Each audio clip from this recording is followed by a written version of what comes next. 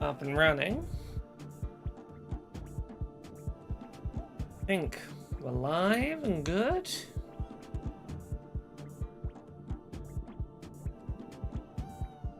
Let me check. Yeah, the mic seems to be working.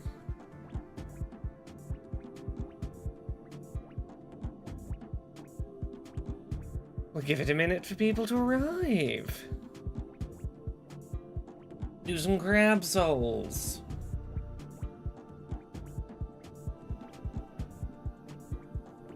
How is everyone doing?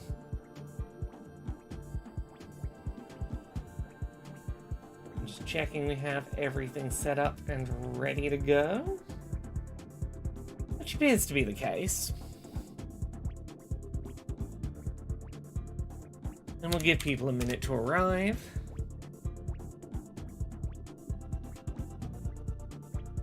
Actually, we can do some non-narrative stuff for a moment. Let me grab that kelp part. And let's try and remember where some non-narrative things are I can go interact with off the top of my head. Hera says, a crab has treasure. Let's tell them that they owe it to us in taxes. Don't want backfire at all. I mean, that is the plot of this game. You went up to a little crab and went, hey, you owe me taxes now. And then they went and found a weapon and went, what are taxes? I'm not a fan.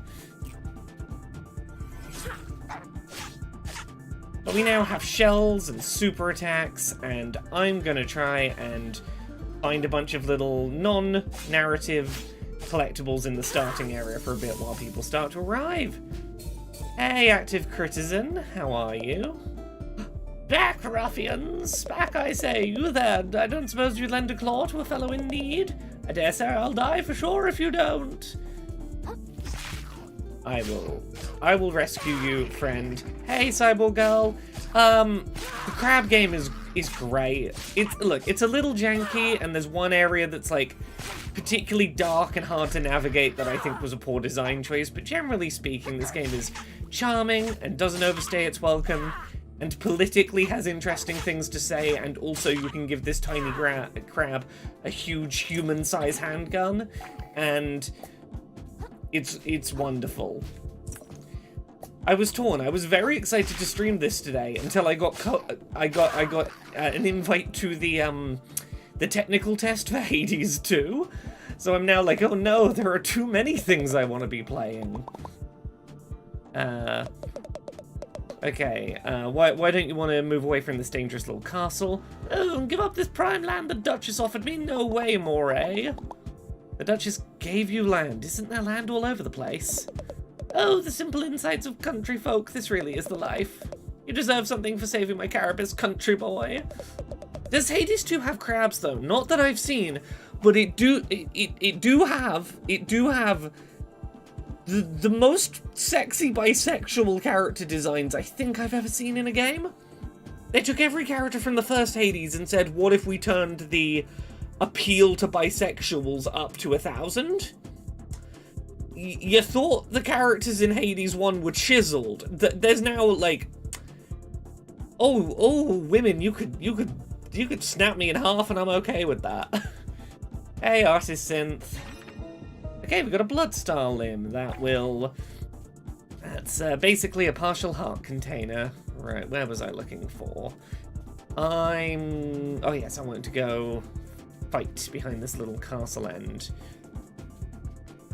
Cybergirl says, I do really love hot, fat wheelchair user Hephaestus. Yeah, some of those designs are real fucking good.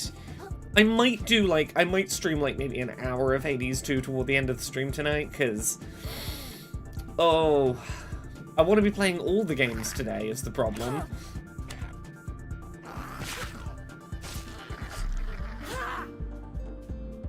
Right, I feel safe going this way now that I have a couple of level ups and I have my special abilities. Come get me, fish.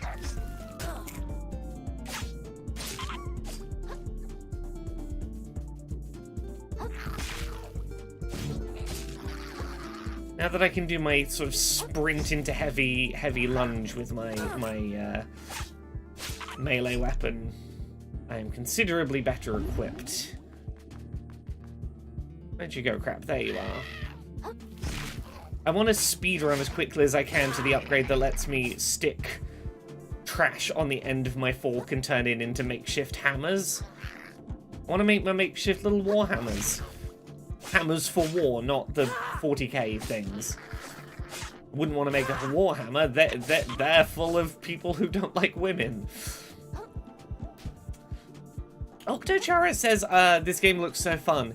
It is a Souls game that has like a nice set of like difficulty tweaking and accessibility options.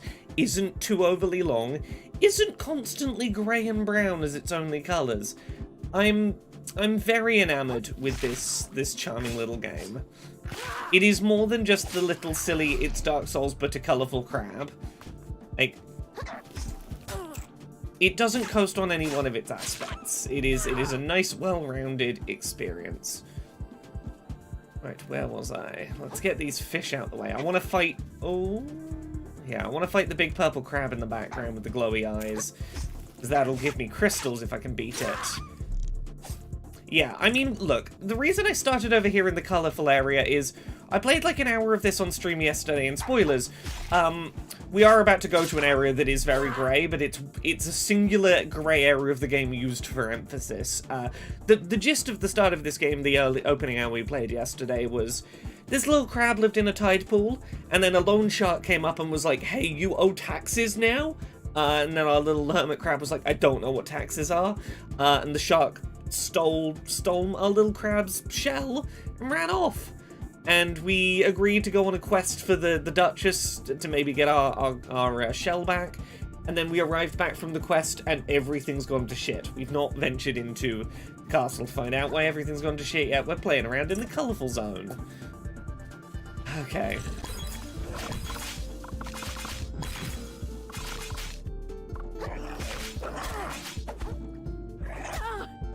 Okay, I need to heal up. And I swap to this shell, yeah.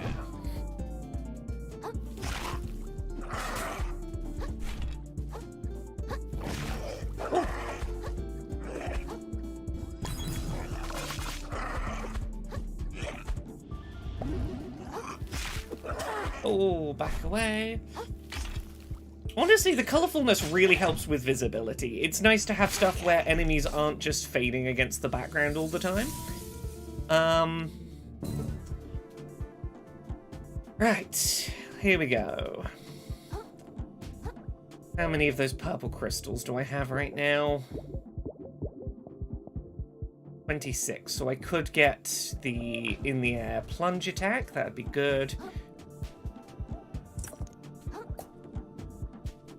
So for anyone who wasn't around yesterday, I'm in a second going to show off this game's most I'm going to say most elaborate, its most well-known accessibility feature, the one that people who don't use accessibility features have generally been showing off on stream because it's, well, you'll see when I use it exactly why people have been kind of losing it over this one feature.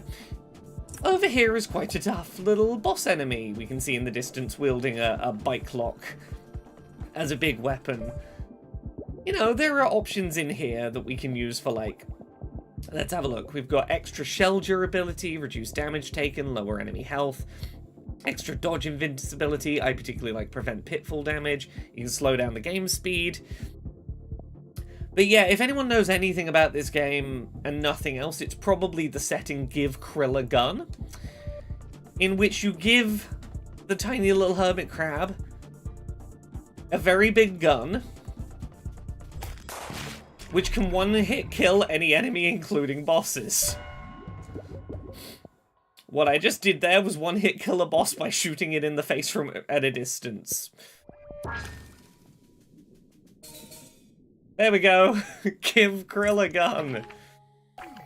Give Krill a gun. Give Krill a gun. Now, I'm not going to be using that the entirety of this stream, obviously, but I did really enjoy when I was trying to capture video for the accessibility episode about this game. The section we're about to go do where we go storm the very grey castle. I did equip the gun and just do the entire castle with the gun so I could have a montage of footage of this crab just running around, bang, bang, bang, bang. Left, right, everything melts to the gun.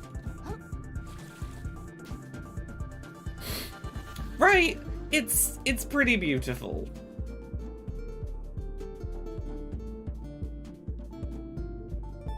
Okay, I would like to hook shot onto this little hook thing if I can. Do I need increased hook shot distance to get that? Maybe. Let's go head toward the castle. Let's level up a couple times and go head to where plot is occurring. How can you distinguish friend or foe when you will accidentally friendly fire an ally in a military shooter?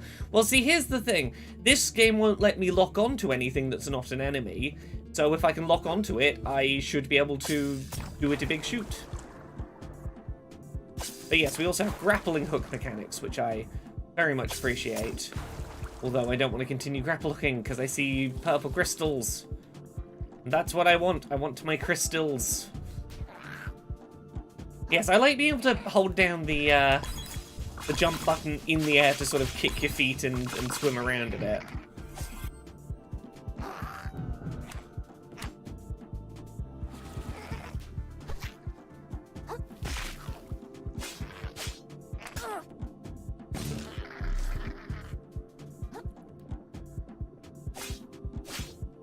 Honestly, if this game had come out before the current season of Dice Funk had begun, I probably would have tweaked my character a little bit to be just this little crab. My weapon is a tiny little fork. It's a slightly rusty fork, and I'm wearing a fizzy drink can as a shell. Where was I heading with those? Can I get back up to that? No. Okay, I'm gonna have to go back from the start if I want to fling myself off those hooks. What's Dice Funk? Dice Funk is a Dungeons & Dragons podcast I am on. It is an actual play podcast. Each season is about 40 hours of Dungeons & Dragons. Each season is its own self-contained story. I'm on seasons 3, 4, 5, 6, 7, 8, 9, 10, and I think we're on 11 now. I'm on 3 through 11. It's been several years of my life playing Dungeons & Dragons with some lovely, lovely nerds.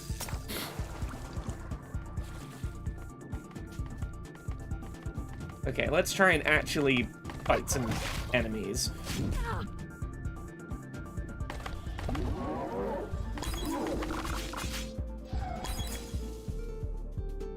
Come on, get closer so the bubbles can get you.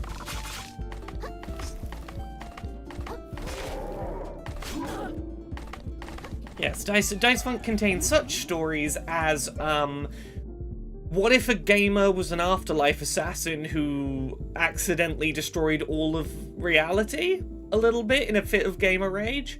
Or what if you were all trapped in a town, probably a little bit because of guilt? Or what if the adventures of a drunk space hippo and her crew of Star Trek-style adventurers? Or what about a town in a snowy little mountain resort trying to do police reform? And it's very gay. I have played many a homosexual character on that show, from demon with a guitar, but secretly she's a badass, but she's secretly got a heart of gold, and she's one of them gays. Or Yu-Gi-Oh wizard dad trying to, get back custody of his of his children, trying to be a good dad again. He's probably not going to get back together with his husband, but he just wants to be in his kid's life again. There's a good amount of gay in that show.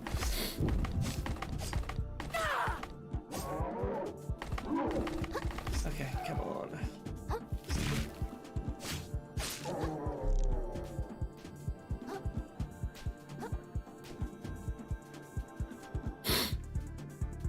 I loved playing Frank Westerly, Season 4 of Dice Funk. Frank Westerly is my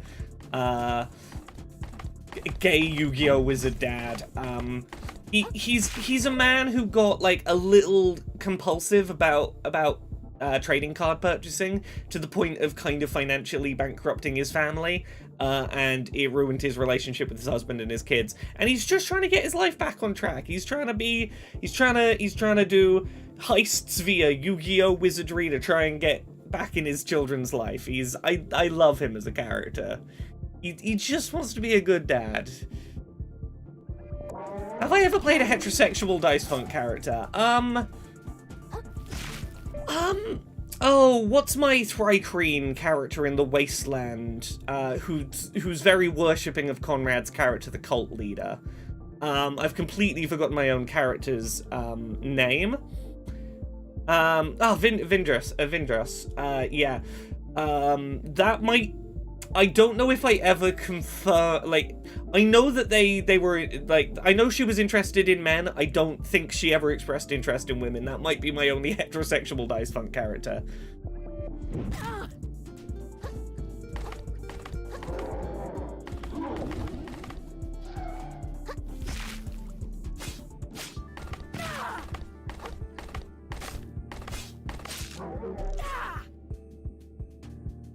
Yeah, I'm pretty sure. I feel like I played her as straight, but like that was an amount of time ago, you see. So like, you know, I would have to remember stuff, and I think expecting me to remember things is a little homophobic. Okay, my health is not looking great.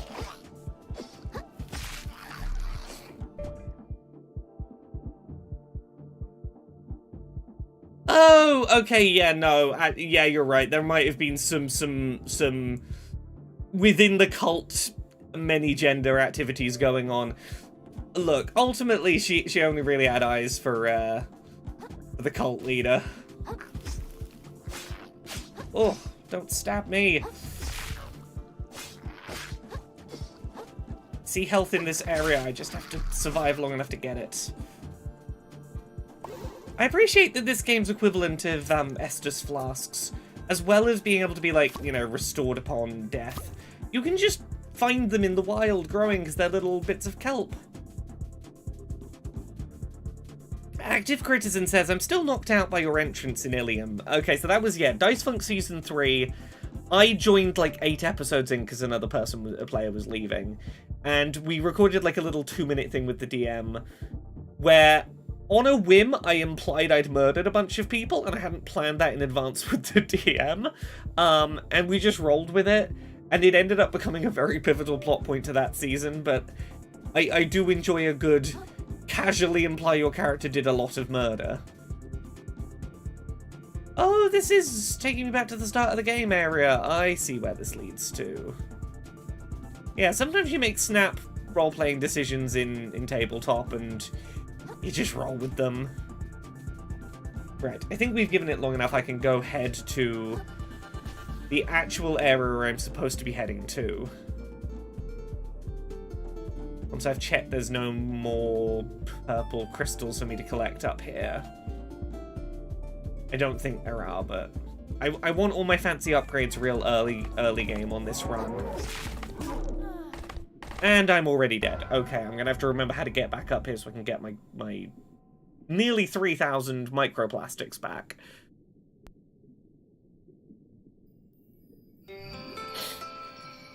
Do I remember how to get back up there?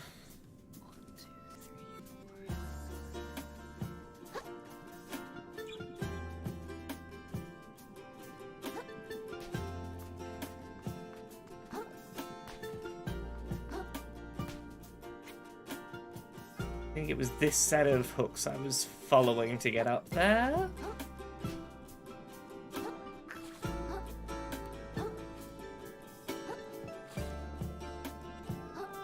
I think this is where I'm going.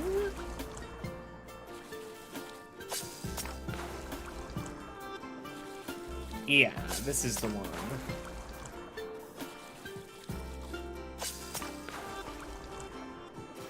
Now to not accidentally aggro the enemy over there. Have you... oh, he's seen me. Okay. Well, I'm going to show off some of the other accessibility settings in this game because Ah, who am I trying to impress? Let's slow down the game speed a little, so I've got a little additional reaction time with which to do my big.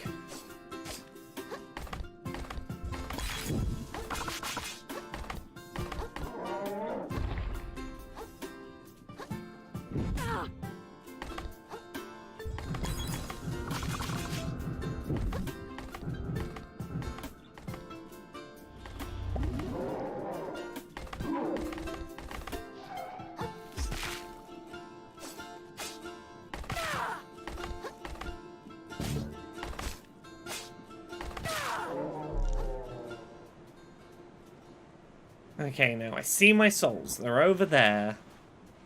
I'm not going to stress about getting them straight away, if it's not convenient to do so. I'm going to focus on fighting this enemy.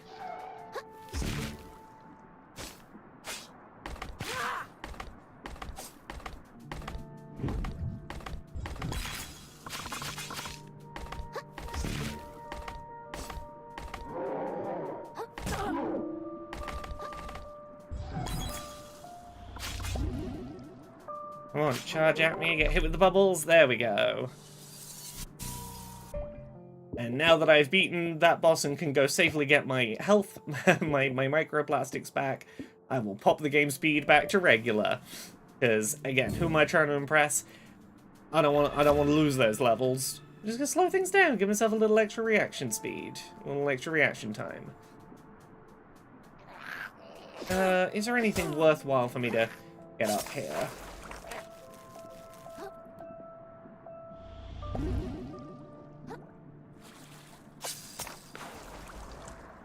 I don't know if I've ever actually explored up here previously. This is looking new to me. I don't remember seeing this in my actual playthrough of this for review. But that's neat. It means I've got new places to see.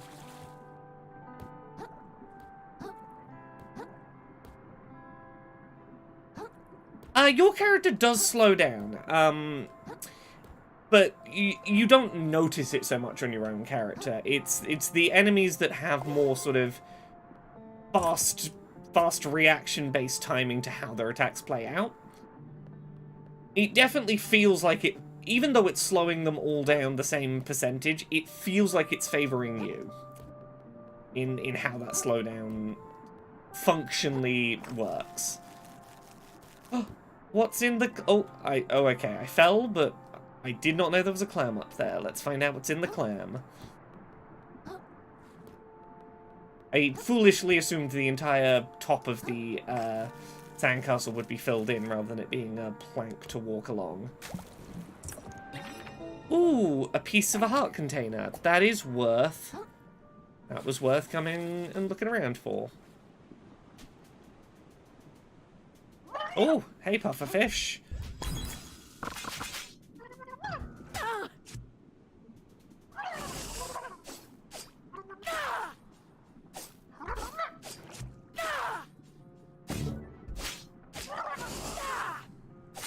Yes, the pufferfish is the one enemy in this game that I feel like the camera does not like me trying to fight the pufferfish.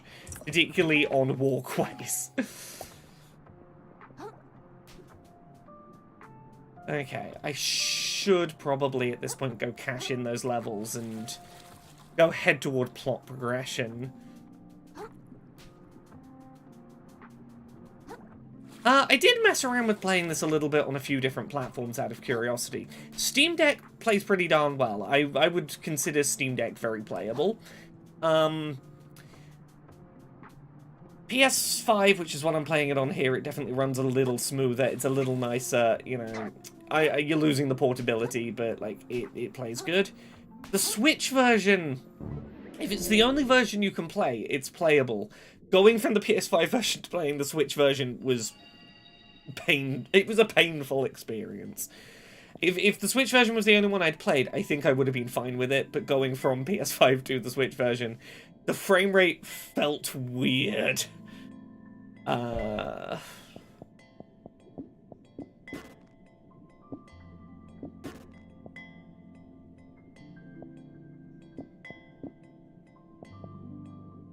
We've got 1,205 and 1,280 to level up. Let's get 80 more microplastics before we progress, just to get that extra level up.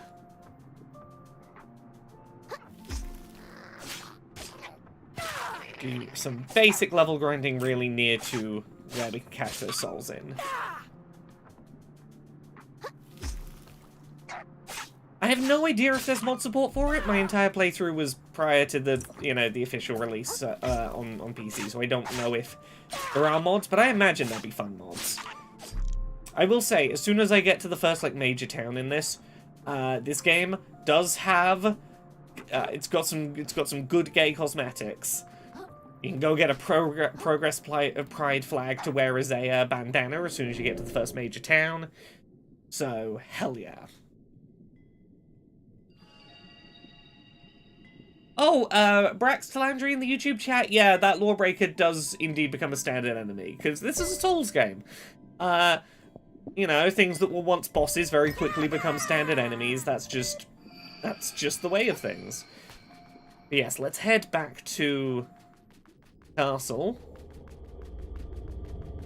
Tara says, just so people know, the latest episode of Dice Funk is a one-shot, meaning it's not part of the main story and can be listened to without listening to anything else. Yeah, we had some technical issues, so this week we had a one-shot we recorded a little while ago went up. If you want to hear me playing a Porygon in a Pokemon-themed one-shot, trying to invade Silphco with some other Pokemon to to prevent the production of Master Balls as part of the Pokemon Liberation movement, it's a pretty fun, silly little one-shot in which my DM allowed me to break the mechanics he had written for that one-shot, and I appreciate him letting me break his game. But yes, this is the castle we were meant to be going back to. Everything's gone a little bit sideways. We're gonna have to fight our way in and find another way to go find the Duchess who had promised us relief from our taxes and maybe getting our shell back.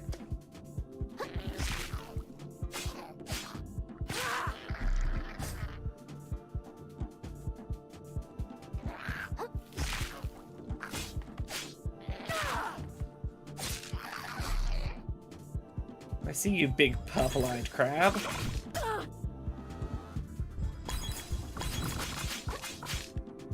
Come on, come get me. It's always nice when I get a chance to get Jane on Dice Funk. It was nice to get Conrad back.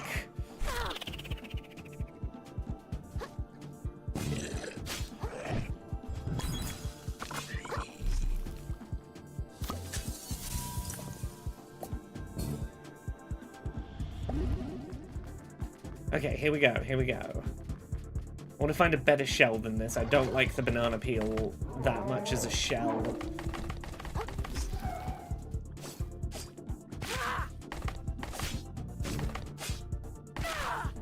The trick to these, if you can stay on their right-hand side, they can't really attack you because they're really a lunging type enemy. There we go.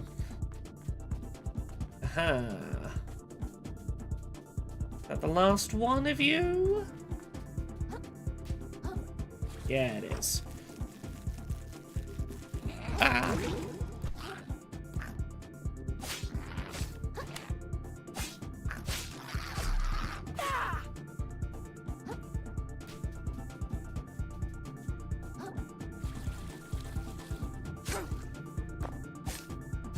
How many crystals do I need if I want to get the upgrade I'm trying to save for?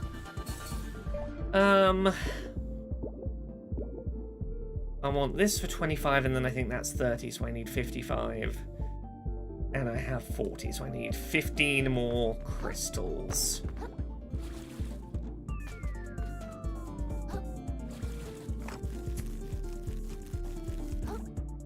Cass, I am unsurprised to hear that there is a weed dispensary with a baked goods store right next to it. That seems like a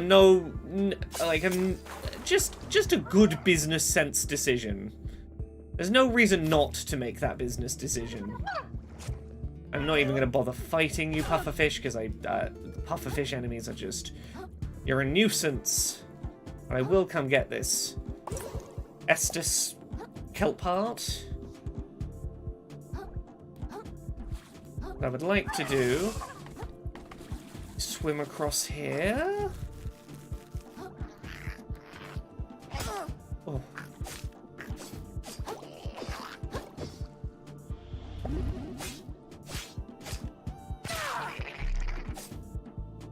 Okay, let's get to the walk point. At least then if we restart from within the castle grounds. And I'm gonna go buy an upgrade from the upgrade shop. Shelleport to the moon snail's domain. I like that this crab enemy I've defeated that's in grey looks, every time I glance, I think he's doing a little thumbs up on the side that isn't holding the glass bottle. And I know that's not what's happening, but it makes me happy to imagine I'm getting a little thumbs up from this boss going like, hey, I know you beat me, but it's okay. You did good. Okay. Let me just check. So 25 to unlock plunge. And I'm pretty sure it's it's 40 to get the scrap hammer. I'm gonna need 35 more. The scrap hammer is my favorite. Like, it is the upgrade in this game that I feel like makes the biggest difference to my playstyle, and it's why I'm sort of rushing to try and unlock it early if I can. But I at least know how much I'm aiming for now. I need 25 more little crystals. Okay, so let's head back to... where do we want to be?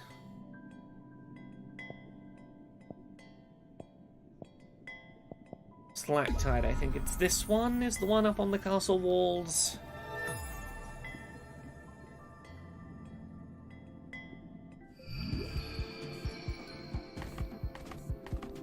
Okay, let's try and find some of those purple crystals and make our way toward where the Duchess should be.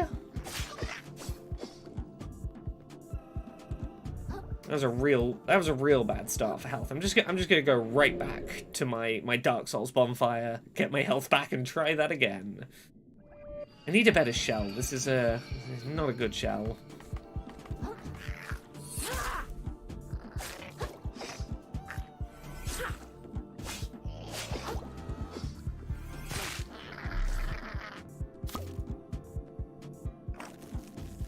I do enjoy how much verticality there is in this compared to anything else, really, genre-wise.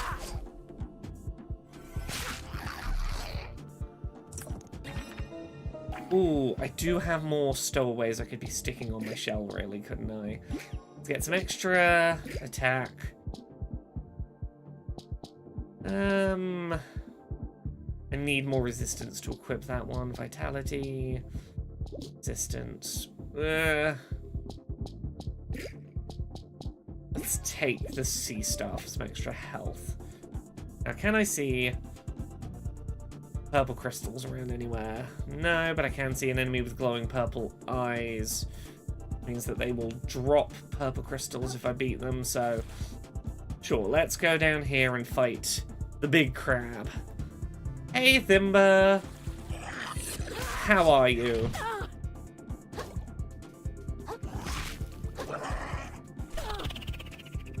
Oh.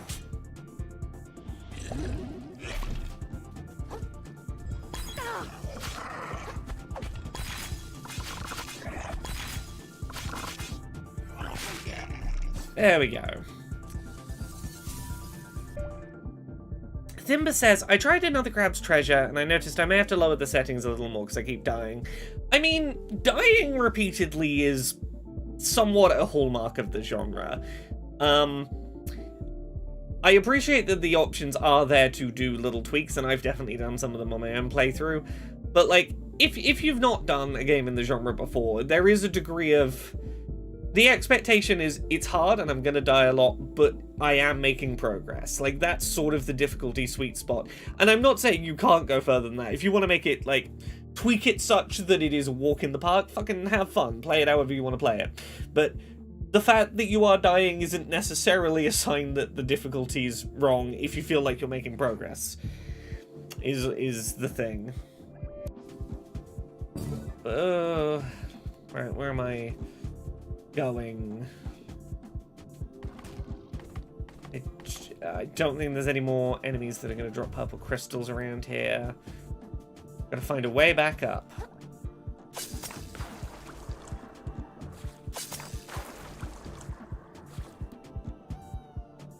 Oh, there is another glowing-eyed enemy down there. I do want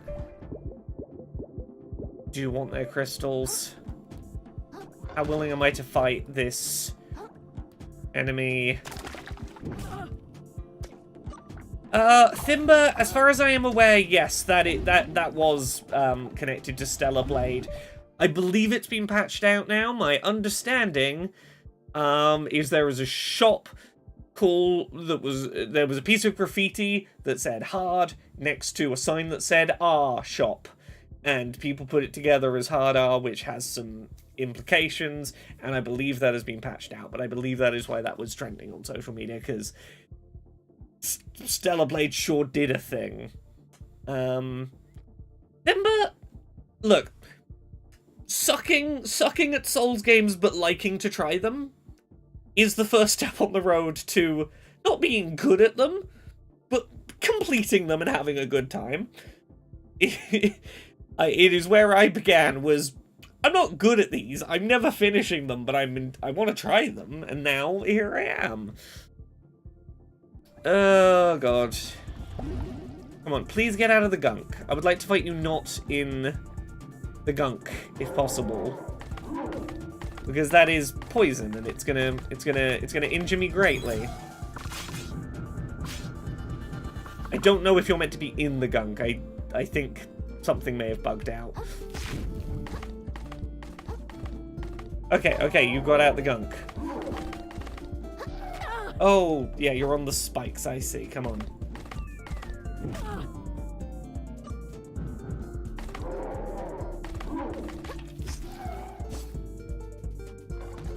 Okay. I know where that enemy is. I'm going to come back to them when I have slightly more health in my pockets. I'm pretty sure, yeah, I'm right near the checkpoint. I can restore all my healing items and then fight you.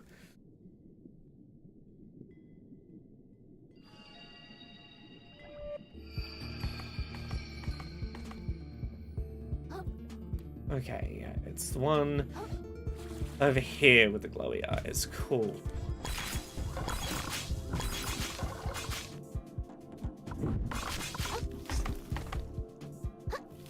Oh, you both have glowy eyes, you're both worth crystals, and you're both going to aggro.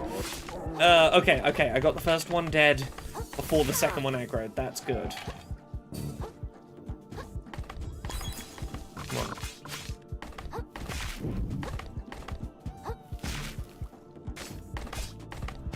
Ah, did it.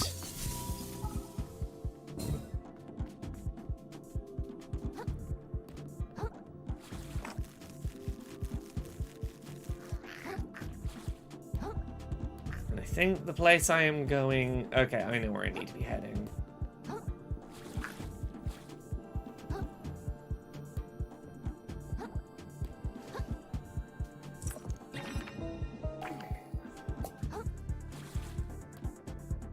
Climb the exterior of the castle to get in.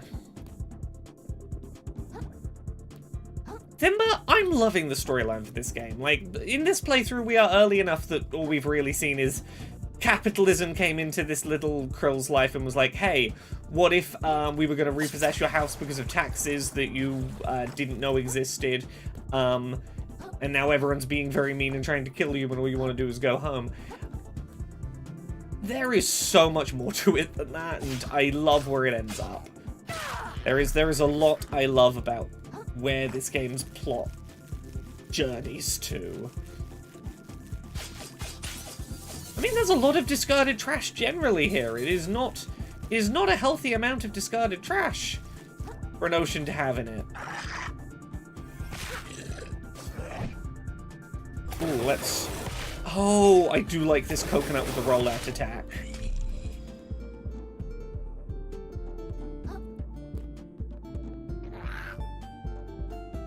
Yes, at this point in the game we are in the shallows. We are pretty close to like a human beach. So there's a lot of like beach discarded nonsense around. Oh.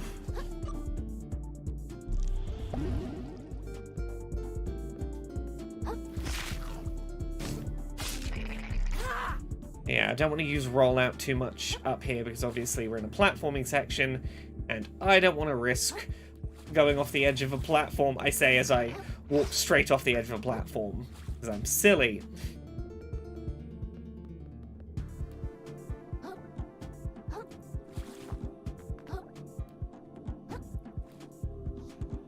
Okay, shortcut, hurrah!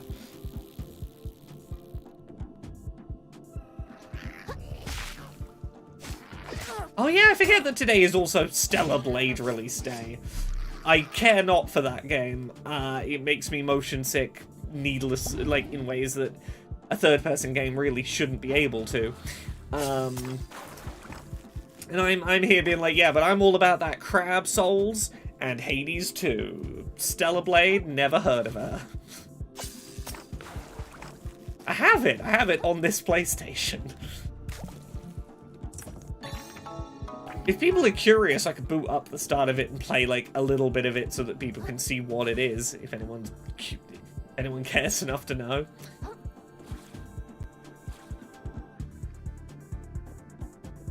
Okay. We can progress that way. Okay, I think we're about to have a boss fight. Let's do this. Yes, I finally got an invite to the Hades 2 playtest. I have played like an hour of it. They turned up the bisexuality meter to like 1,000 out of 10. And surprising number of changes mechanically, which is kind of nice. I'm glad that the accessibility setting stuff is in the playtest, that they're not like, oh, well, that'll come later down the line, that it's there from moment one. That's good.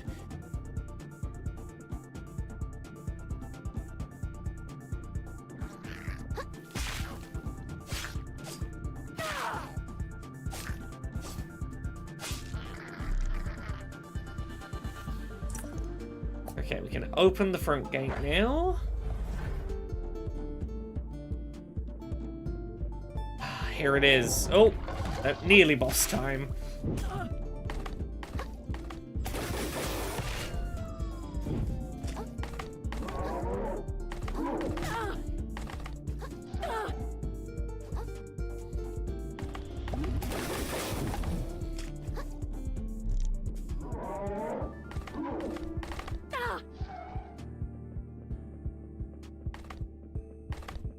Oh, come on.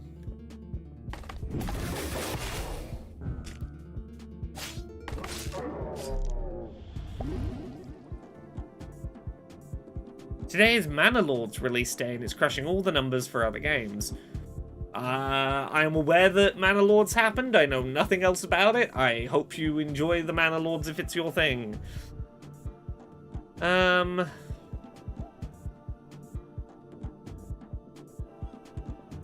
Hey! Duchess, what's up? I don't know if you noticed, but your guards are going nuts out there. Oh, Clontre, little hermit. Our minds are clear as I appreciate you actually get to have conversations with the bosses in this, that they are characters outside of just a thing you kill. Quite beautiful, you know. Worth preserving. But compared to the reefs, it's a shameful, transient thing, destined to wash away. That's why I'm having them tear it down.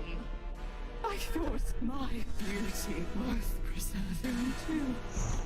But of course, my worthless life will wash away as easily as any other. Almost as easily as yours. The voice acting is just delightful. Okay, I have only one healing item in my repertoire, so I don't think this first attempt is going to go terribly well, but we will try.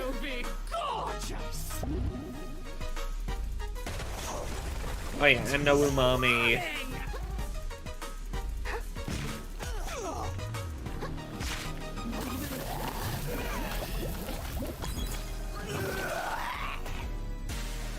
paralysis of the bubbles can get you. Can't you see Yeah. how worthless But this it's a good all chance is? to demonstrate for anyone who wasn't here yesterday to see it. One of my favourite things about this game in terms of bosses is you don't have to respawn back at the nearest bonfire, or moon shell in this case. You can just respawn right outside the boss room, and your souls, your microplastics, will spawn outside of the boss arena. So I'm right at the boss, I don't have to do the boss run, I have all my souls back before I risk going into the room. And that helps a lot.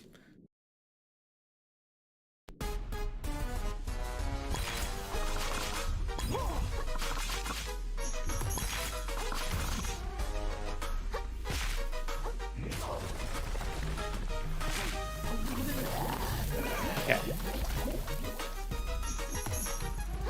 Okay, don't let it catch you in the tea strainer, it'll fuck you up.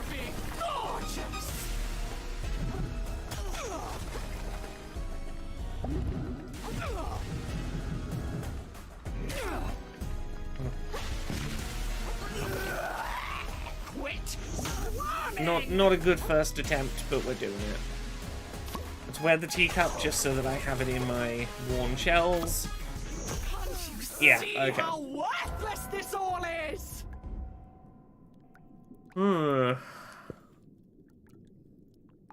We got this. We can do this.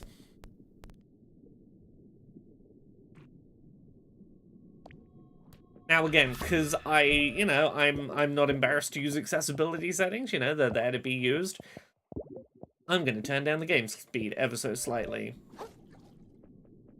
It is usually my default for when I'm like, hey, I just want to make some progress in this. Hey, I don't know. Because it doesn't fundamentally change like the attack patterns, the damage I've got to do or anything.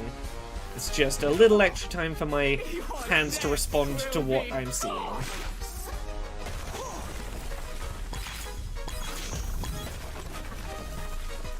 Come on, come this way. Quit swarming.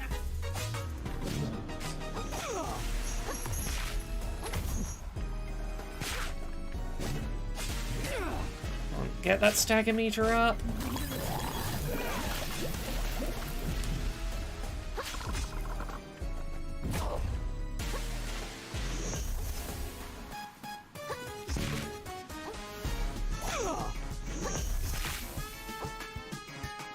Tear it all down. Return it to the waves.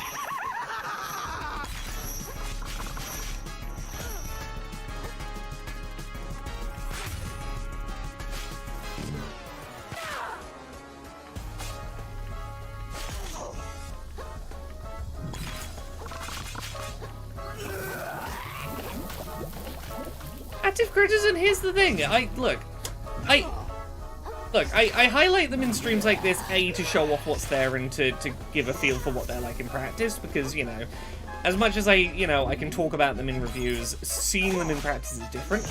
But also, I sometimes just find a game more enjoyable when I can, bash my head against the problem a little less.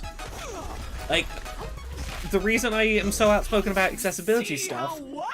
I should have just focused, I was one hit from killing it. The reason I'm so focused on accessibility stuff is I use accessibility stuff because I am disabled, I struggle to play games sometimes. Like, I'm stubborn, and I'm willing to put, like 8 hours into fighting just one boss in a Souls game because I'm a stubborn person. But also, sometimes I'm like, I want to beat this boss in a reasonable amount of time. Give me some things that let me account for the fact that my hands don't work as quickly as they're supposed to. Right. Am I gonna do it this time? I should be able to. I should have had that one. I let myself get distracted at the... Your death will be gorgeous.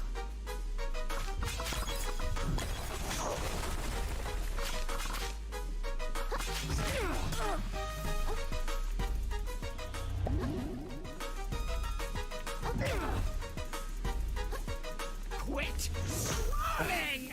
That was a real bad one. We got this. Oh.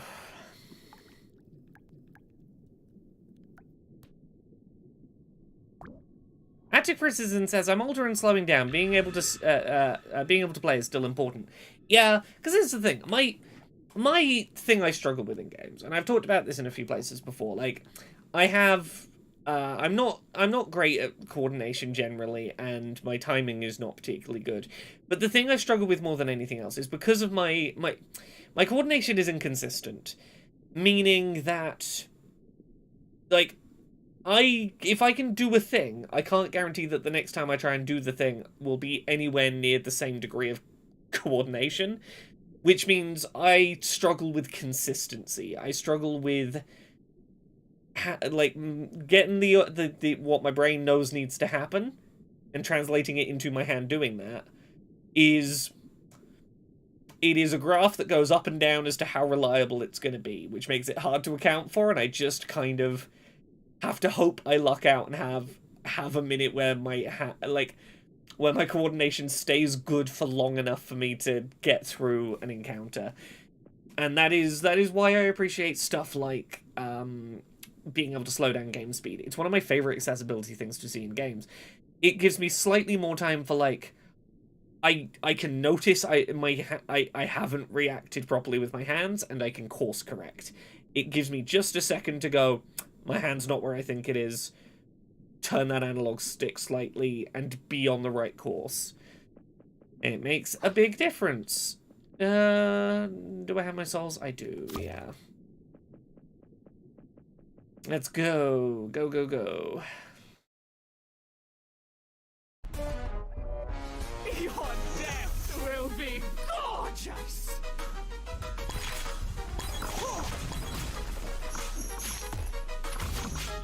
You're mine!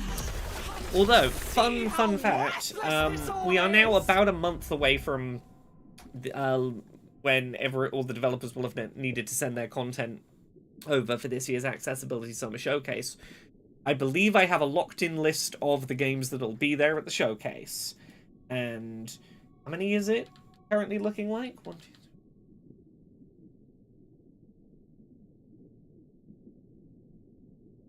18? It's currently looking like 18, maybe 19 games. We're closing in on 20. Last year we had 15 at the showcase, so it's going to be slightly more games than last time.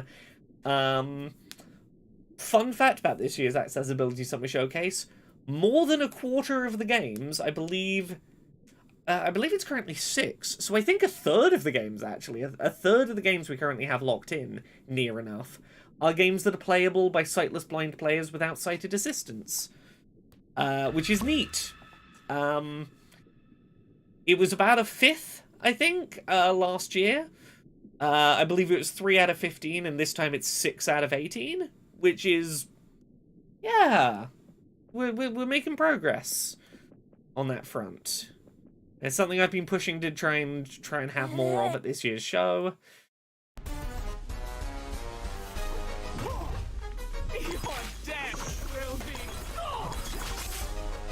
Come on, come to all the bubbles.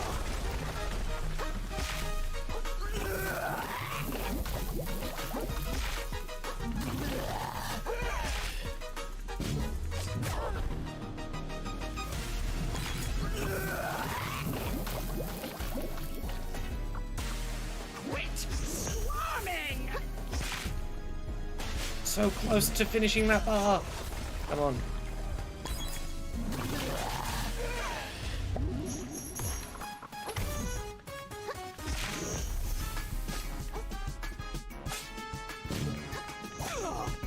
Oh, I see what everyone was chatting about now, that it's a 30th birthday plastic tiara that she's wearing. You are correct.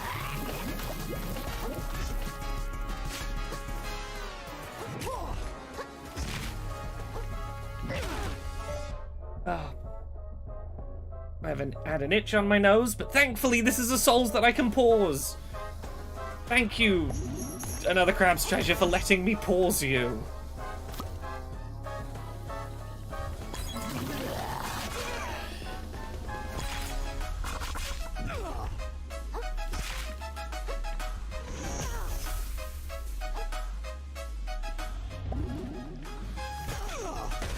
Come on. Okay, have no more heals. Tear it all down! Oh, come on.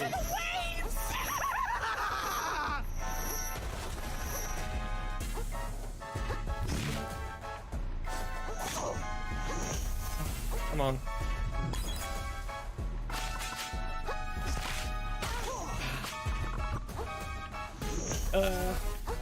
I do this with no shell and no health, no heals. No. Real close, real close. This all is. 30 years is young for crabs. They can live up to 100 years, no problem. I mean, yeah. This game does respect my time, right? Yes, I know lobsters can live indefinitely. Like, lobsters are... I believe I've heard it... I read into this once. Lobsters are functionally immortal. The problems that cause lobsters to die are injury, illness, getting attacked by like, predators, and gravity. Like, eventually they become too big to support, like... Gravity acts on them too much and their body can't support being that big. But, like, generally speaking, like, lobsters can just kind of keep on living. Like, there are studies into, like, how long in well-controlled conditions can a lobster live, and there doesn't really seem to be an upper limit. Lobsters are just... They can kind of just keep going. They don't have that thing where their cells... get shittier and shittier the longer they exist, in the same way that other species apparently do. Okay.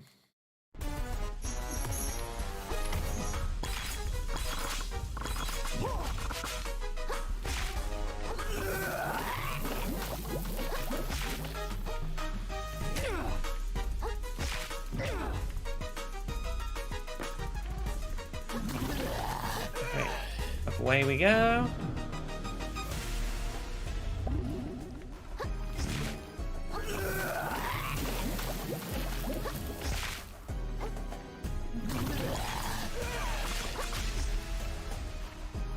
Your death will be gorgeous.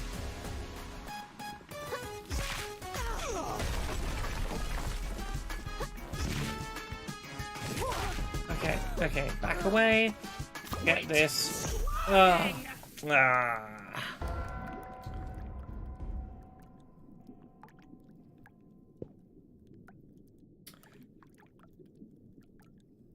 Now chat, you saw me get, like, within one hit of killing this thing, right? You've seen that I am, like, capable of killing this thing.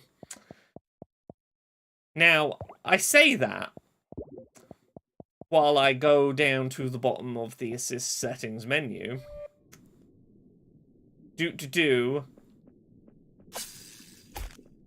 Here I am, don't mind me. Just a little hermit crab, nothing special to see here. Hey, I don't know if you noticed, but... Hey, I want my house back. All of our lives are as sand beneath the tide. You'll see one day. Now I have special attacks. I got special attacks now. I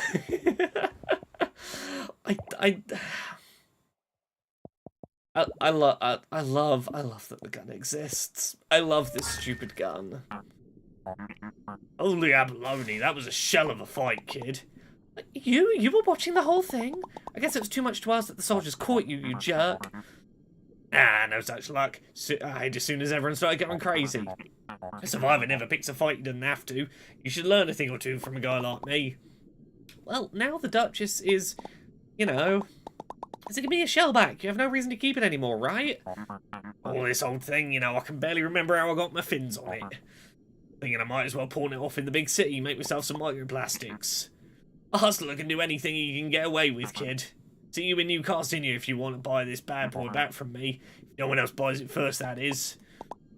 I just want my shell back. I now have the ability to do boss magic, which I will demonstrate the first example of boss magic in just a moment.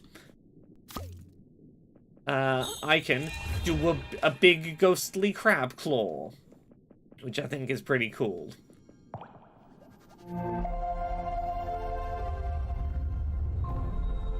There we go. We've got a new checkpoint.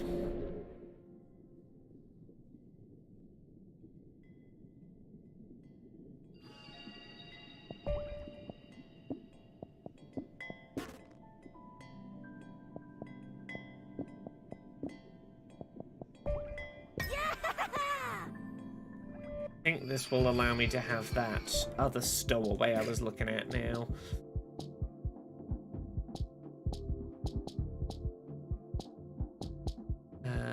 -3 MSG, +4 attack. Yeah. And we can get the resistance one up. We just go all in on the melee attack stats.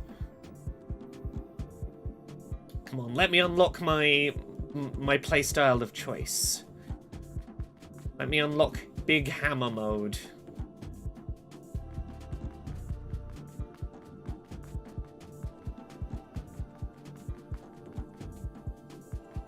Any more crystals? Come on, let me get to that magic 40 crystal mark.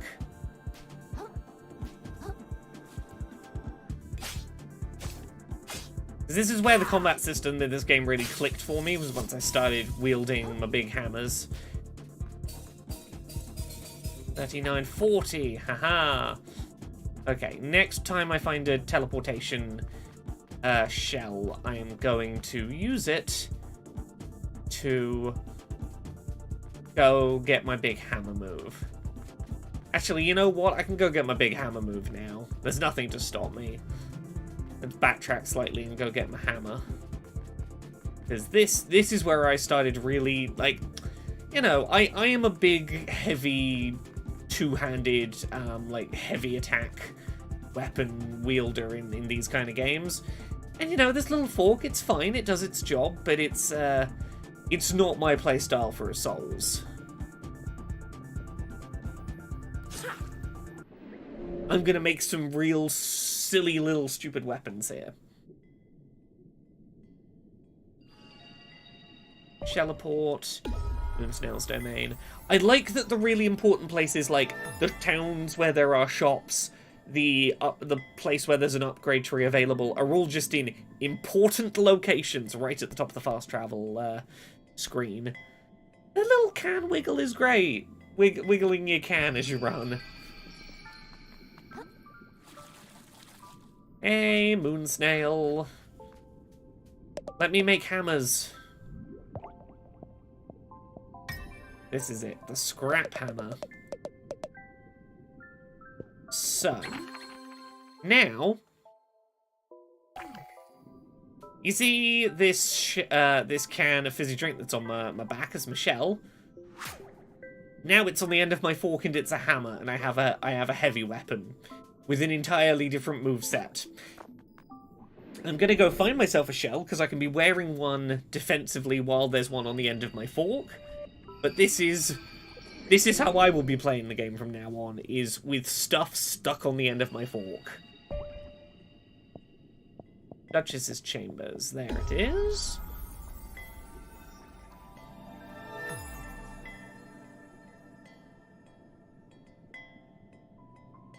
Yeah, there's other things near this boss, so I can be wearing one on my back while I wield one as a big hammer.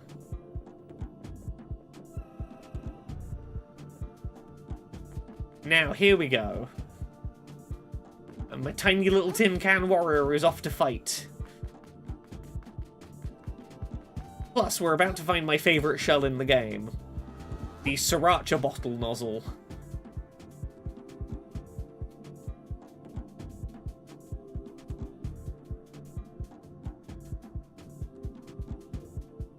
Okay, we're trying to get to that sort of coral reef town over there in the grey distance.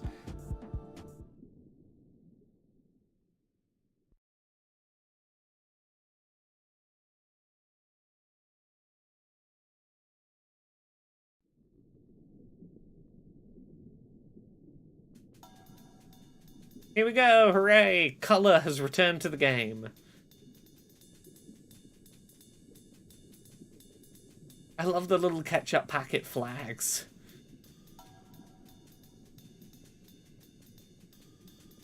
Hello. Oh, that's not particularly crossable, is it? It's over. It's all over. Why ain't it ever me, you know? I'll tell you what's going on. I'm getting my carapace cracked by cruel, unfeeling forces beyond my control. Yet again, that's what's going on. I just spent my whole savings on rare trash you can only get in the shallows. So I could sell it at a profit in New Carinia. And then use that profit to trade up my shell. Get myself something nice, you know? Now I come back here and the bridge to the city's completely collapsed. There's no way I can make it back without leaving all the trash behind. It's all over, man. I'm fully shucked. I'll be shellless within the tide. Will you find another way around? Oh, thanks for the sympathy, pal. Okay, I'll leave you to it, sir. Your name is Firth. I'm sure you're sat there thinking, oh, for Firth's sake. Okay, that pun didn't really work in practice as well as it did in my head, but oh well. A stainless relic. I found a little key.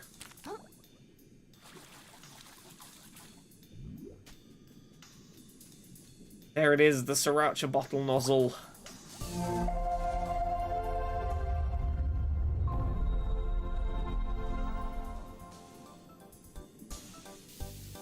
I don't think I can level up for 1600.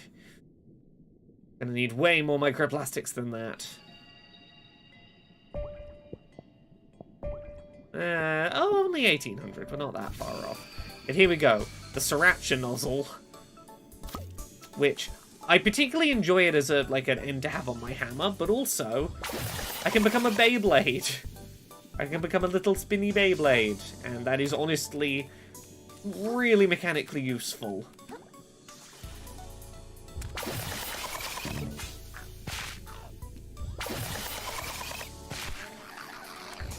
It's real good for crowd control melee damage.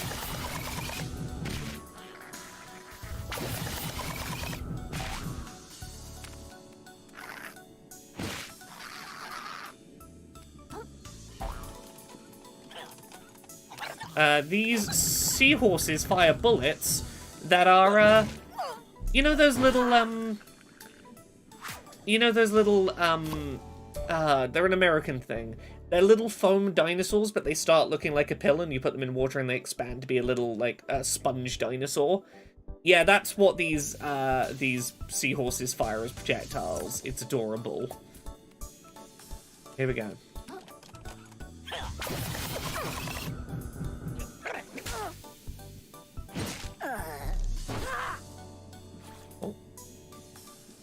It's fine, I turned off full damage from there.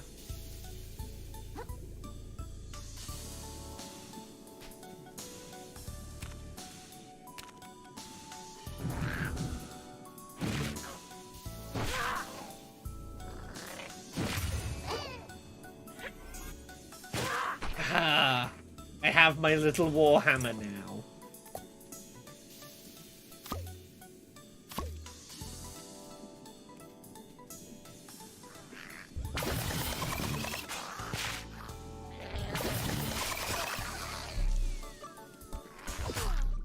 Oh, and I died. I was being not as cautious as I should have been, but that's fine. You know, death comes for us all.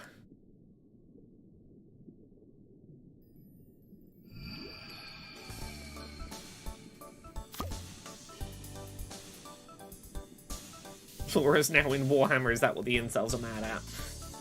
Oh, you bet they would be. You bet they would be.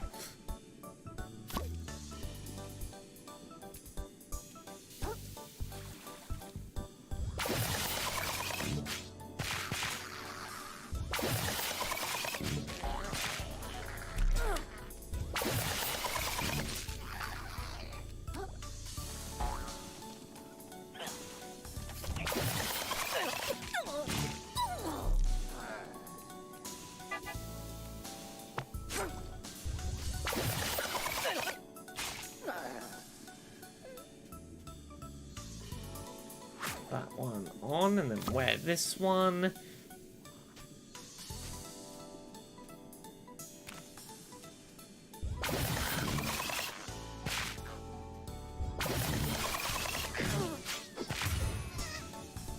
Oh yeah, the people mad about that Warhammer thing being like, oh, why'd you make one of them a girl? They're not supposed to be girls. My favourite thing about that story is the person who is responsible for originally only male ones of that faction being made has talked about why that happened, and he was like, it was not a law decision. We wrote the law because of other circumstances, those circumstances being the higher-ups at the company said we're only paying for one set of molds and it's the man mold. So they were like, I guess only man ones will be on sale. I guess that's the case. It wasn't because there was a narrative reason for there to only be men. Some higher-up wouldn't pay for 2 sculpts. You know, as is the way with so many things. It is far more pedestrian than the conspiracy theories they wind themselves up into a frenzy over.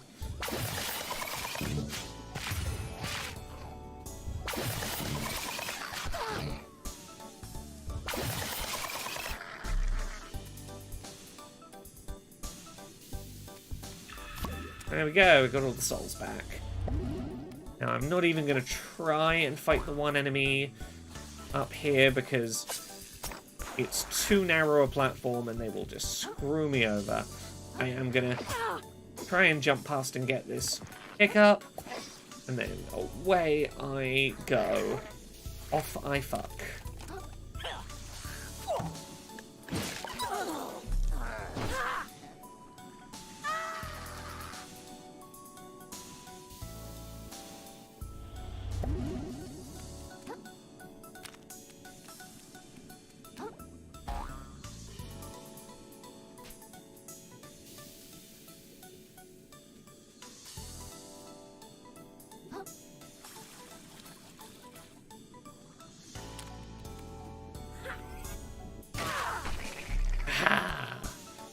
My beautiful, beautiful hammer. Oh, how I've been waiting for this bit of the game to arrive.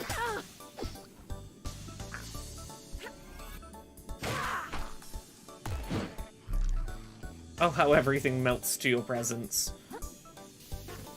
Okay, I have no more kelp hearts, but that's fine. We can make do.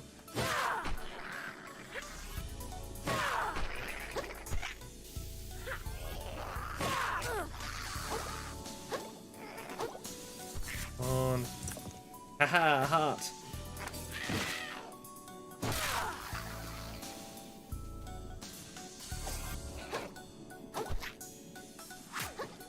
Okay.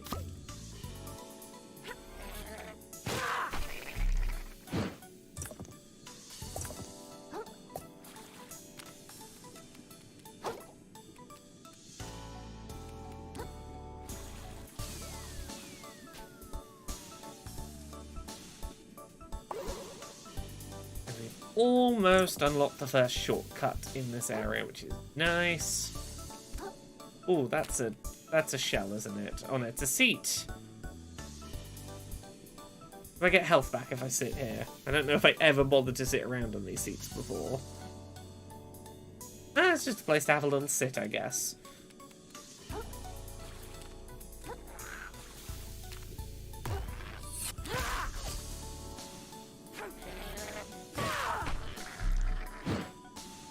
Oh no, oh no. Put me back up where I was. I'm so close to the shortcut.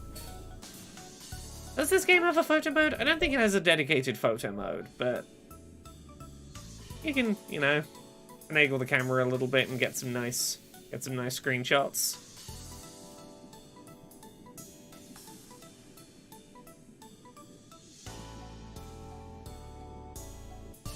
There you go. Look at that. But no dedicated photo mode, I don't believe.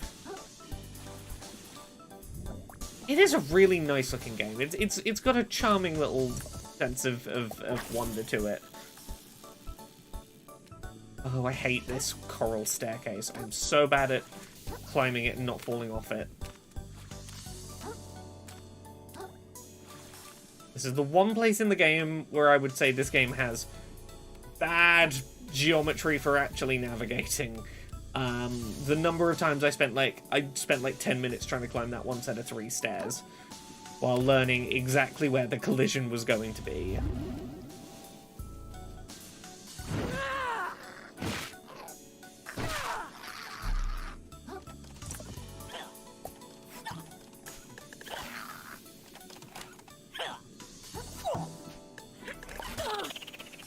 Oh.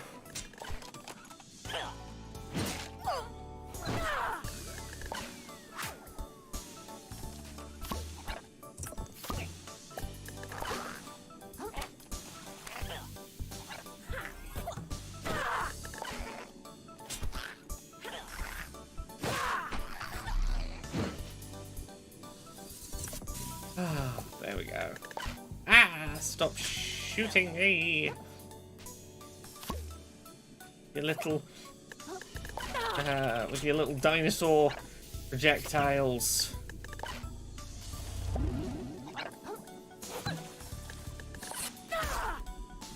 Okay, I need to Google something in this game. There's these purple cubes down here, and I never worked out what they do in this game. If they do anything. I assume they do something, but what it is, I could not tell you. And I need to give it a Google in a second and try and work it out, because I am damned curious. Let's have a Google. Have a search. Other crabs treasure.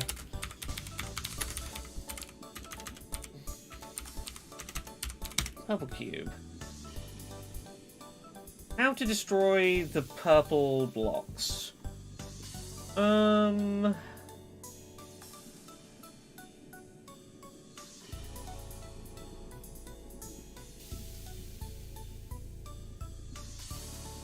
Oh, you have to go defeat a secret boss that I never found in my first playthrough that gives you an ability that can break these. Okay, that would explain it. Apparently, I never found the mantis shrimp secret boss in my first playthrough.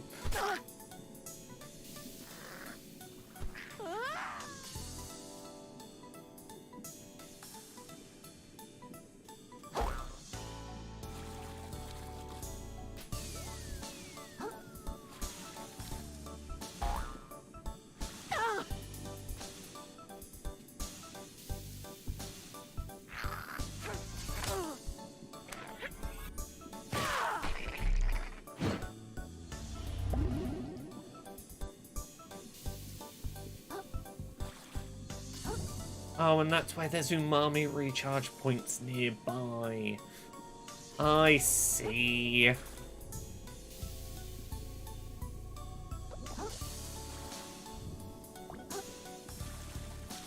Okay, I'm not meant to come to it this way. I'm meant to come back around.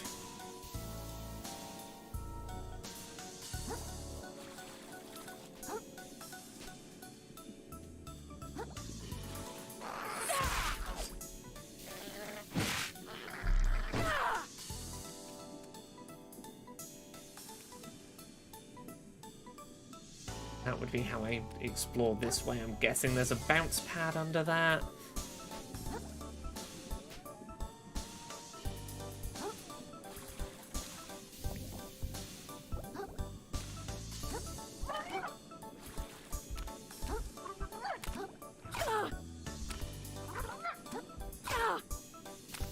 Ah!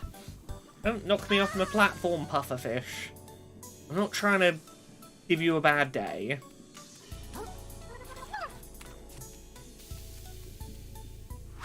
I'm honestly much more interested in leaving you be.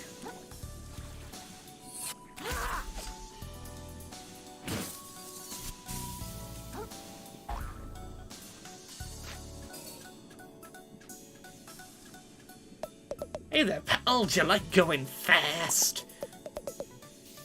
No, I hate it. Well, it's your unlucky day. You're gonna need some wicked speed to get down that ramp. That's where I come in. 5-time Snail Racing League champ. Yeah. Basically hide inside your shell and you can roll. Then you could go super, super fast. Yeah, sure. Let's get into this good rolling shell.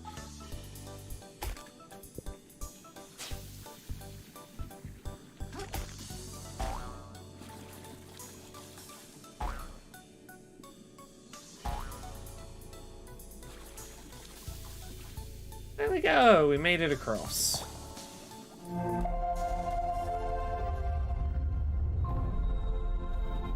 At least enough for a couple of levels. We got a decent number of crystals, we could maybe do some more upgrades.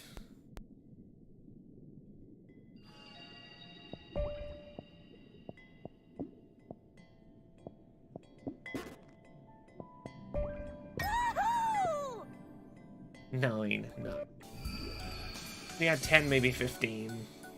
Could be worth trying.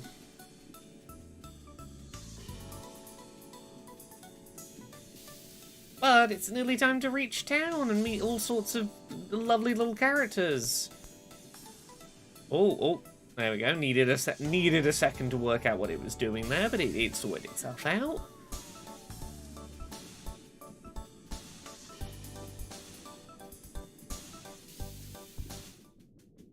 As we arrive at a full-on little town. A whole-ass little town. We got to explore in a minute. Before I do, I'm just checking there's not anything cool to pick up on either side of the town gates. Don't want to miss any cool collectibles.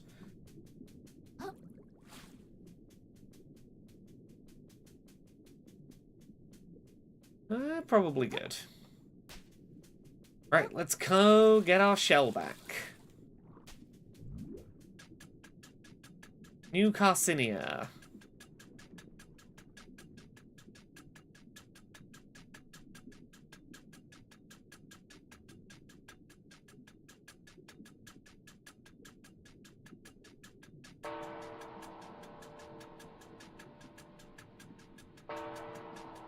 The bells.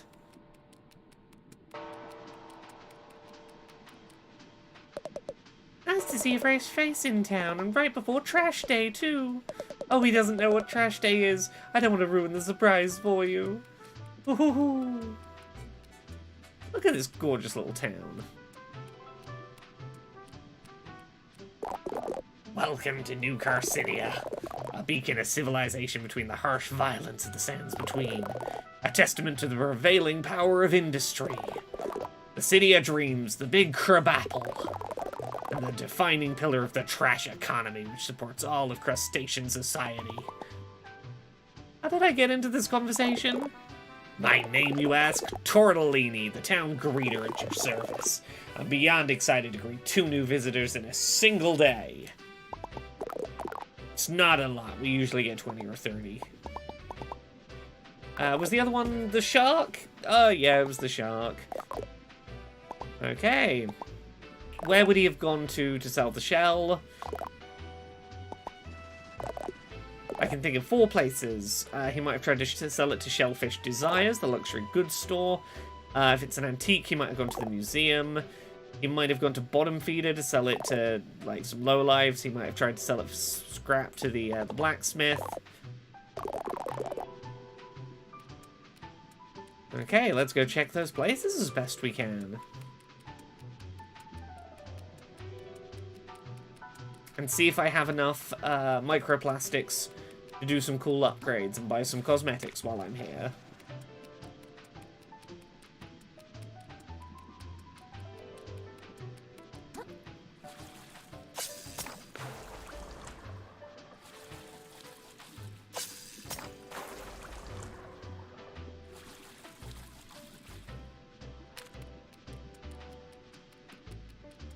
I'm gonna have to come back here probably once I have gone to sell some of my own trash. Welcome to Shellfish Desires, the flagship brick-and-mortar store of Shellfish Corp. How goes it, my visibly financially troubled friend? I suppose you've come to the upper crust for a bit of window shopping. Oh, yes. You've got 5 minutes before your pause to look at our luxury shells becomes a loiter, so enjoy them while they last, my friend. Have you seen my shell? We don't accept trade-ins here. We wouldn't have taken that one. Don't know where he went. Cool. How much do I need for some of these aesthetics? Yeah, I need more for that. Let's talk about shell insurance, one of my favourite things about this game. If you've had a shell that you particularly like, and you want to start with it every time you respawn at a bonfire, you can pay for shell insurance, which I'm going to do right now with the source nozzle. Anytime I restart from a checkpoint, like after getting killed or whatever, I will start with the source nozzle, my favourite shell. Which is a very appreciated feature this game does.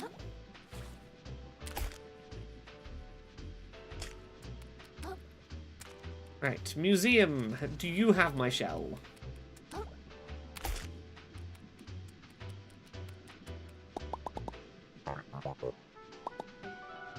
There's so much of this town in particular's design that is really cute in terms of the things they've repurposed to make bits of a town.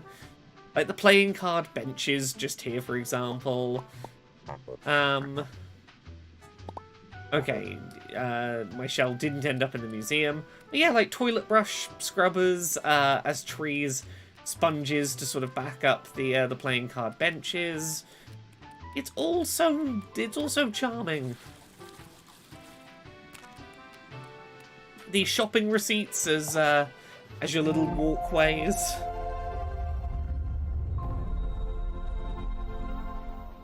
Okay, let's go down to the lower level of town.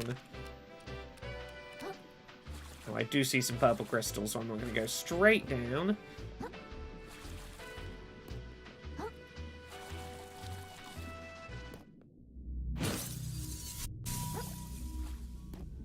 See, any other collectibles on the rooftops I want to get on my way down? Giant CVS receipts, yep. It's just like a salmon driving a remote control car. Filth Chaser. Filth Chaser is quite the license plate there, friend.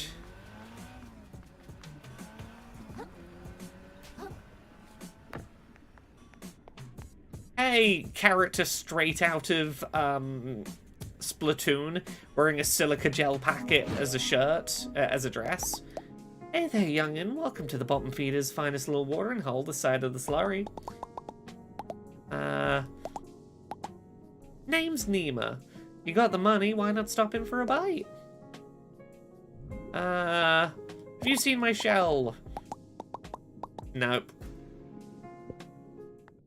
Yeah, being able to jump all the way from the upper town to the lower town is neat. You can also, like, physically climb back up. Like, it's not a one-way street. You can traverse between the upper and lower ones just by sort of climbing. Boy there, Scrap. This fine piece of metal in your claws there. Have you seen my shell?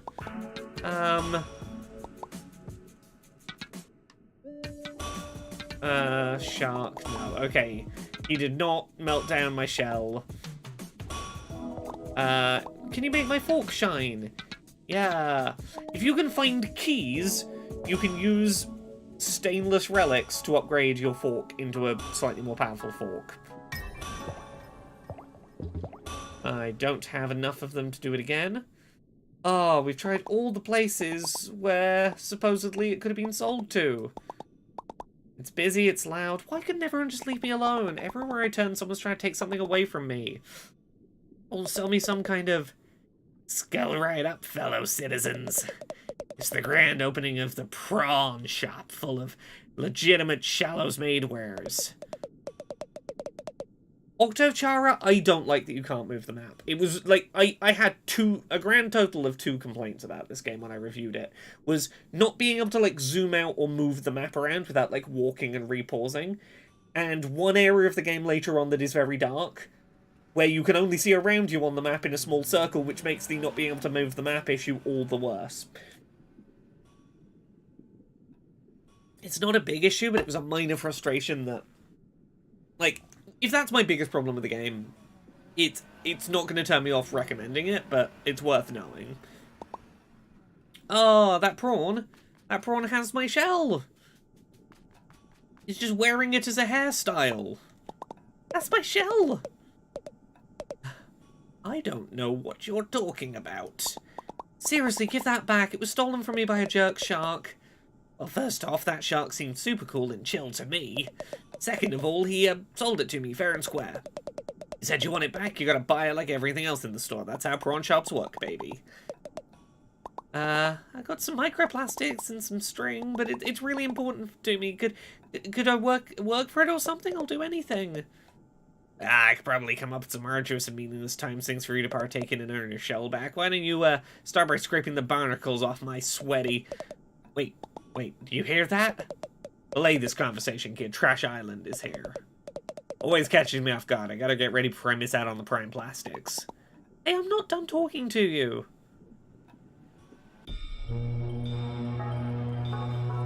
Yes, welcome to Trash Day in New Carinia. Trash day!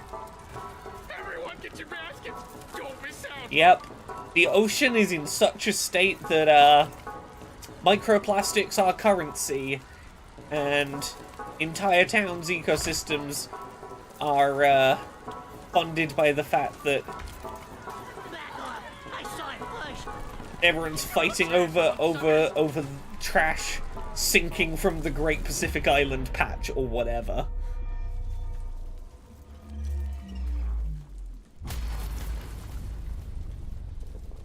But here is the most important piece of trash of the day.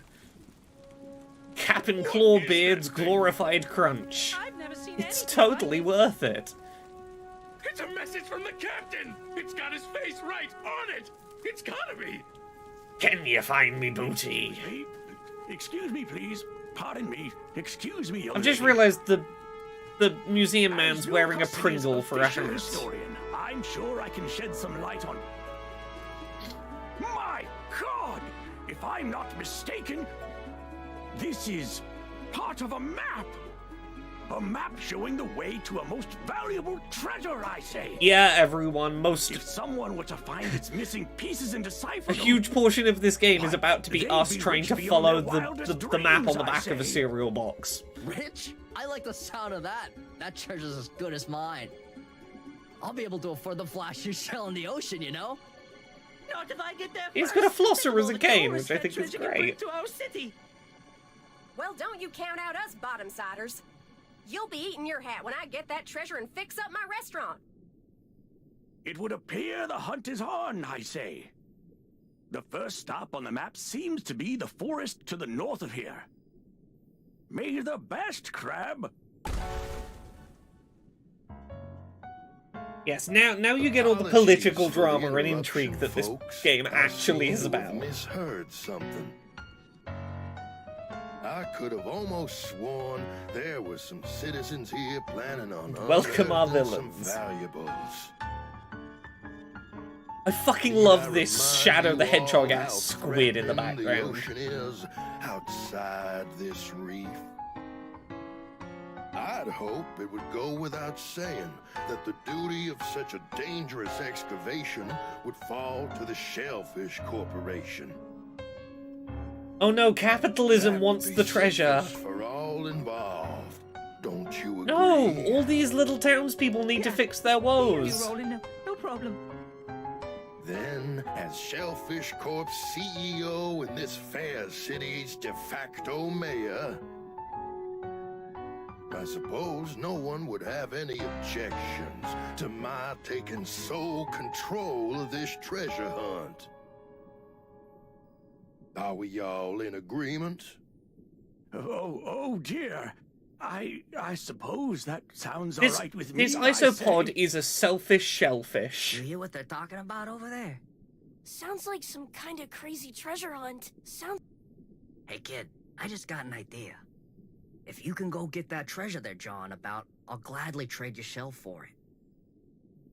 For real? You'd really do If we that? can go find the cereal You box bet. prize, A we can pro have our never shell goes back. on his promise. Aw, yeah! I'm gonna find that treasure! Haha, yeah, you go, kid! Roland can't tell us what to do! That treasure belongs to whoever can find it first! The corporations don't control us! I fear this game might have some friendly politics in it. competition is only fair. I hope you Oh, know this is what barely you the just beginning. dove into, There is kid. an amount of politics in this for sure. See you in the open ocean, treasure hunters.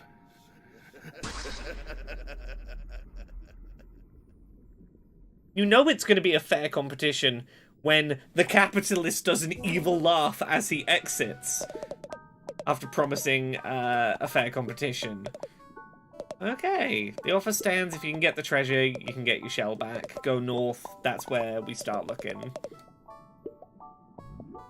I'm going to sell some of my trash. All these bits of trash we've been finding, we can sell for microplastics. Which we can use to buy, for example, we don't have quite enough for a stainless relic. Bloodstar limbs. Honestly, like, right now, I do want to know whether it is literally possible to earn enough microplastics just through, like, level grinding to buy your shell back without completing the narrative. I'm going to assume it's not possible, but I would love to know. Okay.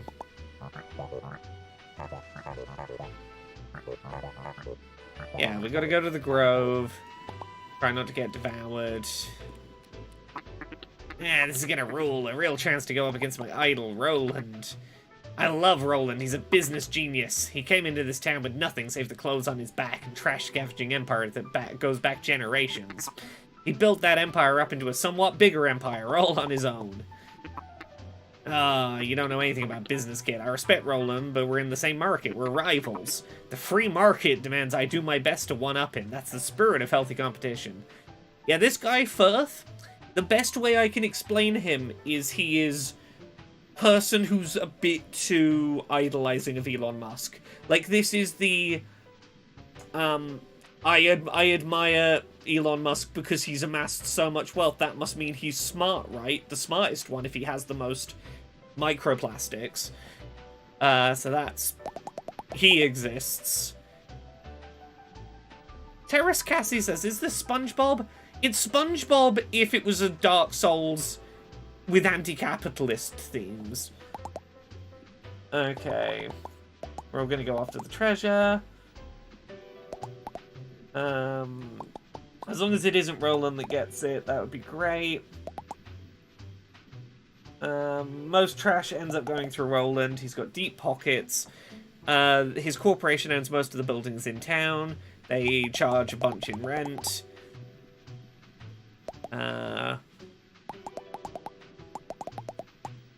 Okay, yeah, we can go do this. Look, Mr. Krabs is like is relatively harmless. Like, he's never actually going to, you know, achieve his capitalist dreams. The difference is that Roland in this is, what if Mr. Krabs was actually an effective capitalist, stamping down on the working class via, like, slave labor? This is what if Mr. Krabs was effective? That's sort of what you've got here. Let me pop my my phone on charge while I think about it. SpongeBob and Squidward are basically slaves. Look, at some point in this, we are going to meet some of the workers for Roland's corporation, and you will see them and go, "Oh yeah, I see why Laura was putting this capitalist character in a different league to you know, Mr. Krabs from SpongeBob." You know, that you're about to see a whole different level of capitalist CEO exploits workers for his own profit. No, my charge bank is out of power. Let's use this cable instead to charge. Right, just give me a second to get my phone on charge. That'll do. Yeah.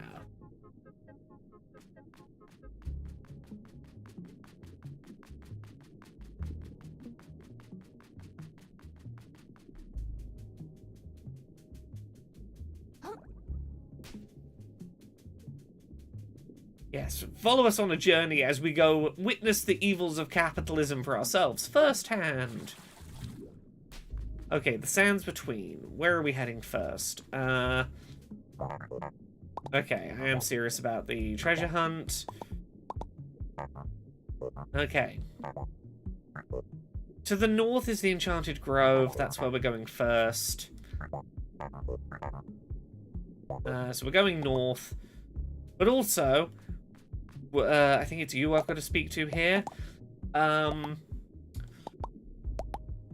There's rules to exploring the sands between. You've got to prevent him from slurping you right out of your shell and eating your whole. You see these arches? Folks who commute from here have done a pretty good job of scenting routes to the nearby areas, laying down scents he ain't a fan of. No matter how tasty you are, he won't pass near the path. Stick near the arches. If you get chased, make way back to an arch. So, yeah, this whole area, we're following these, like, little plastic trails. Because if we go too far off the track here, a very fucking difficult boss fight that we are not equipped for will occur. So I'm going to try and stick as close as I can to the path. Let me go off the path a little bit, see if he pops up. How far can I go off the path before he appears? Oh, yeah, we got the bar. Pagarus the Ravenous, where is he? Yeah, this fucker with the knife and fork.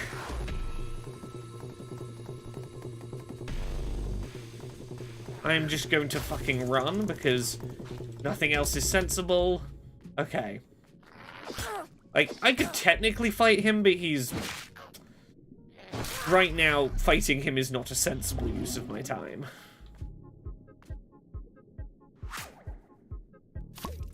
Alright, am I facing north?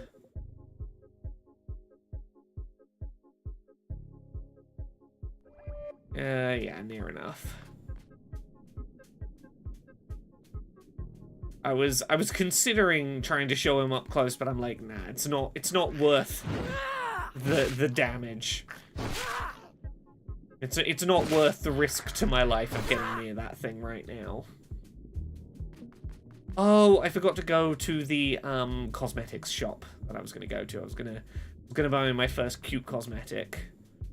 I'll do it when I get to the next shell location.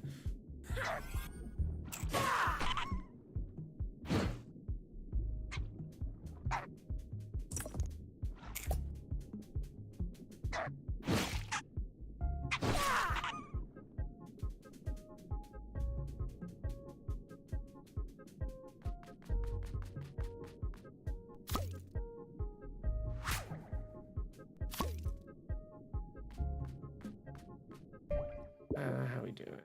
So, this way and across.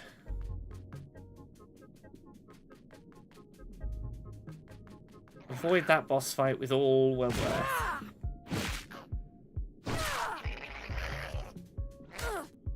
Do want to know what's up there? I don't think I've ever been up there. Oh, do I venture off the path? Fuck it, let's venture off the path. Want to know what's up here.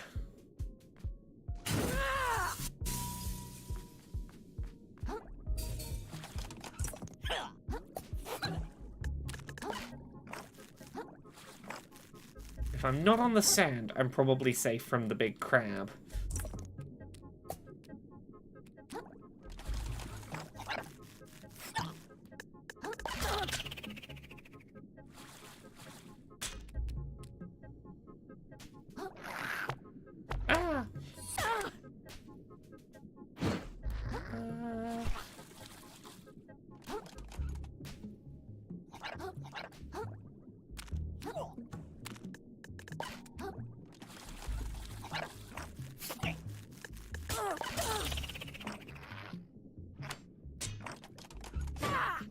Oh, come on.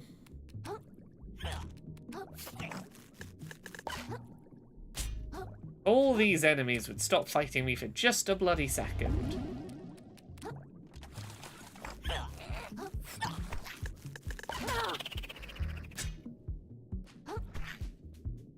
Cool, what is this thing? Phytoplankton. I need 19 levels of MSG to wield it. Not going to happen anytime soon.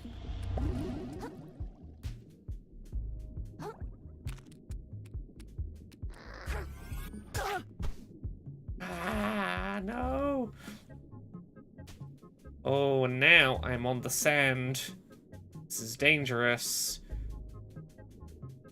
Come on, don't notice me. I climb back up.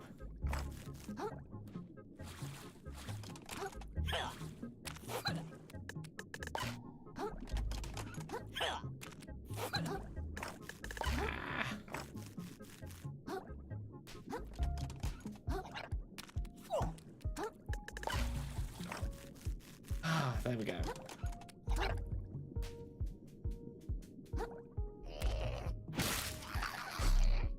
Okay, I have no shell and no hammer. There better be something good up here.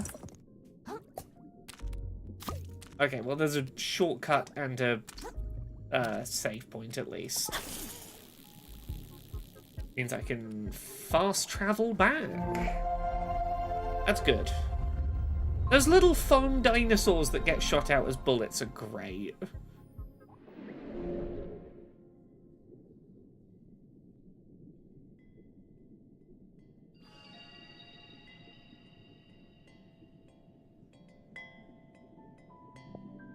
Okay.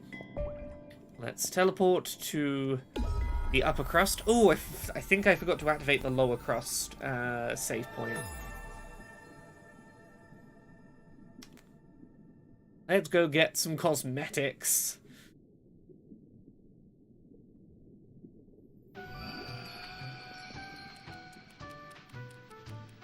Okay, the shop for cosmetics is this way.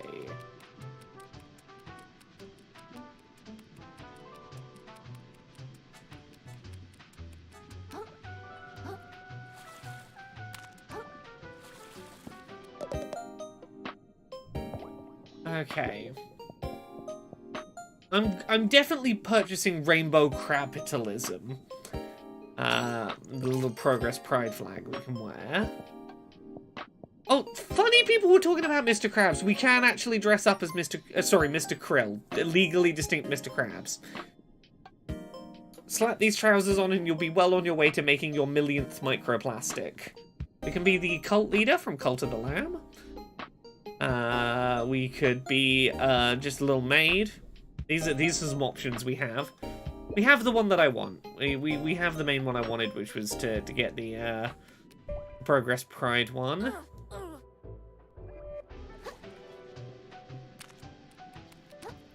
Find the lower level down in the depths. What was it? Is that's the pawn shop?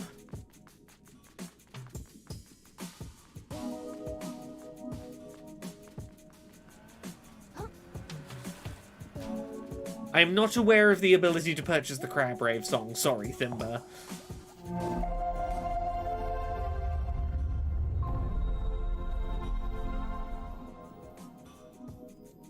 Okay, so let's set our insured shell.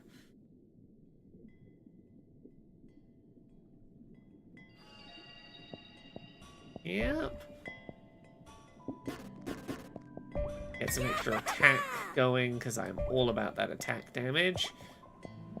The sands between Central Vista.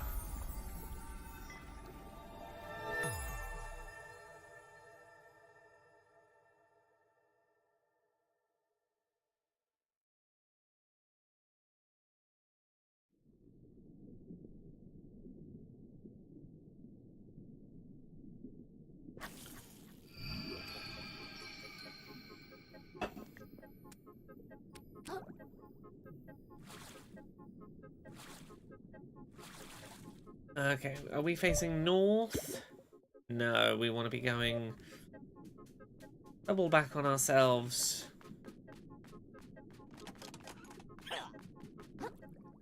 We want to be heading this way.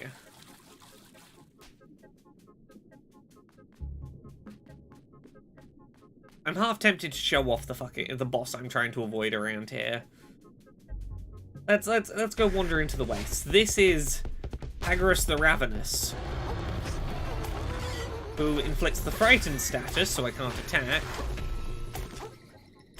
Oh.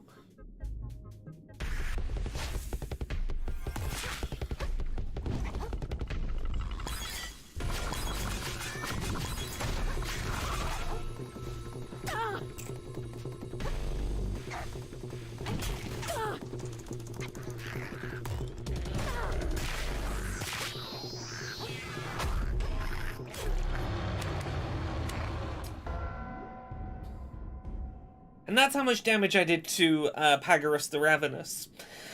Now, this is not an optional boss. This is a boss I will have to beat in the course of the plot. But, the moment when I will need to do that is not this moment. I'm probably just going to say goodbye to that thousand or so, I mean, they are just over there. I could probably go get them. How hard could it be?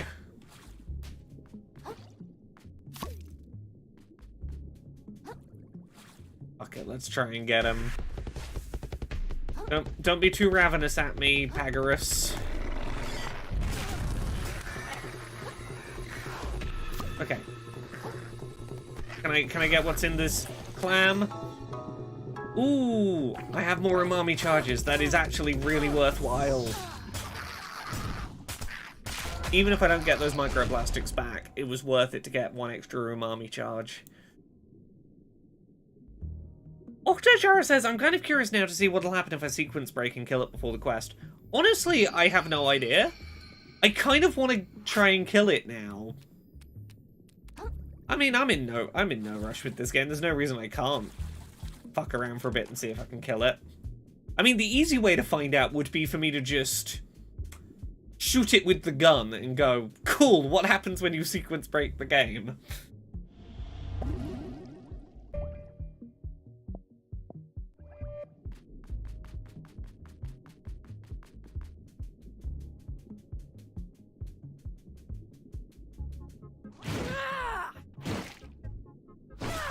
The pufferfish are so much easier to shoot, to kill when you have a hammer.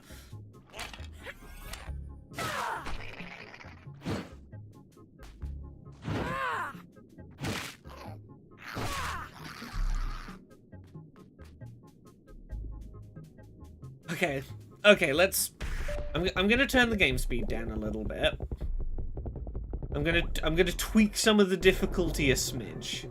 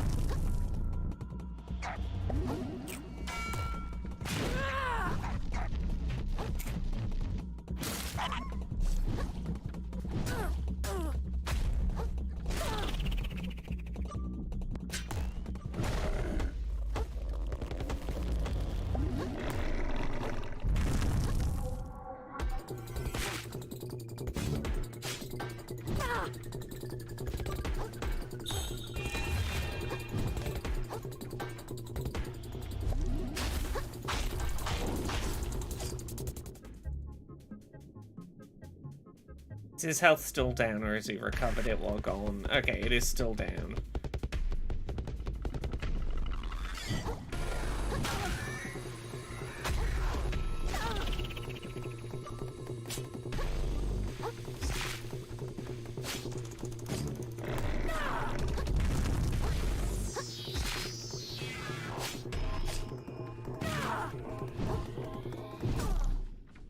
Yeah, I'm sure people who are much better than me at this game can probably take this crab down now. I'm not convinced I'm there. But I'm now weirdly kind of determined to try, even if I'm gonna fuck around with the difficulty a little. 20 Yard says, I wonder if we're going to see a lot of challenge runs of this. Honestly, I think there is potential for it. I would love to see what, like, serious Soulsy people do with it. Like, I want to see people doing blindfolded runs of this, which is clearly possible because, like, Bloodborne blindfolded runs have been done. Like, I've got a lot of curiosity about where the top-end people could take this game.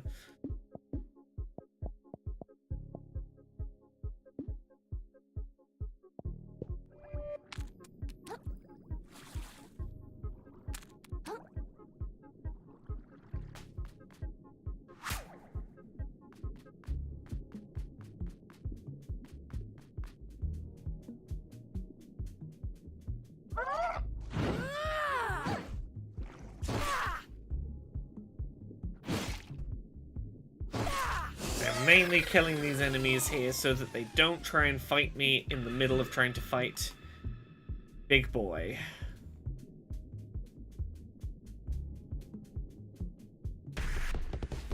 Ah, there you are, Big Boy. Oh, I forgot to equip that fizzy drink shell. Shit.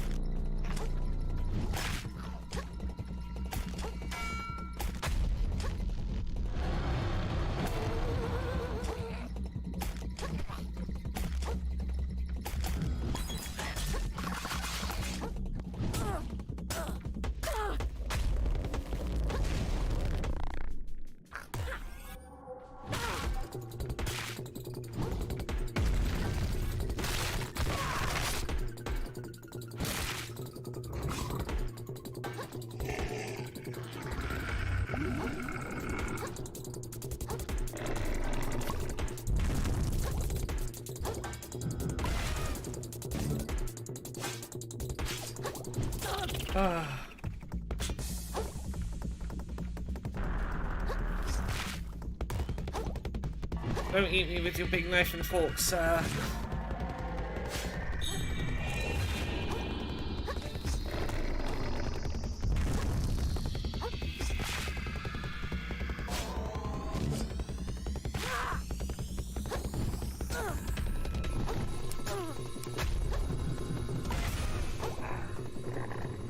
Oh, you momentarily actually stunned. We got you in the stun state. Oh, God.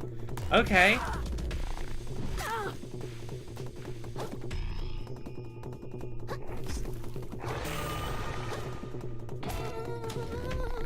Yeah, I don't like the centipede crawling out of your eye patch, sir. I would rather that not happen. Okay, yeah, now he's gonna eat me with the knife and fork, and this is probably where I die.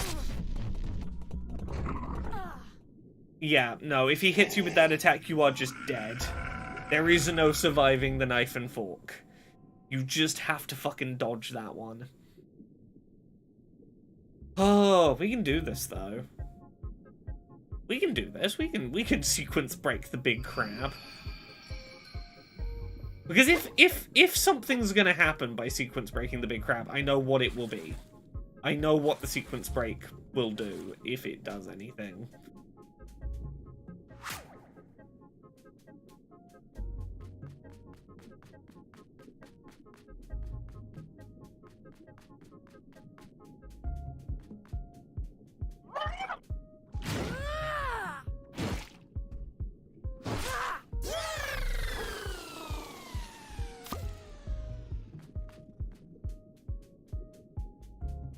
Okay.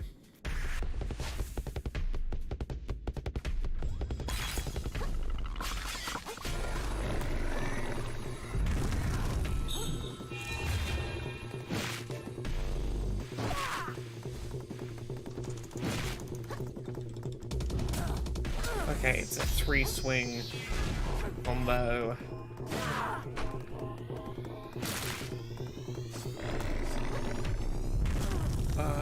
Okay.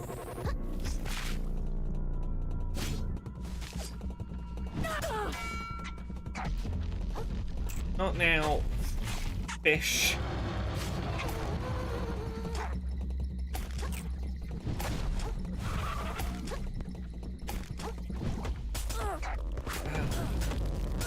Oh no, I was trying to get the party hat shell on, and I wanted to put the can on my fork, and like, it was just, the enemy was hovering on where that point was going to be, where I needed to be doing the switch up.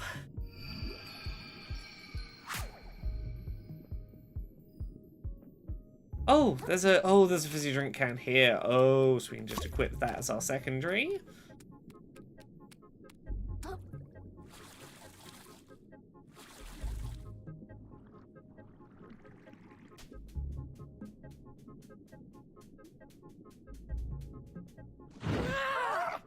Is sound properly audible from the game right now? It's gone very quiet for me in my ears. But the meters on my OBS seem to suggest I should be able to hear it better. Oh, okay, I can hear it better. My headphones have come slightly dislodged.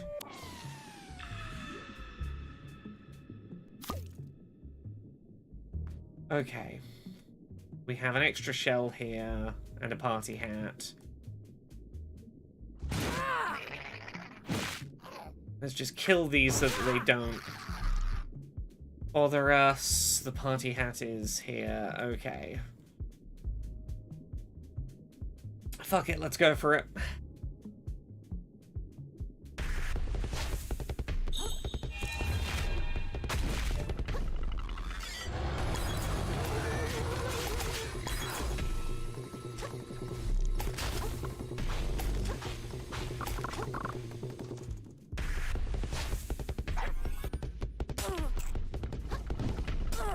Oh.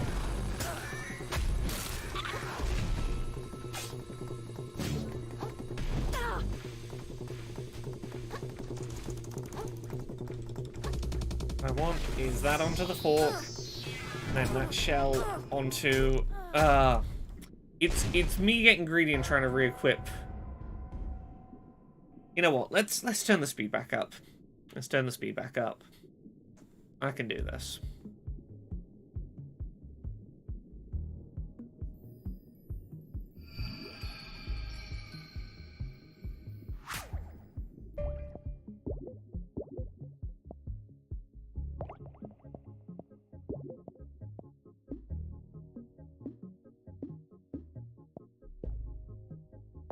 Or at least put it to there.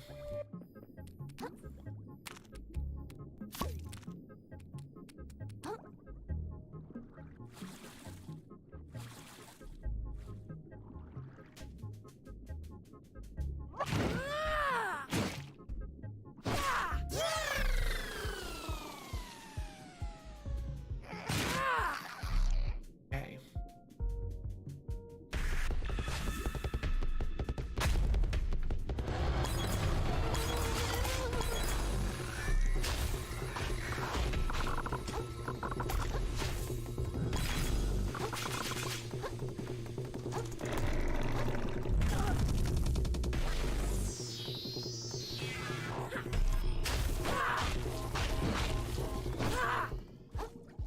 What am I too close to? Oh, I'm too close to that. Okay.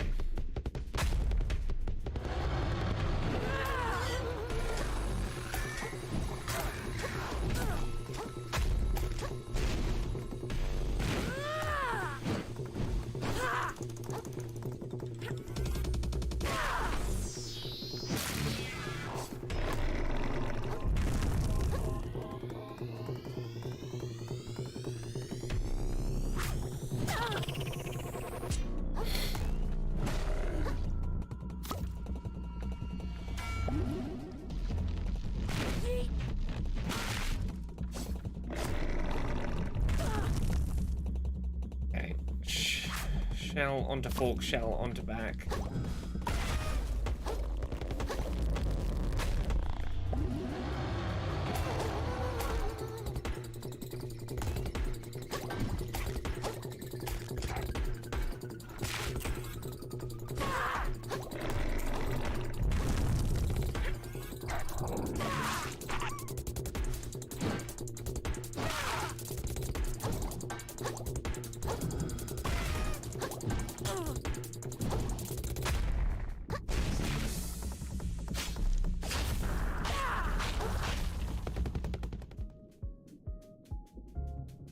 Well, let's get back out here and keep fighting.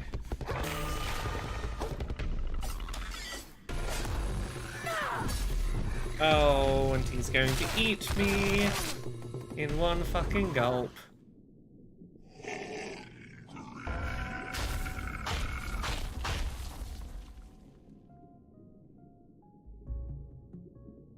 I kind of want to do this. I kind of want to stick with this and be...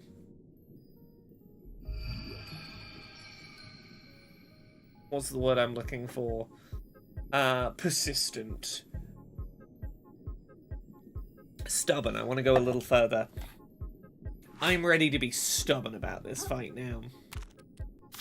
And granted, I'm gonna fuck around with those settings options, but I'm not at the do the gun yet option.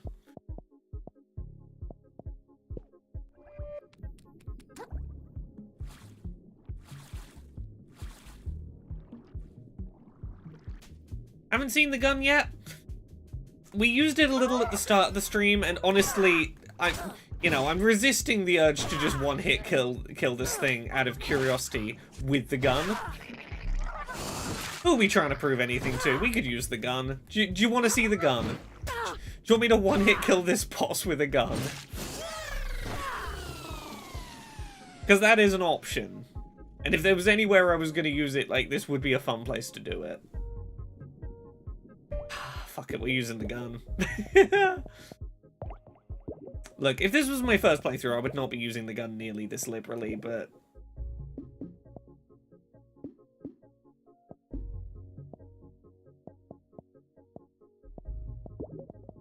Okay, chat. This is on you. Gun. Now to find out where the gun sequence breaks the game and what happens. Like, time to find out what happens when you do this. Hey, you see this? You see this boss, the boss I'm not supposed to kill yet? One hit killed. Okay, it does do the sequence break. Interesting. So we just got a little piece of paper that the game didn't really acknowledge. What a fight. I feel so pumped up now. Maybe that lobster has a point. I should go back to Conchi and see where the next map piece leads. Yeah, that's a piece of the map we're not meant to have yet. That's a piece of the map we're not supposed to have been led to yet. Yeah, no, that's the point of the gun is one hit kill on bosses, on any enemy. But you know what else you can do with the gun that I've not seen a lot of people talk about? You can stick the gun on the end of your fork, and use the gun as a melee weapon with infinite durability.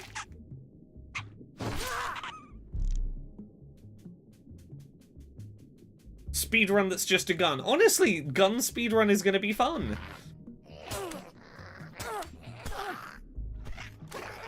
Okay. Fine, I re-equipped the gun as a gun. I was gonna melee with the gun, but... Everyone die.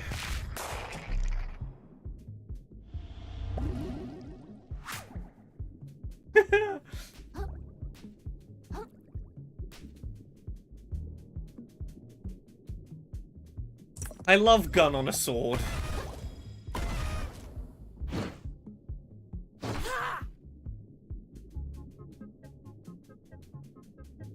Let's run around with the gun.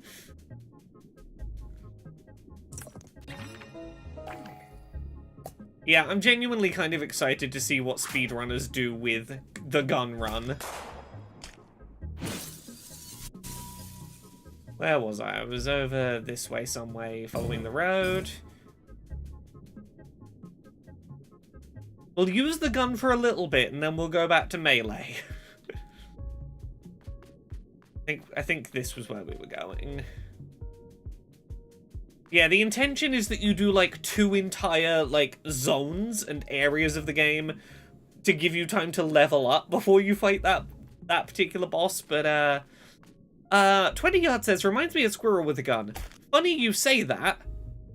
Squirrel was here. So yeah, you can just play the game running around like this, and it's pretty fun. Oh hey, is that a crab about to jump out at me? No, it's not. Oh, I see you over there. Oh, ambush. More like bullet.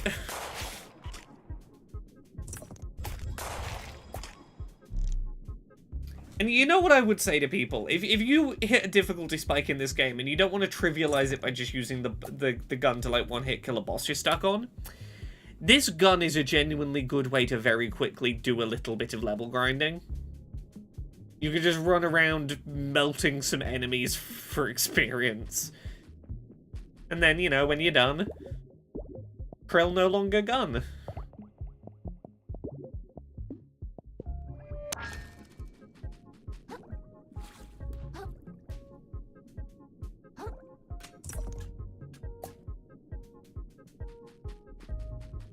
Uh, 43. I could do some upgrading. I'm curious what happens if I go back and take that piece of map, like, now.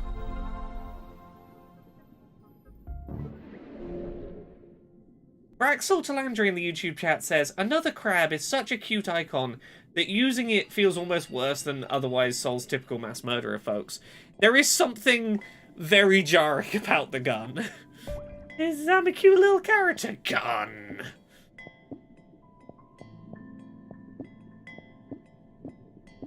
Yeah, you can see from the fact that we got 6 levels from that one boss that, yeah, we weren't supposed to do it quite yet, but, nah.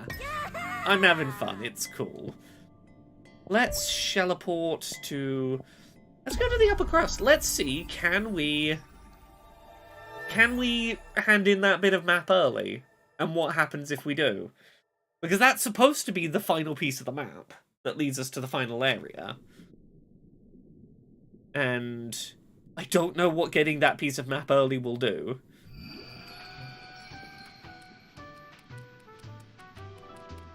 What happens if you get this piece of map this early? Yeah.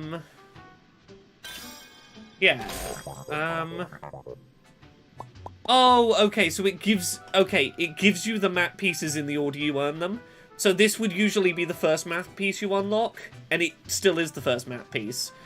So you won't get the final map piece until you've done all 3 things. Okay, that's a good way of doing it. So there's a map piece being guarded by a big crab in the Enchanted Grove, which is to the east, I believe.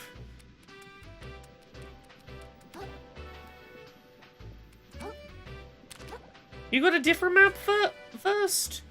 Well, the game sends you to the forest first, and then the forest should send you to the sand, like that sandy area. I'm pretty sure. And then the last one you get is the one that sends you to, like, oh, hey, you gotta go to the, I think it's the factory?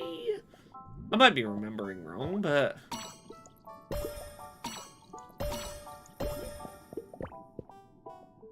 can I afford to buy...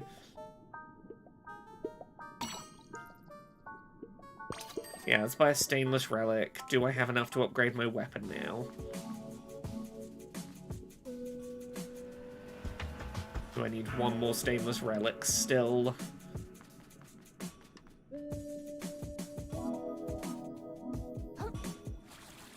Well, see, I went and killed the big murder crab, and I would have thought if anything was going to sequence break it, I would have thought that. Okay, I need 1 more stainless relic still. Cool.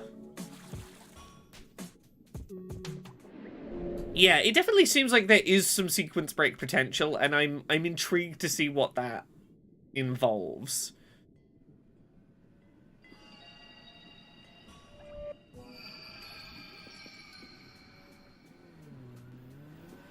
Oh yeah, no, I was supposed to be teleporting, wasn't I?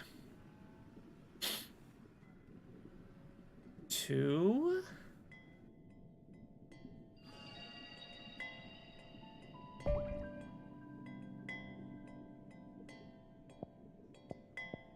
the Sands... Newcastle City, Lower Crust.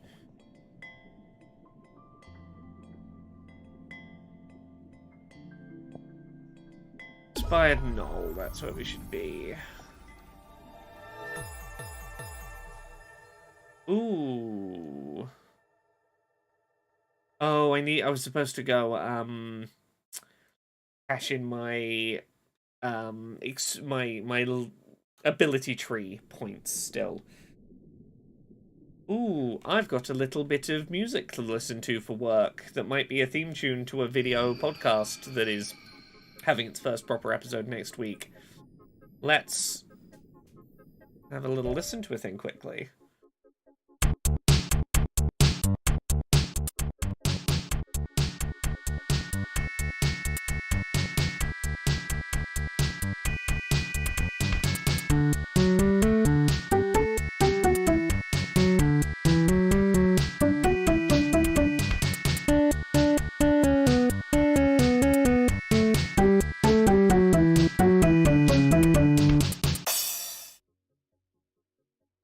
Heck, that's a little bit of music for a thing that people will be hearing properly soon.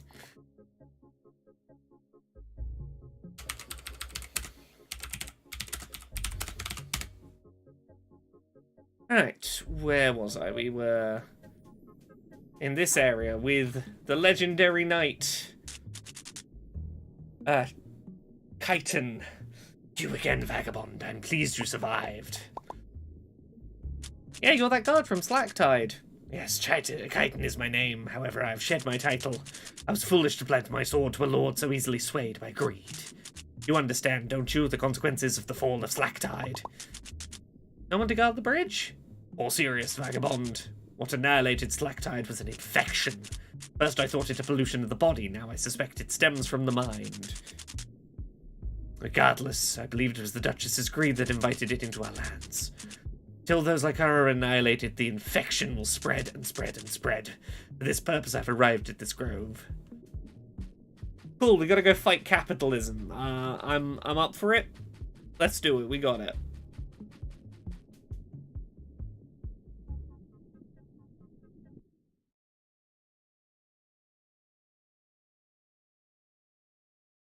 Down with capitalism and such.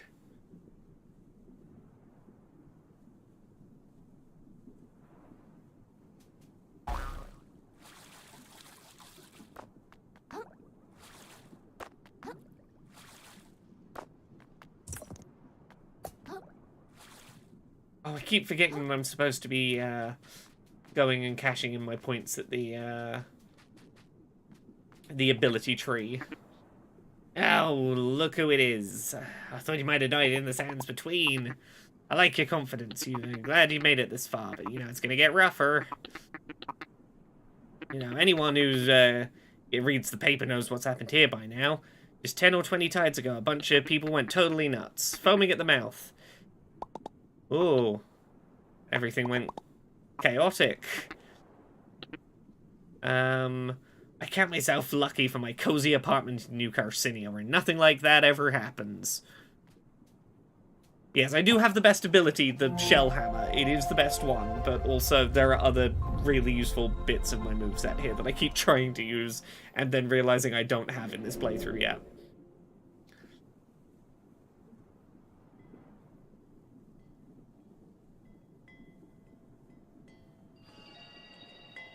Okay, Shelleport to Moonsnail. You'll probably get a couple of things right now.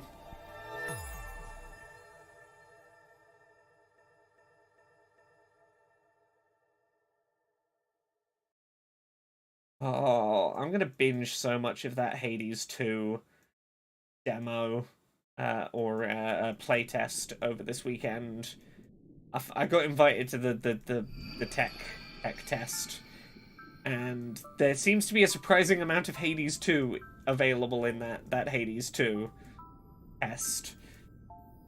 I'm excited to dig further into it. I've played like an hour of it already, and I'm jonesing for more of it. Cool. Learn skills. What do we got? We've got 43. We can do a mid-air mini dodge now. We can do a proper parry.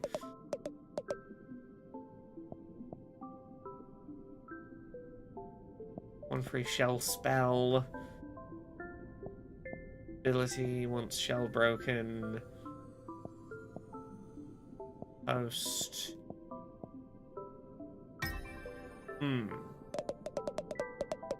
Incompetent Hero says, I understand why, but it's always gutting to see PC as the only platform tech tests happen on. Agreed, totally understand.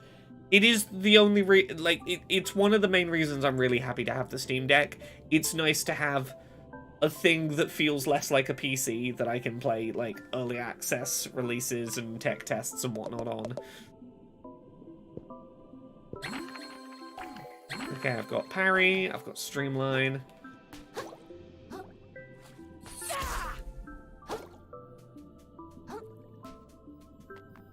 Cool. Abilities unlocked.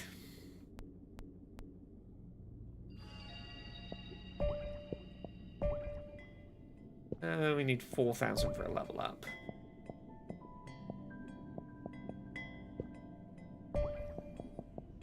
Expired Grove.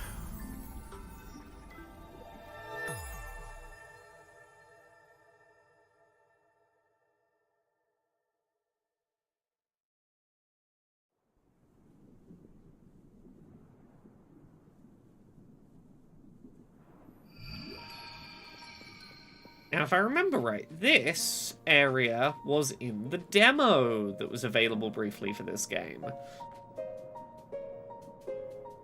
Incompetent Hero, which legendary Joker did you get? I won't know it by name, but what does it do?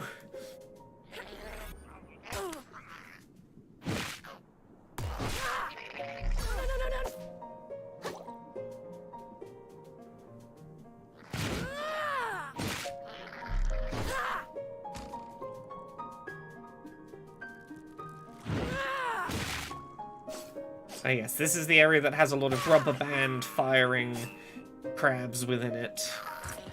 And these little baby crabs covered in moss.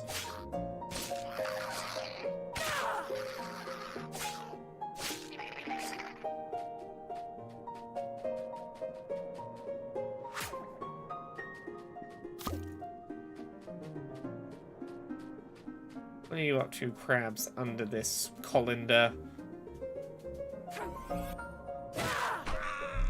There we go. Whenever you leave a shop, it clones a random held consumable into a negative one. Oh, that one, yes. That pairs incredibly well with, there's a Joker that's like, or it might be a voucher, but it's, every planet card you have in your hand gives you a 1.5 times multiplier to your multiplier for that hand.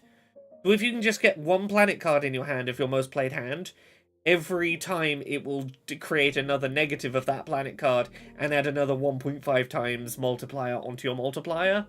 And you could, that's one of the ways you can get like billions of points. Yeah, it's broken to hell if you can get those two things at the same time. Okay, we could go that way, but let's explore around here first.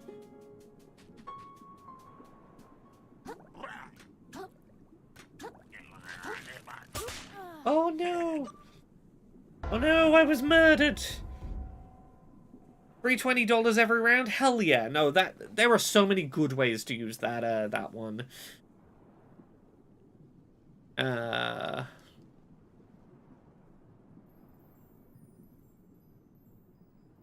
Like, if you're trying to turn your whole deck to one suit, you can use it to keep getting, like, the turn 3 cards into suit tarots replicated. There's so many ways you can, like, really lean into what your deck's trying to do very effectively with it.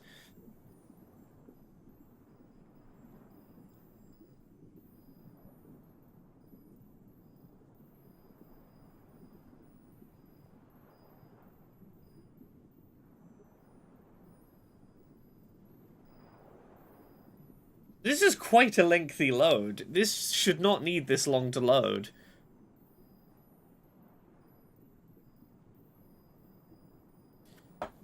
Octochara? Obviously it's not like a full accessibility setup, but the technical test does have an accessibility menu. And a good number of settings options already to tweak in it, which is nice. Yeah, something's clearly wrong. The loading animation is like stuttering. Like, there it goes.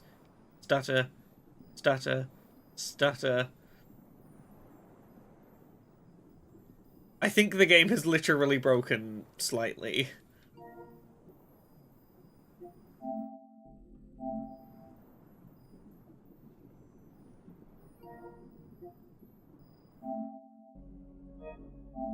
Might just have to forcibly close and reopen that.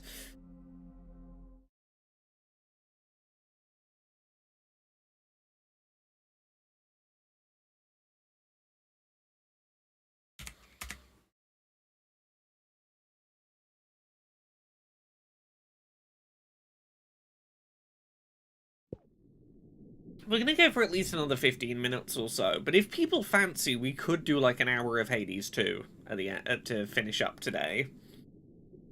If people have any interest. I'd have to try and, on the fly, set up my Steam Deck for remote play, but I can probably do that. Right.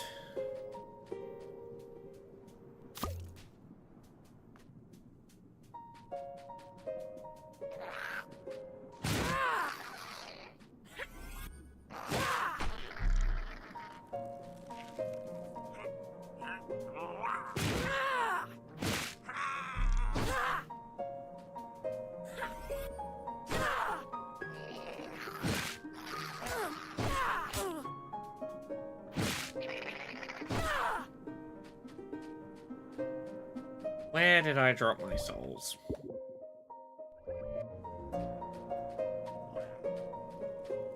Oh no, I still have my souls. Okay, that's... Oh, did... yeah, I did that. Okay.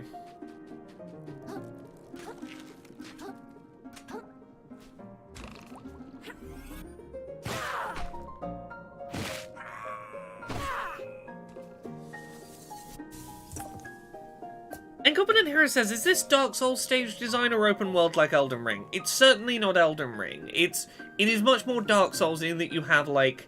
You'll have like an expansive area with lots of ways around it, but ultimately like it's one area leading to sort of one end point, and then you're like finding a way to a different new biome.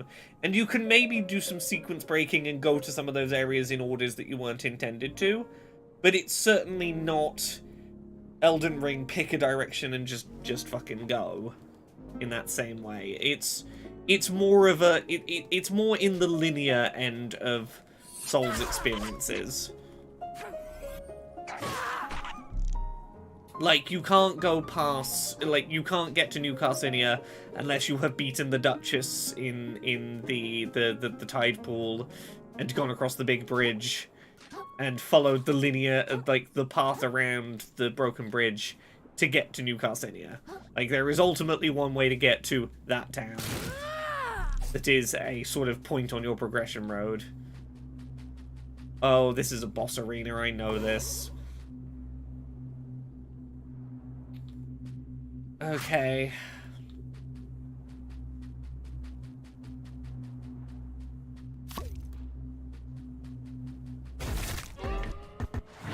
Oh, and I'm literally already dead. Yeah, look, I like Elden Ring for what it is a lot, but it's also a very specific thing that is, like, I wouldn't want it to exist, like, to be like a, you know, there are no traditional Souls games anymore, it's only Elden Ring. I think they're a nice complement to each other rather than a replacement.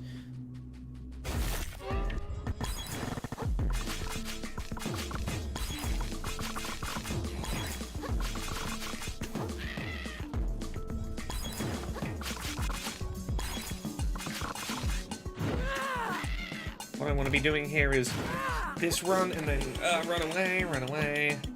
I want to be run, heavy attack.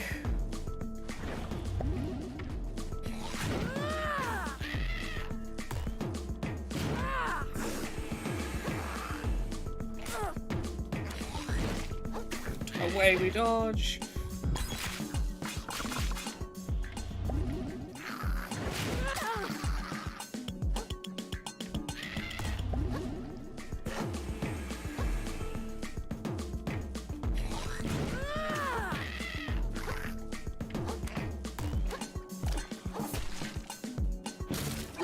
Ah.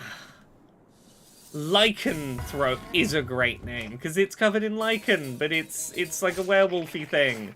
It's a fun name.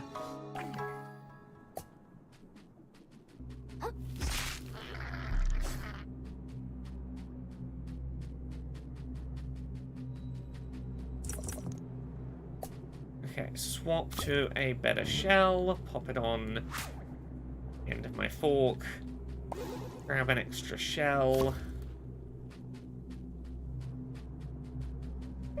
Now, where am I heading? So that would be...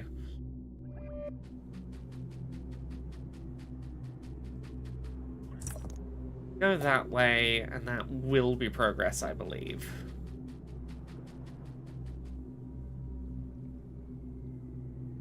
Sec.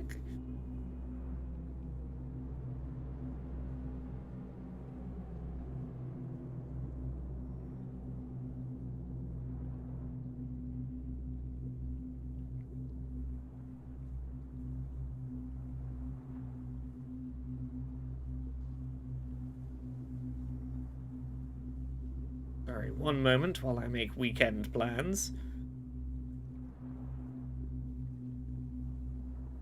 Play some board games at the weekend. Gonna be lovely.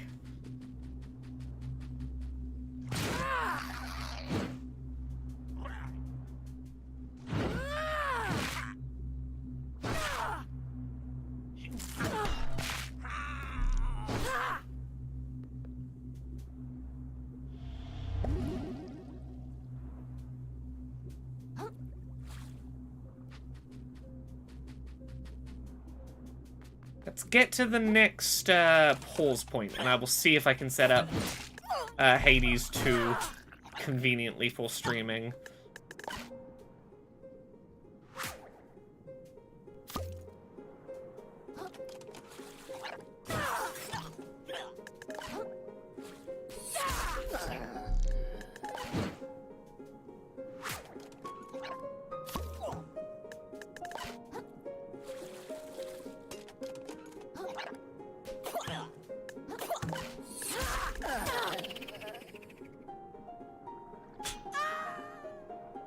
Okay, we killed the thing that was shooting us, at least. Does Hades 2 have any unique mechanics from what you've seen so far? Yes, it does. And I feel like they're... Like, I've not played enough to verbalize a lot of them. But I can talk about them while playing, for sure, because I know them while I'm experiencing them. If that makes any sense. I'm like, I think this is a mechanic, but if I try and describe it off the top of my head, I'm probably going to describe it poorly. For a little ice cream cone as a shell, why not?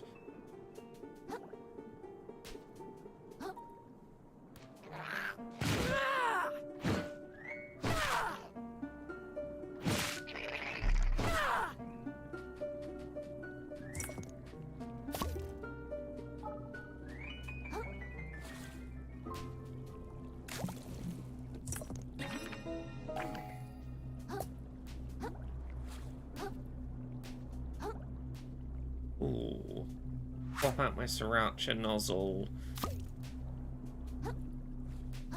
Honestly, the purple gems in this not only are really, like, mechanically useful to collect, but god, that crystal pearlescent visual thing that they do makes them so desirable to collect and smash. I see them and I want them. Let's get the Yakult bottle equipped.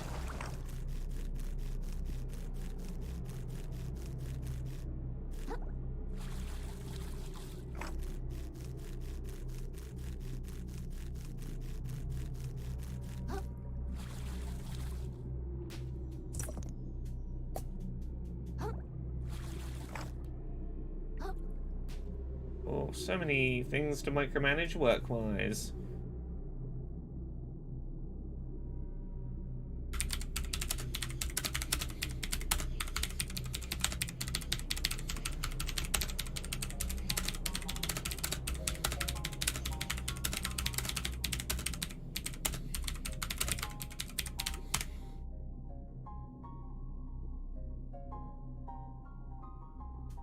Does this game have puzzle elements to it? Not really. It is mainly exploratory, platforming and combat. There are... It depends whether you consider, like... there are some puzzles, but they are largely environmental puzzles. I can give one really, really simple example. There's an area where you are trying to get to a higher ledge and you have to work out that you need to put a metal shell on your back and then hide in your shell under an electromagnet and get it to lift you up. Something like that. There are things like that where you are like, try and find the fuse to put in the socket, try and work out how to get this thing to lift you up. Environmental puzzles. Puzzles in the sense of, I need to work out that I can use the Deku Leaf to blow some wind at those fans to get the platform to turn around in a Zelda kind of puzzles.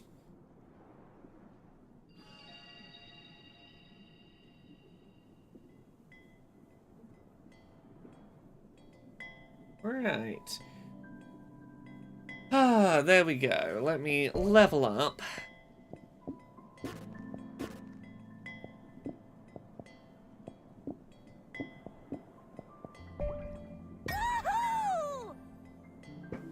Let's save here for now. And I'm gonna see whether I can set up Hades 2. I don't have my controller that's usually paired to my Steam Deck up here. But I'm gonna try and very quickly make this happen. Do I have a controller to hand that I can get to sync up with the Steam Deck nicely? Let's find out. Let's play a game. Can I convince... can I get this PlayStation controller to sync to the Steam Deck, maybe? If you give me a second, if I can get a controller to sync to the Steam Deck, we'll do Hades 2 for a little bit, and then I'll update the stream name.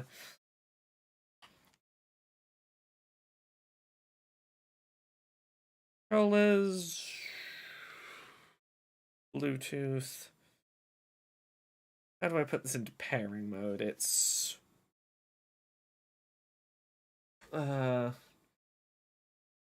DualSense pairing mode. Press and hold the create button. Press and hold this until that blinks. Okay, yeah, I can probably sync my PS5 controller to this.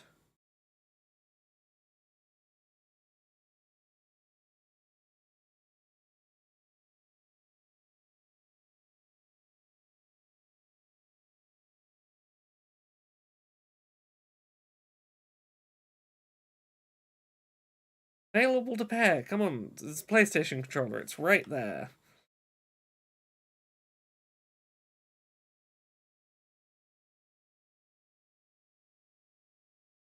Sorry while I take a second here.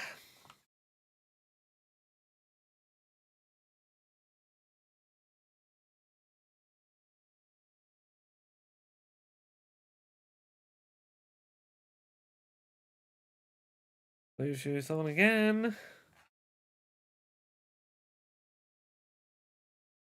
Reset this into pairing mode.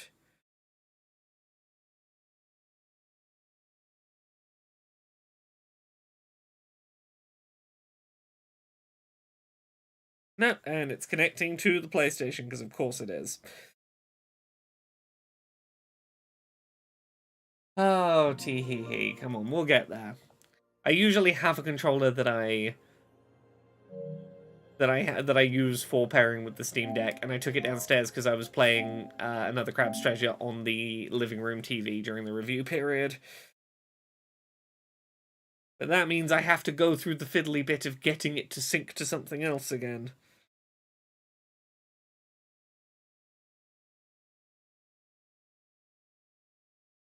Oh, it's this and this button. That'll be why it connected to the PlayStation. Come on. You're in syncing mode.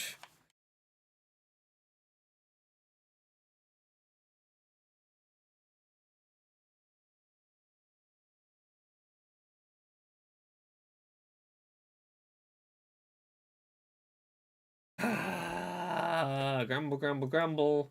I want a Hades too.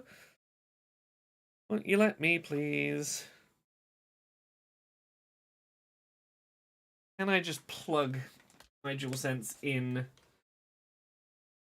via this USB cable? Is this a data USB cable, or is it a power only one that I have here?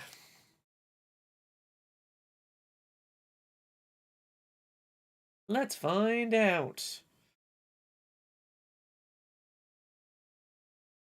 Steam Deck. Find a streaming software. Cool.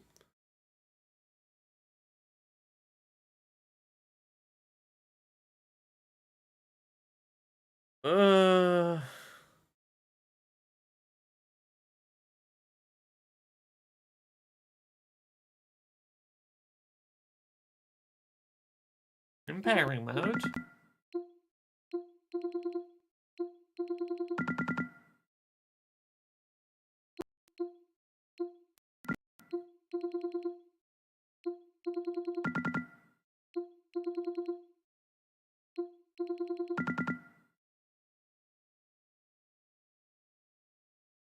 Try one more time with a different USB-C cable and see if this will get us there.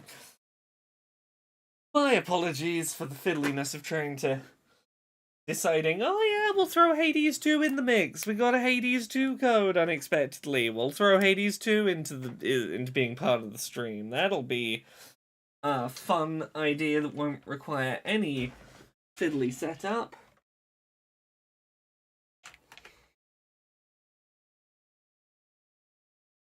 Okay, what if I use different USB-C cable, plug it directly into the PlayStation,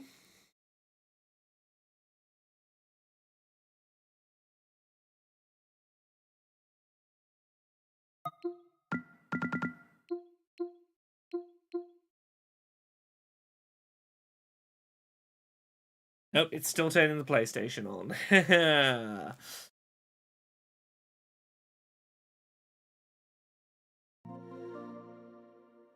Fuck it. I'm gonna put this on Be Right Back, and I'm gonna go get the controller that will connect to the Steam Deck. It's gonna be one of these streams today.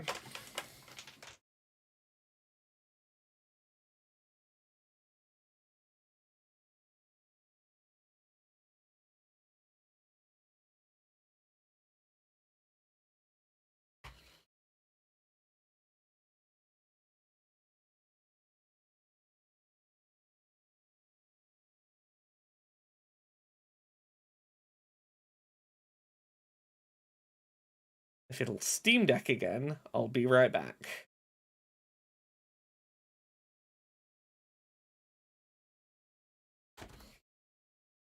Steam Deck on the screen.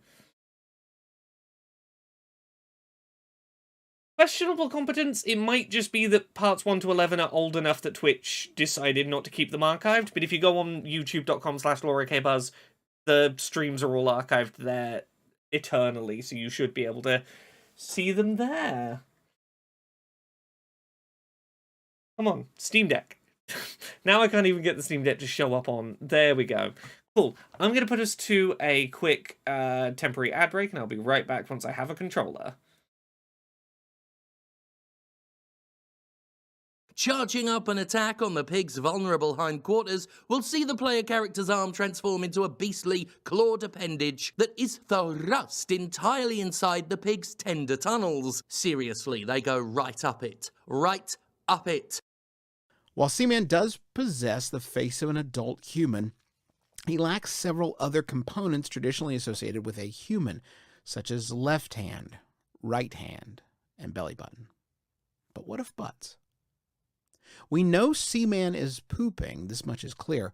The tank he resides in becomes clouded, and he will hurl feces at you upon your command. But does one need a butt to create poop? I would suggest not. I've created this lateral bisection of Seaman, with my best guesses as to his intestinal inner workings. Have you ever clocked how Tetris blocks look quite like bottoms with the edges chopped? This is an odd hot take to share. Look, I'm well aware, but bear with, I'll break down these quad derrieres. You've got the square one, compact and stocky. You would call it rotund, if it wasn't that blocky. At first glance, it's a reasonable conclusion that Kushnut Butt is the product of an unfortunate translation, that his name is originally Batsu or the like. Hey everyone. Yeah, if you've not heard that, those are excerpts from the audiobook version of Things I Learned from Mario's Butt. A real illustrated coffee table book you can purchase. The audiobook, whenever a guest person wrote for the audiobook, they narrate their section of the audiobook, so I do need to update Steph's info on there with the new image, because it's been a while since I've used that ad break, but yeah, that's from the audiobook of Things I Learned from Mario's Butt, a thing that I was able to make. Now, the controller that is synced to my Steam... Oh, fucking hell. The controller that is synced to my Steam Deck, that I know is synced to the Steam Deck, I could not find. I was like, oh, I'll grab this other PS5 controller. That one's probably synced to the Steam Deck still. Nope. Try one more fucking time.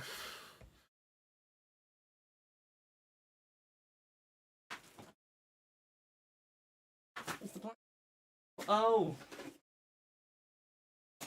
The controller that's synced to the Steam Deck is here. It's the black PS5 controller. All of this, the controller I needed was up here already. Let me update the titles and things for the stream.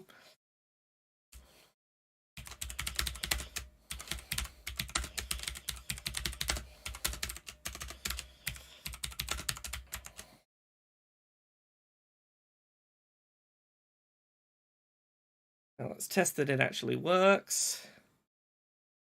Hooray! We have a controller set up. We can boot up Hades 2. And I can change the game on Twitch to being Hades 2.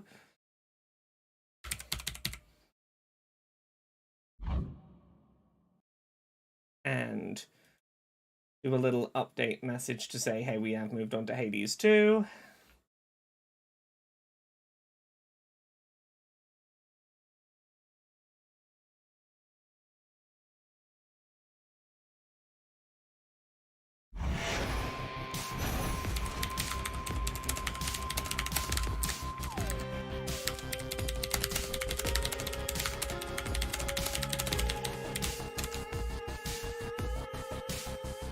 Cool. I've played like an hour of this, so don't worry, most of the narrative, if you don't want to know anything narrative about the start of the game, has happened. We're just largely going to jump into some gameplay. So, this is our new main character. Wisdom of the ages. There's a whole upgrade tree system that involves unlocking this whole like tree of tarot card things that I'm still learning about. We've got weapon selection. Right now I only have 2 weapons. I have the Sister Blades, which is 2 very short-range quick attacks, or I've got this sort of staff thing. This was the one I started with, and I'm kind of digging it so far. There is also tools that you can take with you on runs, such as I currently have a pickaxe I can use for mining silver, which is an upgrade resource. I can only have 1 tool with me on a run, so I have to be specific about what kind of resource I'm trying to collect as I go.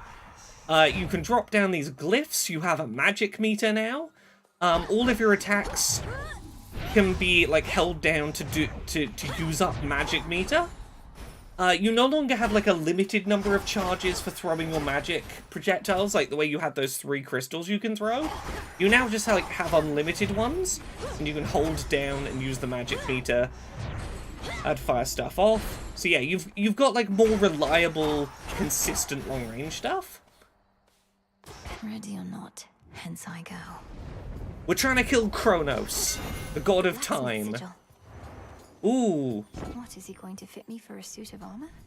In the name of Hades, Olympus, I accept this message. I've not seen this one in person yet. You needed a weapon or something? Oh, here you are. Got one. A right lousy one can spot that piss poor workmanship from here. Though, I could tune it up. This is the one I'd seen in screenshots. I did not know that this icon was going to get me to this character.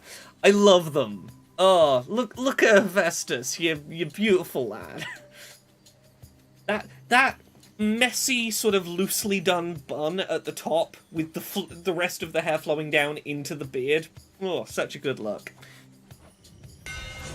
Okay, your attacks create a blast that does 200 damage, casts deal damage 3 times in succession in a smaller area. You take 10% less damage and restore some magic whenever you take damage. Let's try Volcanic Strike. My silver all grew stronger, didn't it? Ooh!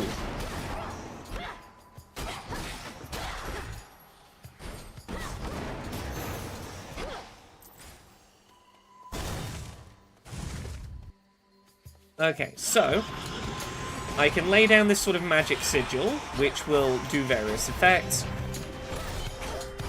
If I hold down my special button, I can do a big, like, full screen clearing attack using some of that magic meter. This stuff is the stuff that I use on that tarot card upgrading screen I was showing before.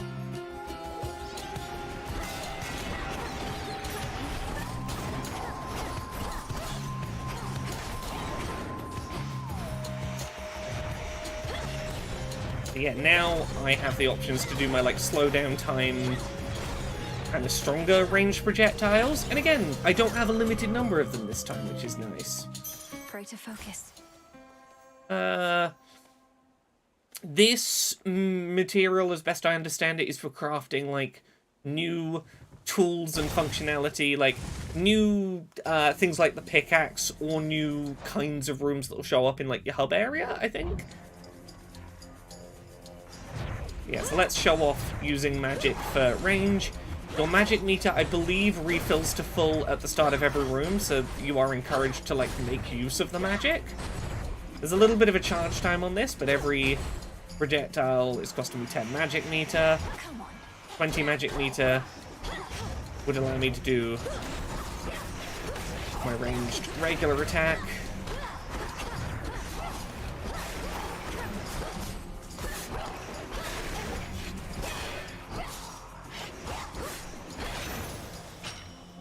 Okay. Oh, moon. These moon rooms are to do with another meter. As you use magic in a room, it builds up moon meter, and if you use enough magic, you will get one charge of, like, a super attack. I had one that was, like, a ridiculously overpowered laser for 3 seconds. But you realistically, to use it, need to have, like, some way of replenishing your magic in the middle of a room to use enough magic in a single room that you can set off the big effect. Like, the moon rooms are expecting you to play a high magic usage build to make the most of them.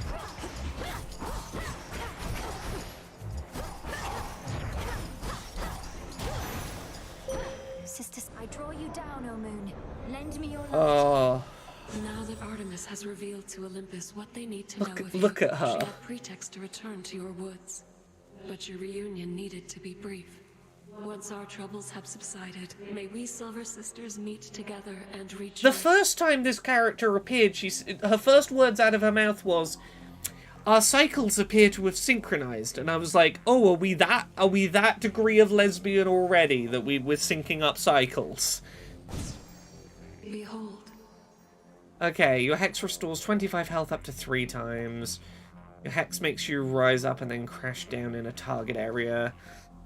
200 damage. Ooh, launches seeking projectile that inflicts morph on up to 10 susceptible foes. I don't know what morph is. Let's find out if I can.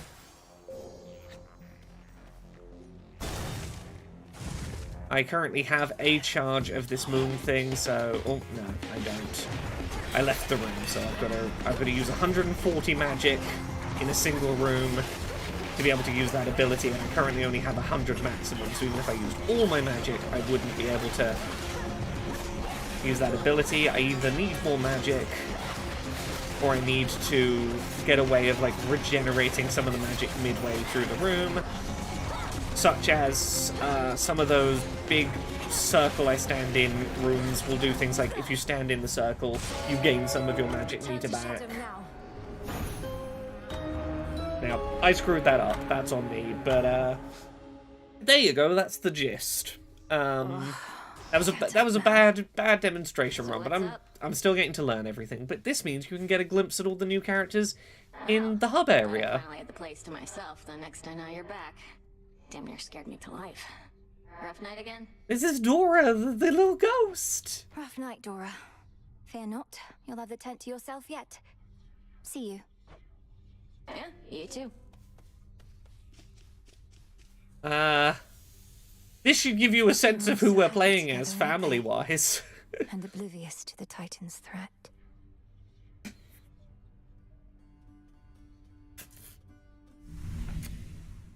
It seems the characters we know from Hades had a bad time. Interesting. I can claim a reward, yeah.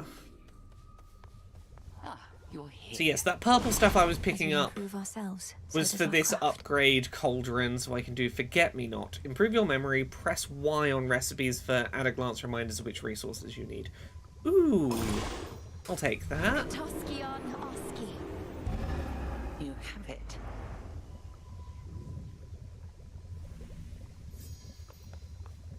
What troubles you, Melenoi? Oh, Hecate. Your brow is furrowed, not with fierceness, but with doubt. The one emotion we cannot afford. Oh, those abs. Headmistress, it's just... I'm struggling to muster the rage I should feel. I'm tasked with slaying a Titan I do not even know, to avenge a family I cannot remember. Your feelings never lie to you. 'Tis their origins that may deceive. You feel no rage? Then you are in control. Tell me, do you question the need to complete our task? No, Headmistress. Treachery against the House of Hades cannot go unpunished. Let's have a look at those options. There is an accessibility menu in this. Even though it's only a technical test, there's an accessibility menu here. Subtitles, music subtitles for song lyrics, which I really appreciate. Auto-fire, you can hold down the attack button to just attack continuously. Mono sound is an option. Right cursor, you can reduce screen shake. There is a couple of other options hidden in other things.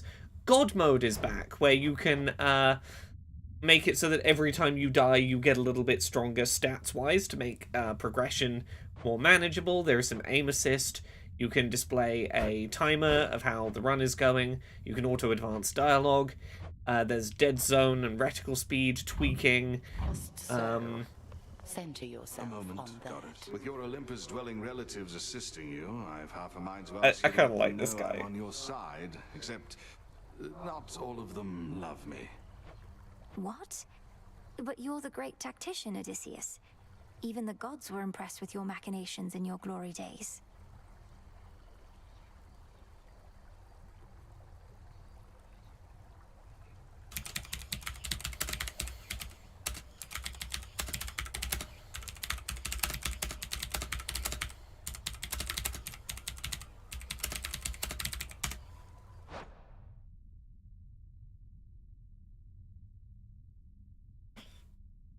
Yeah, let me resync my controller.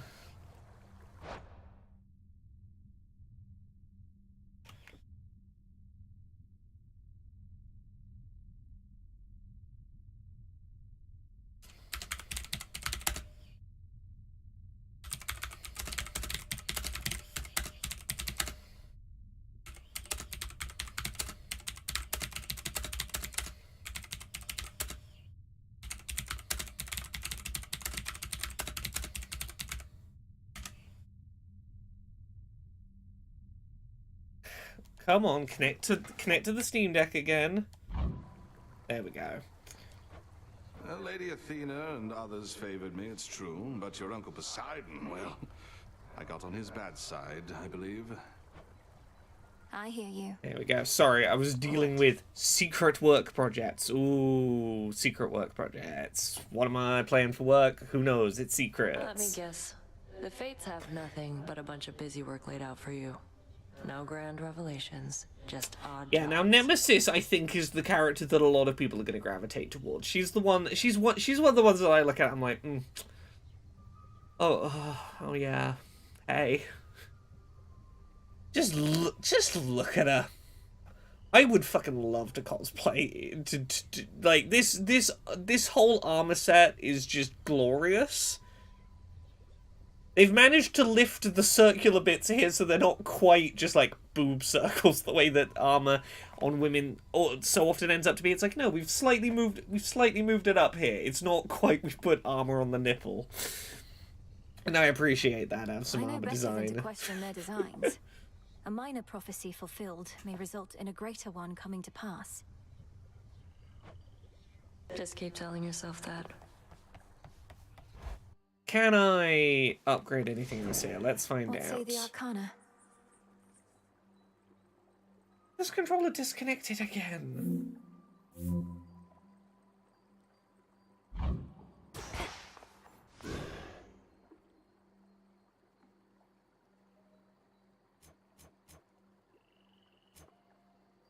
Now, is the D-pad just not registering?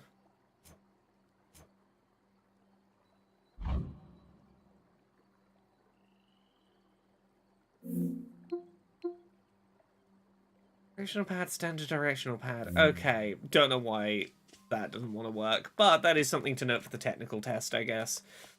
Let's try and jump back in. Currently, PlayStation controller does not want to D-pad. Now, this is one of my favorite things about this Hades 2 so far, is, On your fateful voyage yet again, my niece, I have something for you. The newfangled boons we offer haven't always swept you off your feet, but we have older, sometimes stronger blessings too. It takes characters from Hades 1 and it goes, hey, what if we just turned the hotness meter up? Poseidon was not this fucking hot in the first one. I can't explain what they did to him, but they sure did turn some meters up. Look at this gentleman.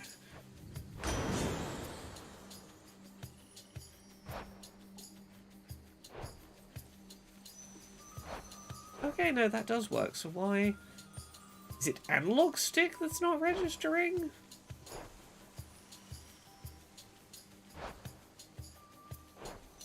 D-pad left is working.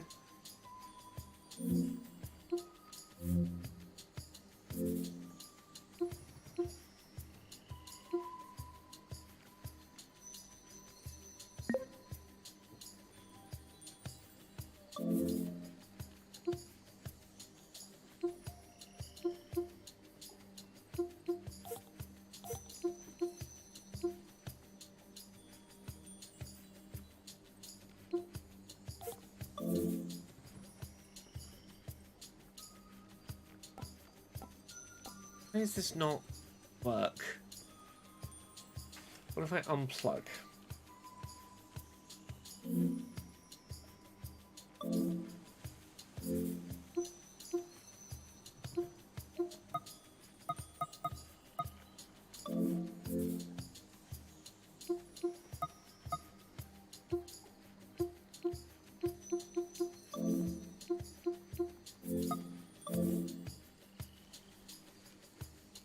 No.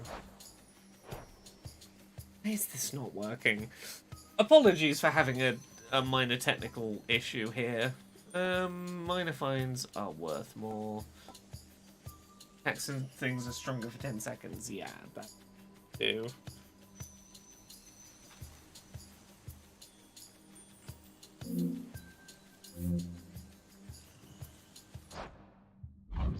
That's working.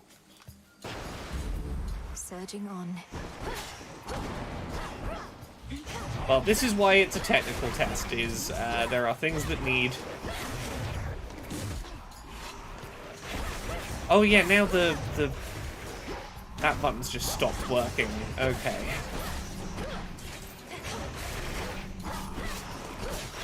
Remember me? Well, I lost half of my health there trying to solve what was happening there. The joys of tech tests.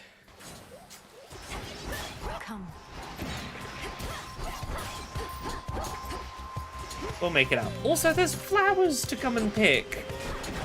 There's rooms full of flowers and mushrooms and things to go hunting for, which I appreciate. It's as far as I'm aware, the demo was only on Steam. Or the technical test. Okay. Not doing anything fancy. Let's go. Let's really lean into Poseidon. Let's get a bunch of Poseidon bones.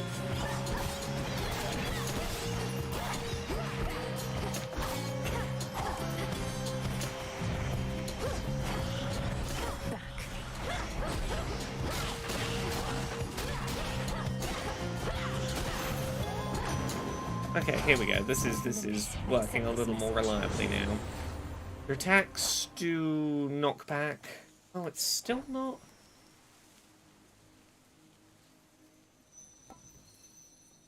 Yeah, I'm just gonna have to use the Steam Deck. The Steam Deck itself, the controls on the Steam Deck are working. Just gonna have to use the Steam Deck occasionally to select my moves for the second.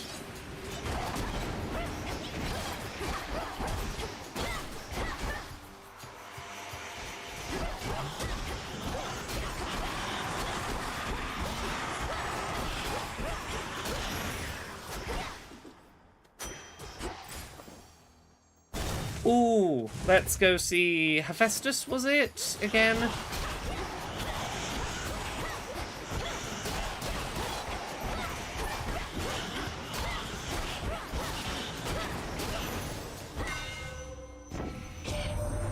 So, you're a witch or something, I'm to understand. Then what do you need me for? They have that fancy magic of yours ain't all it's cracked up to be. My work, witchy, is reliable. I love that voice. It's such a smooth voice. Specials occasionally create a blast for 400, casts 3 times. You're impervious at the start of encounters. You know what?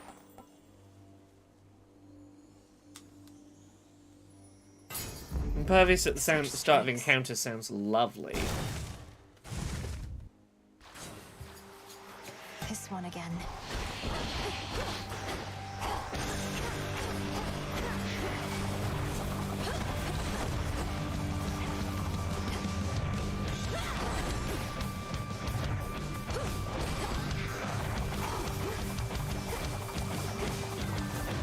Look at me do largely ranged damage with my spell casting on this this enemy, on this mini boss.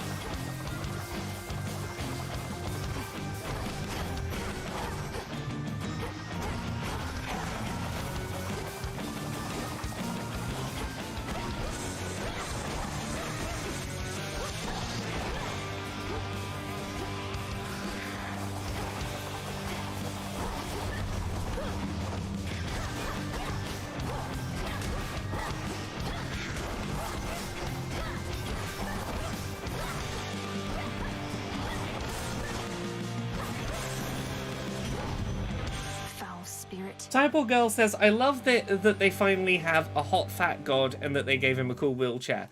I mean, look, if you look at, like, classical, you know, mythological depictions, the fact that we didn't have a hot fat god before this in Hades is like, you know, you're just ignoring the source material. Oh, you've had more than a scrape or two there, haven't you? Oh, such is life. Oh. Bite down and press on through. That's how we end up in a better spot. Specials do Scorch, casts do Scorch on foes. Hold cast to aim a fiery projectile that explodes on impact. Ooh, glowing coal sounds cool. Flame of the hearth. Look, I love the Dionysus design in the first Hades, but they did make a thin Dionysus, which is a choice. You don't accidentally make thin Dionysus. The god of partying and consumption to excess.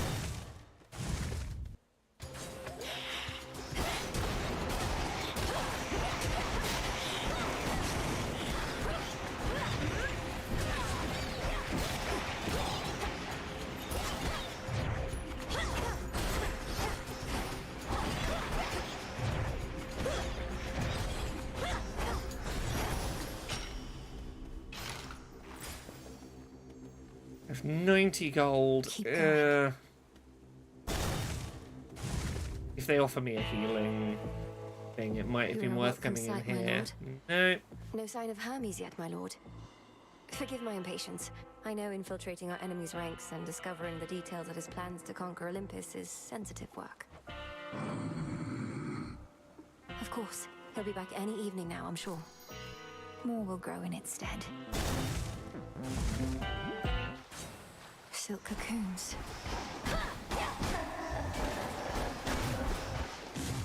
Arachne?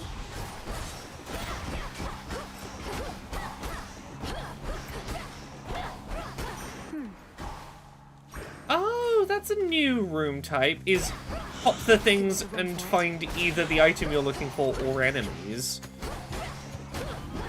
The more of these you pop, the more you find out what might be in them. Ah, that's neat.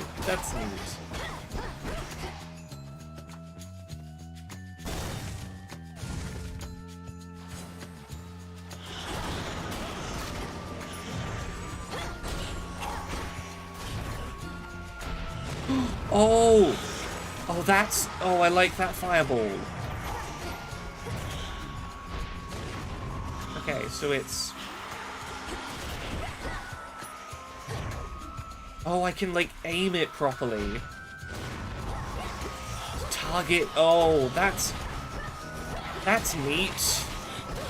Yeah, there's a lot more, like, magic options to play with here, and I do think it adds a lot to how the builds feel.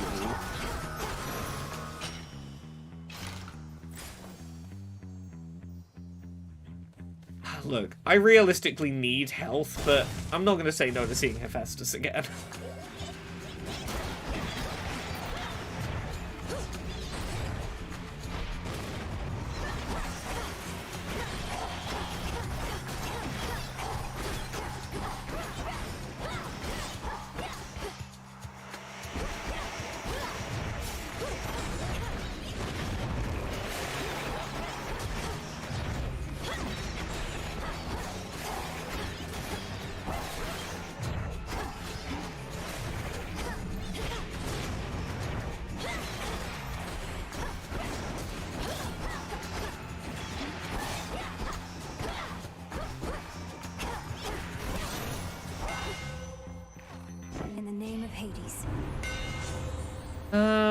Your attacks occasionally create a 200-point bounce, so we tried that before. Specials, your 400 blast. Attack and specials deal bonus damage to armor. Let's try Volcanic Flourish.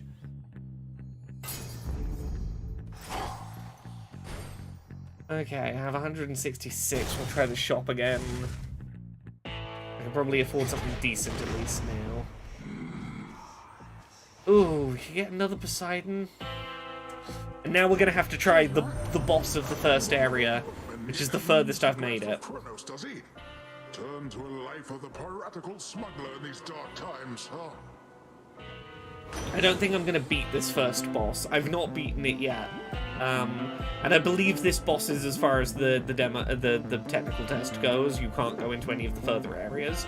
But you can keep playing up to this first boss. But this first boss has kicked my ass with current builds. Cast immediately detonates, dealing damage and knocking foes away. Sprint deals damage on impact. Splash effects from Poseidon also inflict slip. 5% damage. Let's try Geyser Ring. The tides come in. Now on hit. Okay, yeah. Right. Headmistress awaits. There you are. I'll get him, Headmistress. I swear it. All that you've taught, I'll bring to bear. And no matter the obstacles that stand in the way, Kronos shall fall by my hand. I require no convincing, Melinoe, although perhaps you Melinoe. do. However much I've taught, what's important is you're a capable student. I have to be more than that.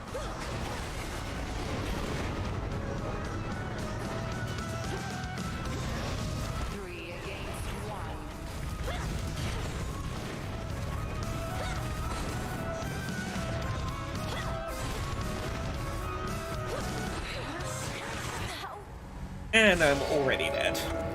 I take no joy in this, I hope you know. But I did better that run. I'm getting the feel for this. It's been so long since I've played regular Hades as well, which probably Dora, doesn't help. Don't you pay any attention to what's been happening out there?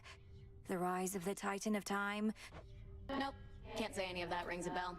Olympus, that's where the family members you don't like live, right? And the Titan of Time, I get that he's bad, but he's never done anything to me personally as far as I know, so. This entire encampment exists to resist his efforts to overthrow the gods and rule the world? Well then, maybe I should thank him because I happen to like this encampment. Oh, shush. Another prophecy. Yeah, this menu was definitely working previously with controller. You know what? I think the way that we're going to get the controller to work again is we're going to quit out and enter back in and see if that gets the controller working again. Because yeah, I was definitely using the controller to navigate those menus initially. But this is why this is a technical test, and I will watch back and try and work out at what point the controller stopped working. And maybe that will be helpful information to pass on to the dev team, because that is ostensibly why this build of the game exists. Is for people like me to fiddle about and find weird bugs. Which I have a real habit of doing in games that I play around with before release. Yeah, now it's working again. I did this with Botany Manor. I found a progression-breaking bug during the review period, fairly close to that game's release, and was like, "Let me help you diagnose this." Malinois, I held back against you out there. But even still, you could not surpass me. Do you know why? I know I can grow stronger still, but it's my lack of knowledge that betrayed me in the end. Correct. Strength, knowledge, patience. When faced with a seemingly indomitable adversary, all three are required. Or a stroke of fate. I'll count on the former. Still at it? Wondered why Hecate took off all of a sudden. Was just to get in your way. Send you crying home. Guess she doesn't want you to succeed. She expects me to be prepared for whatever lies ahead. You're such a pushover sometimes. Odysseus on leave. I've not seen Dionysus or Zeus yet. There's a few gods I'm interested in the fact I haven't spotted. No use. The cards know.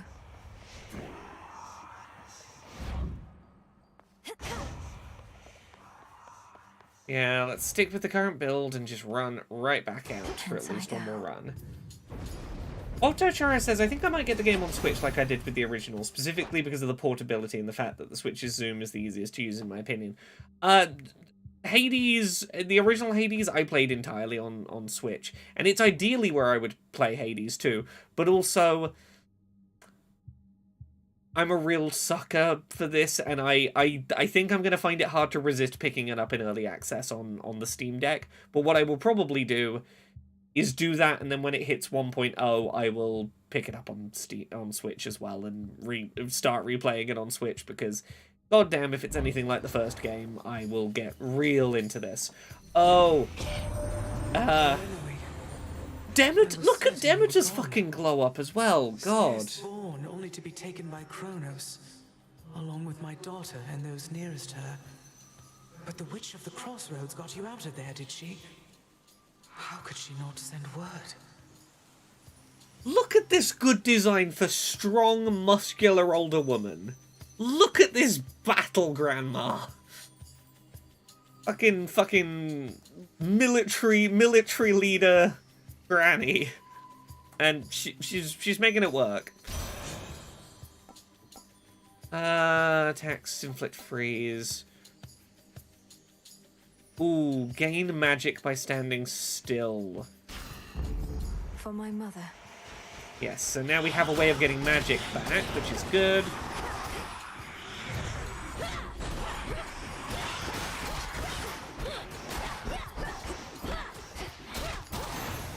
Ah, here is some silver we can mine. Yes, we have mining mechanics now.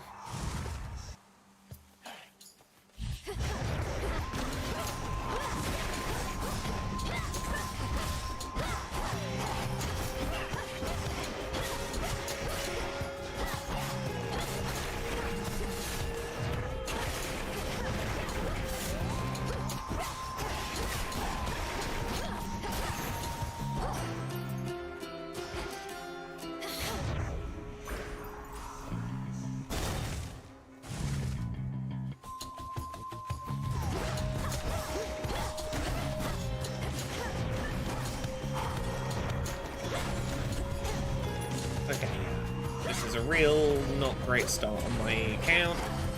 I'm still getting a feel for the timing of some of the magic spells, of how long I have to charge them.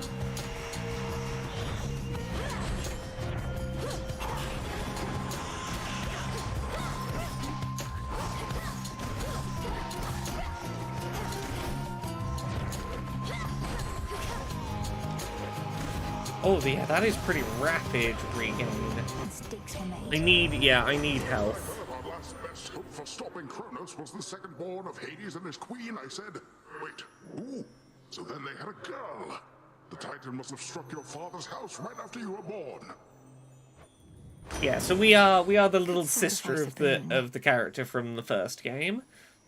At the start of each encounter, things is let's get splash on. Yes. Oh, is this a pre-release still? I only saw the tech release stream, or did you get into that release? Sorry, yes, this is the technical test, it says in the top right. I was not in the first wave of people to get into the technical test, but earlier today I got an email saying, hey, do you want to be in the technical test? So, I'm playing, and it's good. But it is still that same build. And these sirens, the screech attacks.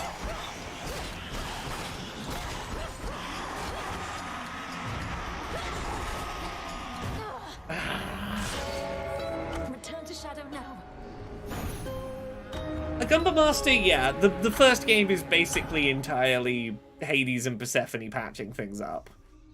No. Okay, I'm already done. I was just floating. Failing, making progress. I don't. Oh, yeah, no, I thought maybe I'd take a break from that. For the sense of accomplishment? Each night, another possibility. Hear me, Selene, if you so desire. Aid me in finding that which I require. I felt your words. I will now find it easier to find reagent materials for the potions. Pressure that you feel, you never speak of it, and yet I can hardly distinguish between pressure and faith anymore. My entire life has led to this, and all of you are counting on me. Are you truly so certain in my inevitable success, Headmistress? pressure and faith are intertwined, 'tis true. Ever in. You didn't answer my question. The combined might of the gods was not enough to stop Kronos before. And you know the fates are unpredictable. My success is not a certainty. My faith is not in outcomes, 'tis in you. And I've enough of it to last. Thank you for believing in me. Our good witch there knows you've a mountain of a journey ahead of you, goddess. What do you mean, like Mount Olympus? You look up from the base to the peak, you'll swear they can't be climbed, but... To the top. I'm doing that thing where I'm early in a Hades and I'm like, I'll skim read the dialogue because I just want to go, go, go. I'm ready to jump back in.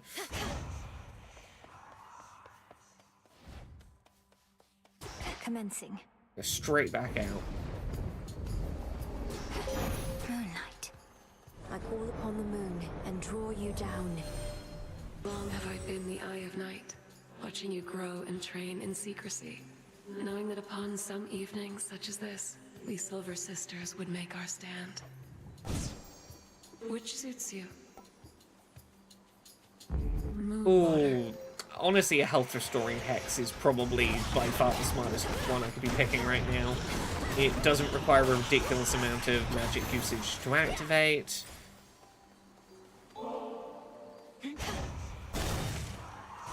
Yeah. I'll send you to your graves. Oh, why not?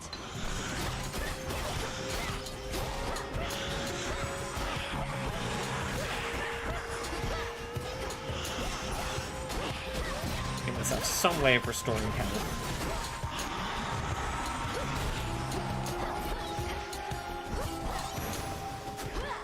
Rest for now in peace.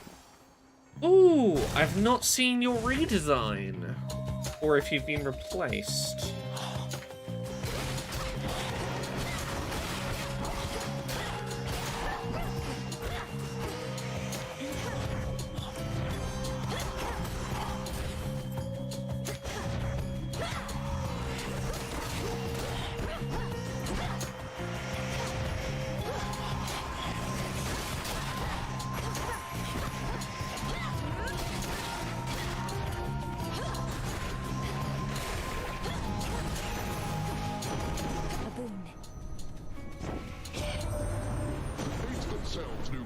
Could be overthrown by his own kin. We've done it before, and we're going to do it again. Your assistance in the matter is appreciated. They've made him so sassy. There's something in the eyes they've done with him that is...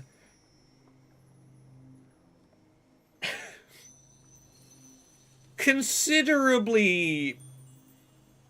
Look, there's no good way to say this. Zeus... In the wider, you know, the actual mythology that Zeus is based on, he'd kind of fuck anyone. You know, he got around. There's something about the way his eyes are drawn where I am more willing to believe, oh yeah, you're not just, you haven't been drawn as a heterosexual, I see. Oh, sprint. No getting used Like, to I have that. no better way to explain the thought I'm trying to explain there.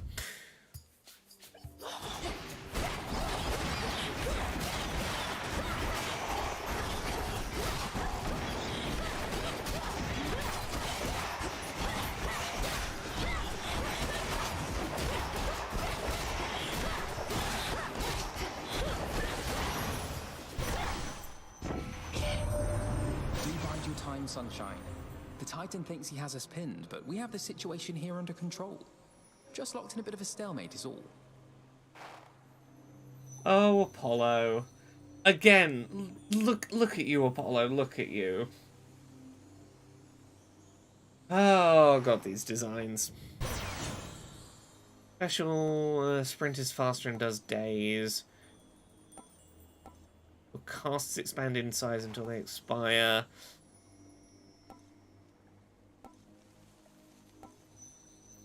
Try this one. Right.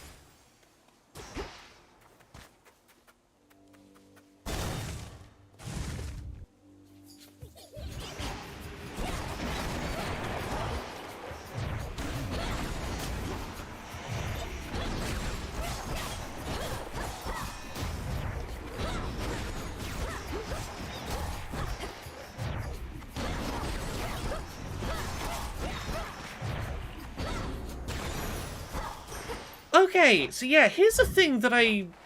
Yeah, is this the case? Yeah, when it's... okay, yeah. No. I'm trying to work this out still.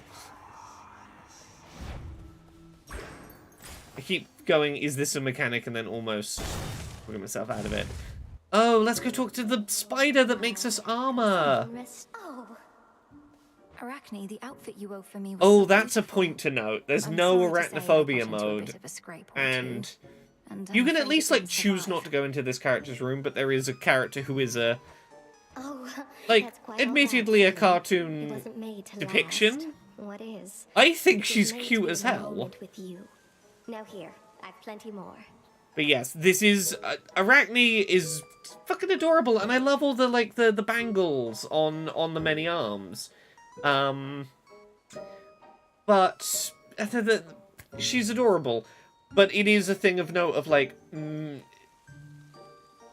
it might be worth warning people the sequel has spiders and the first game didn't have spiders and okay, so yeah, this is a new mechanic. Armor. Get a plus 30 defense outfit that makes you channel 40% faster, 50 defense that lets you restore 2 health when exiting a location, or 10 defense that makes your casts deal 100% more damage. Let's try the Scarlet Dress. It matches your eye.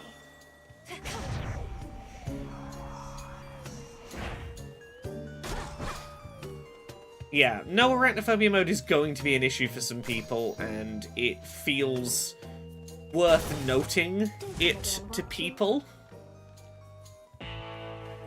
And again, she's an avoidable spider, but... All of this tainted gold. You'll see that it's disposed of properly, Lord Charon. I long to see that day.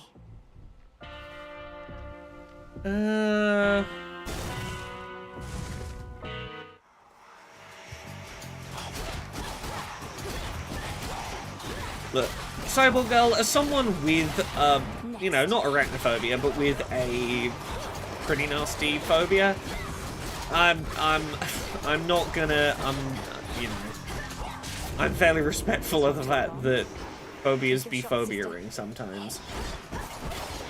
The hunter's mark again.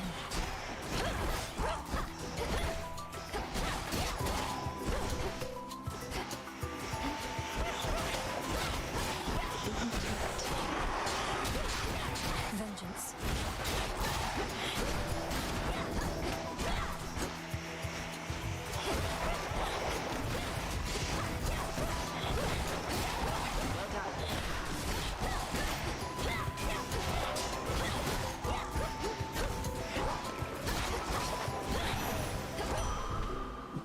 Good evening.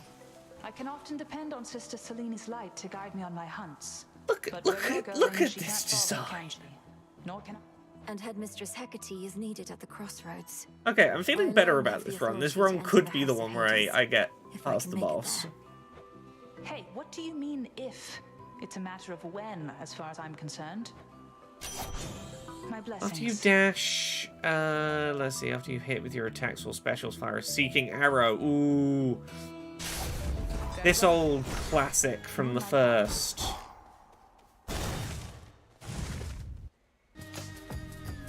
Oh, welcome Raiders, sorry, hi.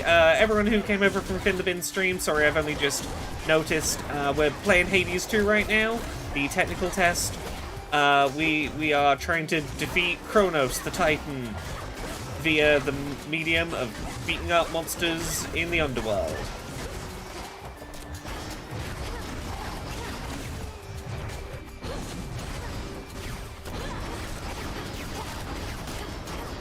Ooh, yeah, spamming cast, honestly, is pretty powerful in this.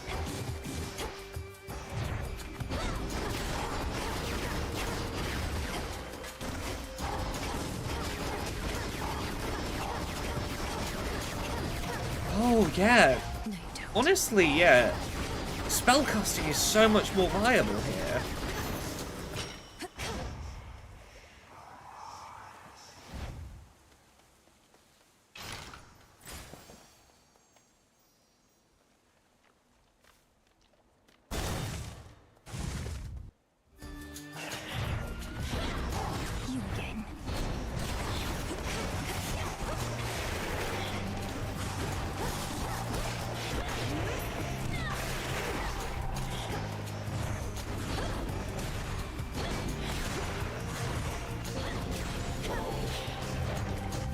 Okay, yes, I need to remember to use this healing cast that I have.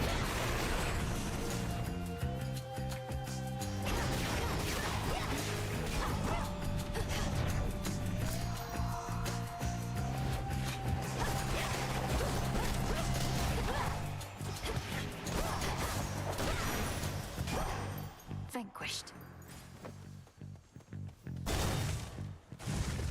Okay.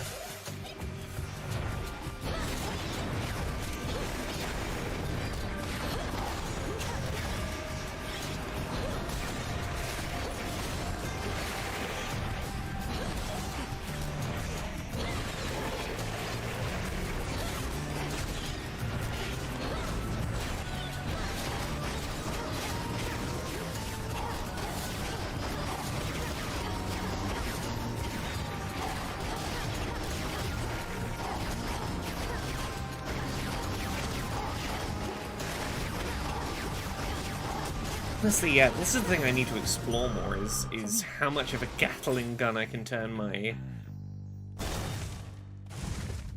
magic build into. Ooh. Should be useful. Keep getting shipments of those gold and Kronos coins. I melt them down and dump the goop into the earth from whence it came, so Kronos can make more. Cast deal damage 3 times in succession, but in a smaller area. Oh, well, if I want to go for like a full-on magic build for trying to take the boss down, let's go for it. Let's really commit to a magic build. Enemies. His age doesn't mean anything to me. The old are seldom wise, and often weak. And he did not study under you, headmistress. Only I have. Just so. He is an arrogant old fool. Okay. Cross flames awaken!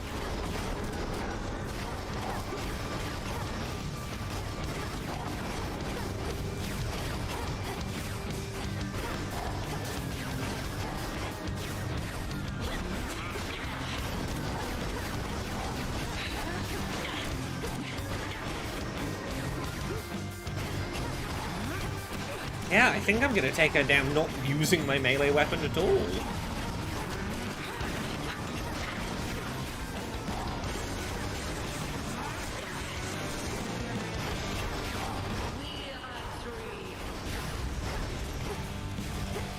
I don't know which of you is the real one I need to attack.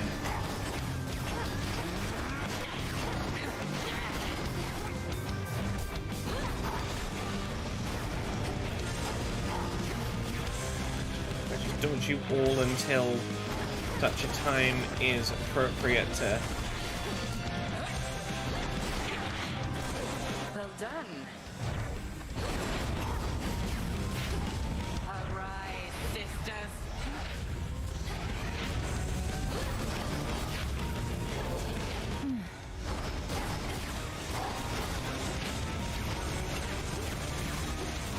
Kill all of them. God, the sigil effect on the ground is gorgeous.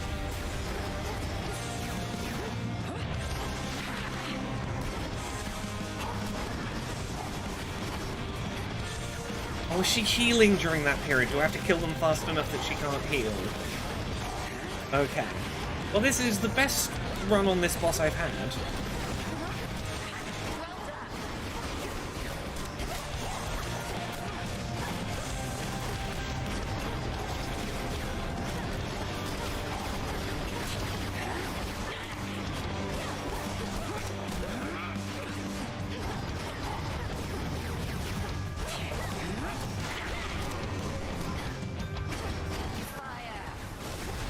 She definitely seems like a decently hard first boss.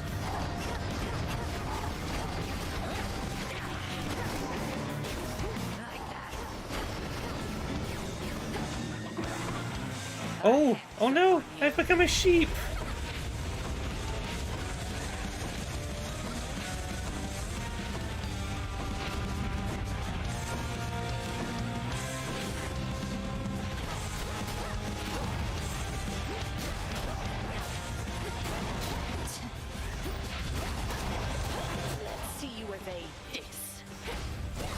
Okay, I'm not doing great on health, but...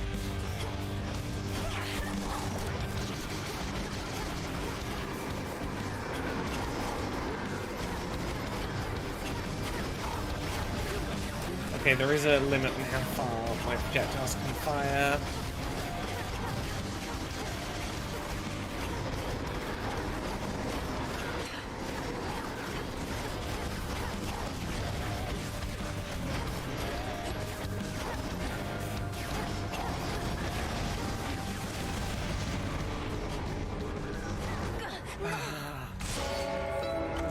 Collapsed under the pressure of it all. Okay, but I did so much better that time. So Let's give it one more close. run. Let's give it one more run. But yeah, as you can see, like, magic. I intend to be true. like, purely going for magic is a much more viable strategy than it felt in the first one. Ooh, sometimes you'll just find healing glades. Cool. So mote it be. It is done. Headmistress, I found Artemis out there. I'd not expected her so soon, but then she's quick. I must say, this technical test feels polished enough that I'm like, I know they said, like, yeah, it won't be that long between this and the early access. I very much believe that. I wouldn't be surprised if during one of the Summer Games Fest showcases in like 5-6 weeks, we get like it's in early access today, you know, during one of those conferences. It feels close enough for Alas, that. not yet. However, those two are resourceful and discreet. And Olympus remains none the wiser to our long-standing connection with them, if that is your concern. My concern is their safety. No, we cannot. Back in one piece. Those thorny chaps you've been dealing with. They're not... I'll share my thoughts when necessary. Aye, best not to speak without prepared remarks. What is it? Don't worry, you didn't miss much while you were out. A lot of standing around, chanting prayers for your victory and protection. Fine, thanks. You know all about lack of support. What is my path? I don't get either of those yet. Alright, let's go straight back Here we out. go. Let's do it. Let's do it. One more attempt. Hestia. I'm getting the feel for it more now, though. It's coming together. Artemis who sniffed you out, was it? Seems like an awful big coincidence. But then we're gods. These things, they happen all the time. I'll say I'm glad she found you when she did.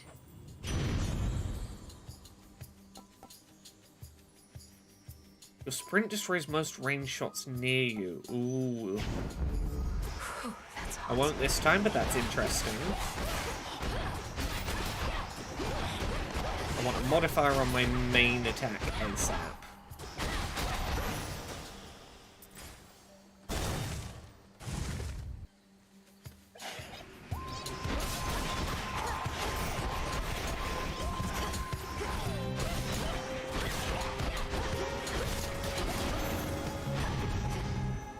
Olympus, I accept this message. Specials inflict scorch, rapidly restore, but you have 20%. Specials do scorch. In we go. Okay, yeah, let's take cool fireballs.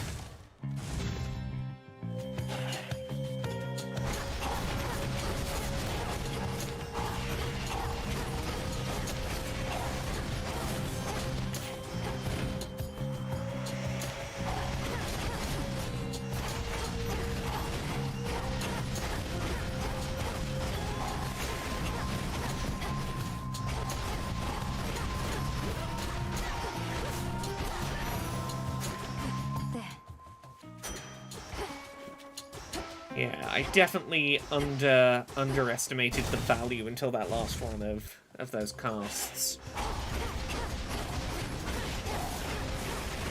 And really keeping distance pretty well.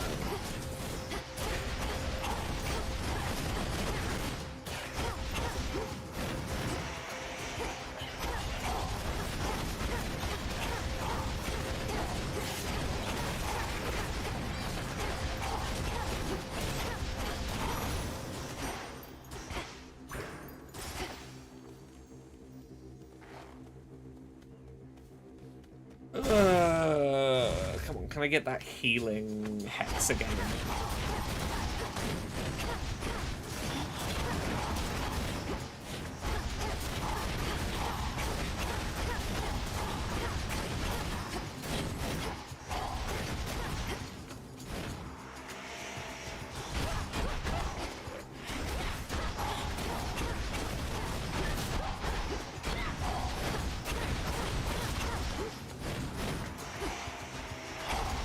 Should be the last of them.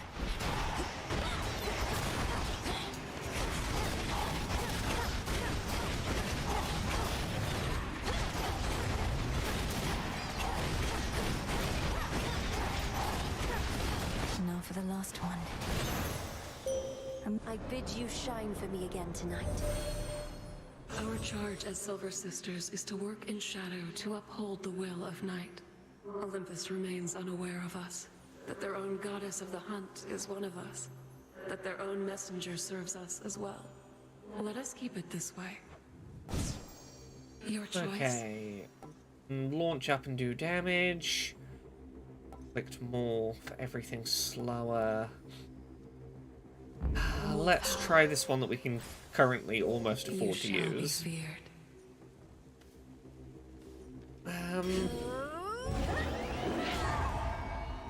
Okay, that's pretty nice. I'm not really going to be able to afford anything in there right now. Let's just go this way. There you are. I'll keep them busy for you.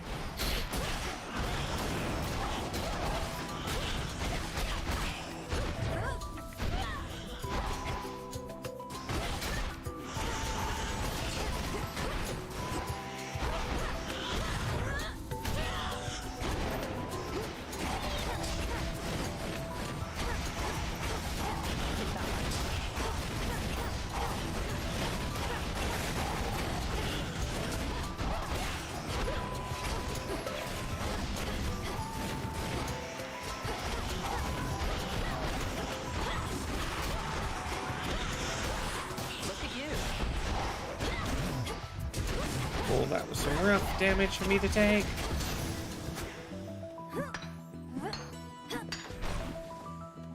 Area secure. It's strange, isn't it? He's our own grandfather. Kronos, I mean. But I feel no connection to him at all. I just want him gone. Doesn't matter who he is. He's a threat. We're the Silver Sisters. We'll make him gone. For the sake of the realms. Strictly business then, is it? Even still, funny how it falls on us to settle the older generation scores.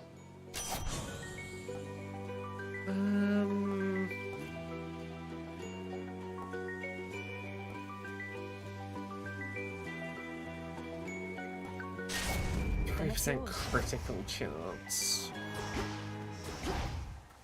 What I really need is healing. Oh. You and me.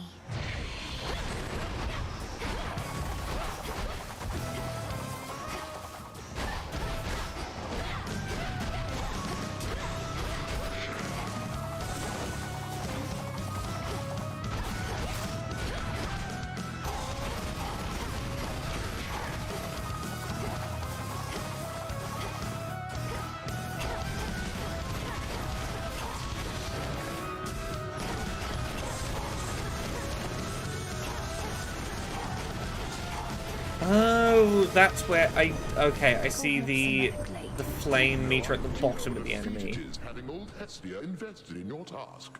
She can be very disagreeable and loath to participate in any shared activity of ours.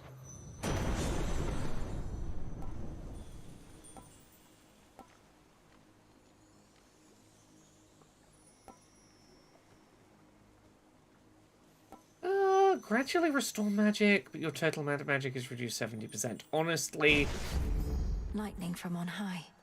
How quick does it restore? Pretty fast. Oh, that's a very worthwhile boon. Yeah, Thimble, what did you only just notice about infinite wealth?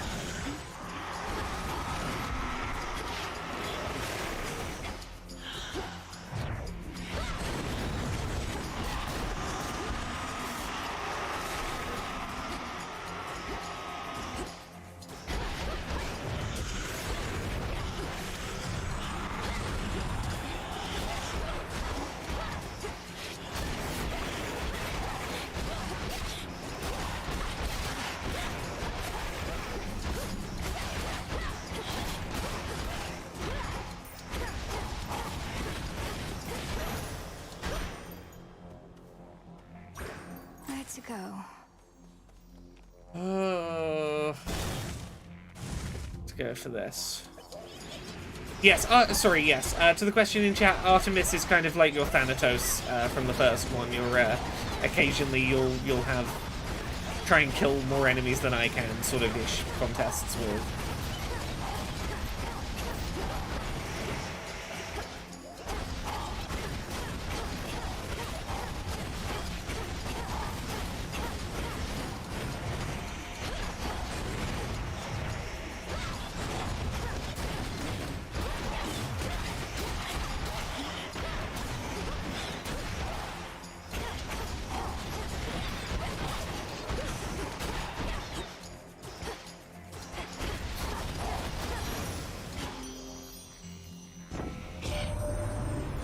You look as though you've had an altogether miserable night. Been there, gorgeous. I merely hide it well. Oh, whenever you exit a location, restore 100% of health if you have not lost too much. Oh, you need 80% of your health for it to activate. This must be love. Interesting, interesting. Not particularly helpful to me in this moment, but interesting. My incantation must have led me to this place. Oh, healing pool. Oh, perfect time. Pure water. And I'll leave the room and top back up to 100% because I think I'm over the 80% threshold. Or apparently not. Spinning, spinning goes the thread. Ah, it saw you get into a scuffle with the great big witch. Why are you fighting? I thought you were on the same side. Headmistress and I aren't really fighting. Well, no, I suppose we are, except it isn't born of anger or misunderstanding. It's just her way of making certain I'm prepared. Huh. Well, look, you show her for me the next chance you get, won't you, my friend? And no pressure. Okay, channel faster, restore magic, store 2 health when you exit a location. I'll take that. Perfect fit. That 50 defense, I think, if I understand right. Nice find. Up our health a little. Careful out there.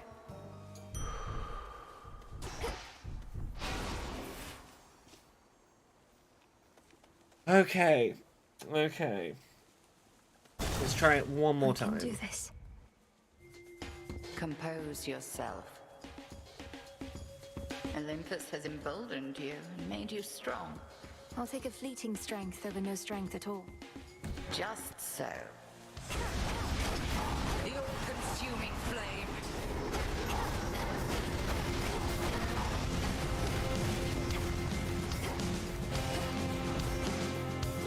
Oh, it's not defense, it's a shield value. The amount of just shielding shielding of my health bar. Ah.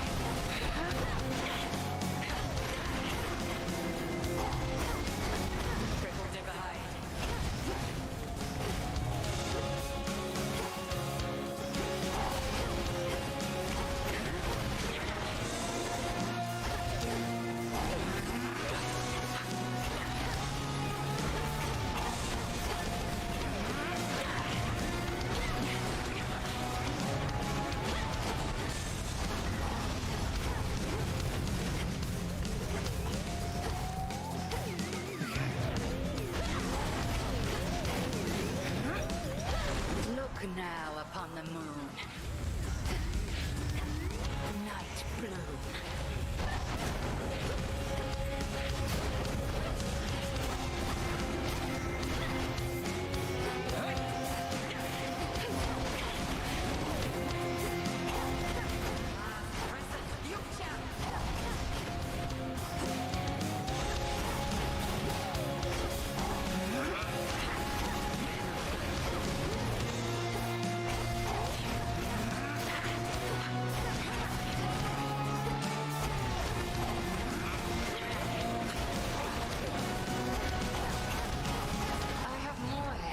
Up my sleeve.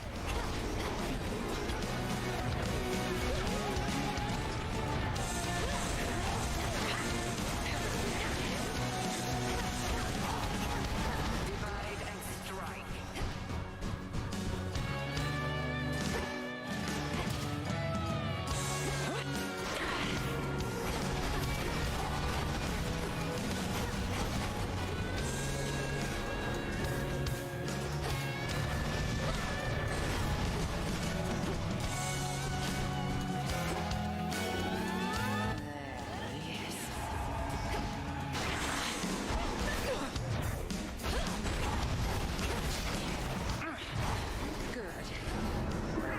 Oh, I'm cursed again. This is bad.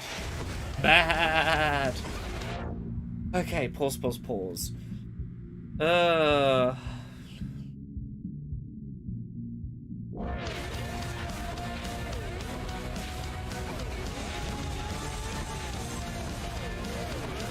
I can't tell if she is healing during this period or not, but I'm gonna try and deal with this quick just in case.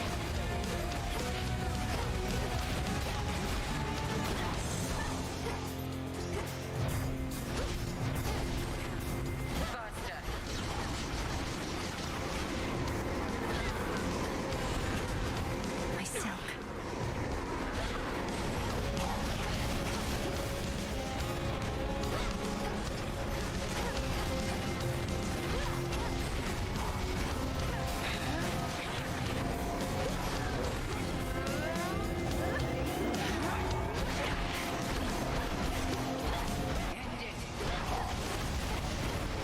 So close, so close. I'm gonna have most of my health. Don't panic.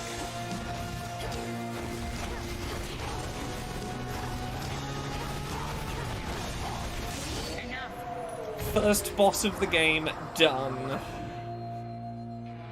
You fought with diligence and with ferocity, but surely there is more for you to learn beyond this threshold.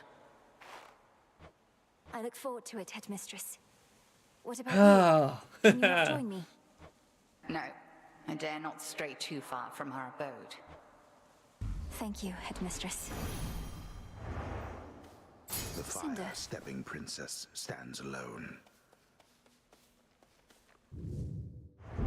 Thus did Melinoi, the underworld's vengeful daughter, delve into the outskirts of her realm in search of her ancient, hateful foe, the Titan Kronos. Time itself, and time supposedly cannot be stopped. A claim the princess has her reasons to dispute. Hers is a tale that shall withstand time, yet it requires time as well. For now, a cruelly abrupt end shall have to do. Given that the game is about Kronos, Return to Shadow now. that's such a fucking beautiful way to go. Yeah, we're gonna have to stop you playing any further. This is a technical test. Yeah, we plan to launch the game in early access quite soon. And there'll be much more to discover. I have defeated Headmistress Hecate 1 out of 5 times, at which point please consider your participation in this technical test to be complete. Okay. So they're like, hey, we reckon by the time you've beaten that boss 5 times, you probably have a sense of whether there's anything we need to know tech-wise. And I'm like, yeah, that's fair enough. But honestly, I like that it's not just you beat the boss once, your save file's Any done. hauntings need evaluation or anything? I'm fine. It's just, I think I've hit a bit of a slump, is all. Good. Well, out of curiosity, have we unlocked anything else that we can do? I'm gonna have a little look around just to see. You have gone far, Melinoi. And then I've got to finish up for today. Gave me quite a scrape at that. Thank you, Headmistress. Although I know that I could not have bested you had you held nothing back. You know. Why do you self-impose such limits on your capability? Alter your thoughts. I shall see you again out there. Oh, what the heck. Yes, Headmistress. Hooray, having to micromanage things. Blade. You passed her little test that time. Must have felt so good beating her ass to the ground. Don't get to spar with her, so I can only imagine. We're not just sparring. You don't know our craft. I know I could take her. Odysseus out checking on reports. Full bloom.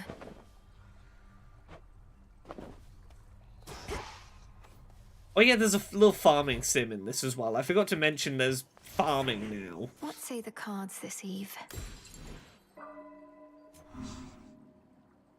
Grasp limit reached. Your new Arcana card requires more grasp than you have available. You may use the gauge in the top right corner to increase your grasp or deactivate other cards. I lack the grasp for this. I can do this. Ah, so now I can equip this. Okay, so Cinder can be used to get that last bit on that tree, but can I also use it to... Okay, we can unlock the Silver Spade, dig for seeds, Tablet of Peace, compel lone shades to the crossroads and gain large sums. The Silver Spade. You're mine. It just served you well.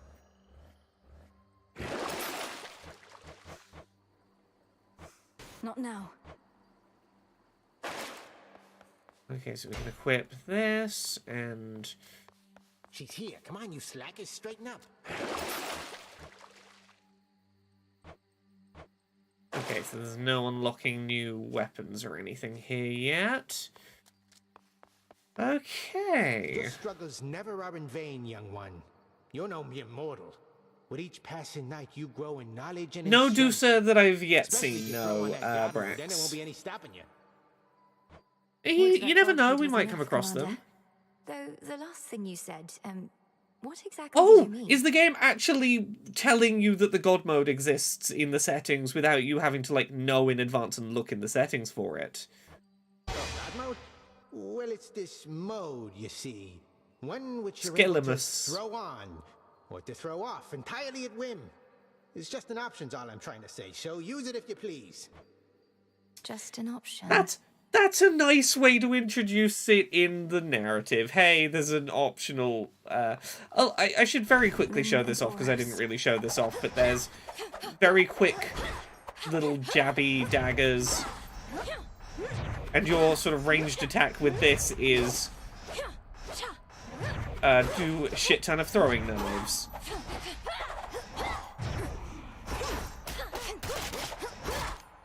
Or do like a charged up...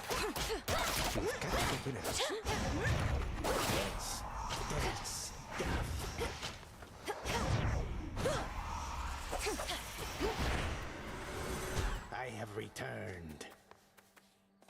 Yeah.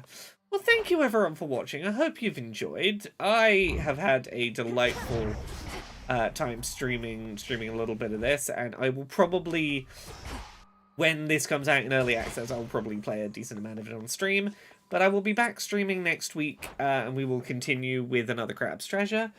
I hope everyone's enjoyed the stream. I'll be back streaming on Monday night. Have a good rest of your day, everyone. This has been a lovely one. I'll catch you all soon. Bye.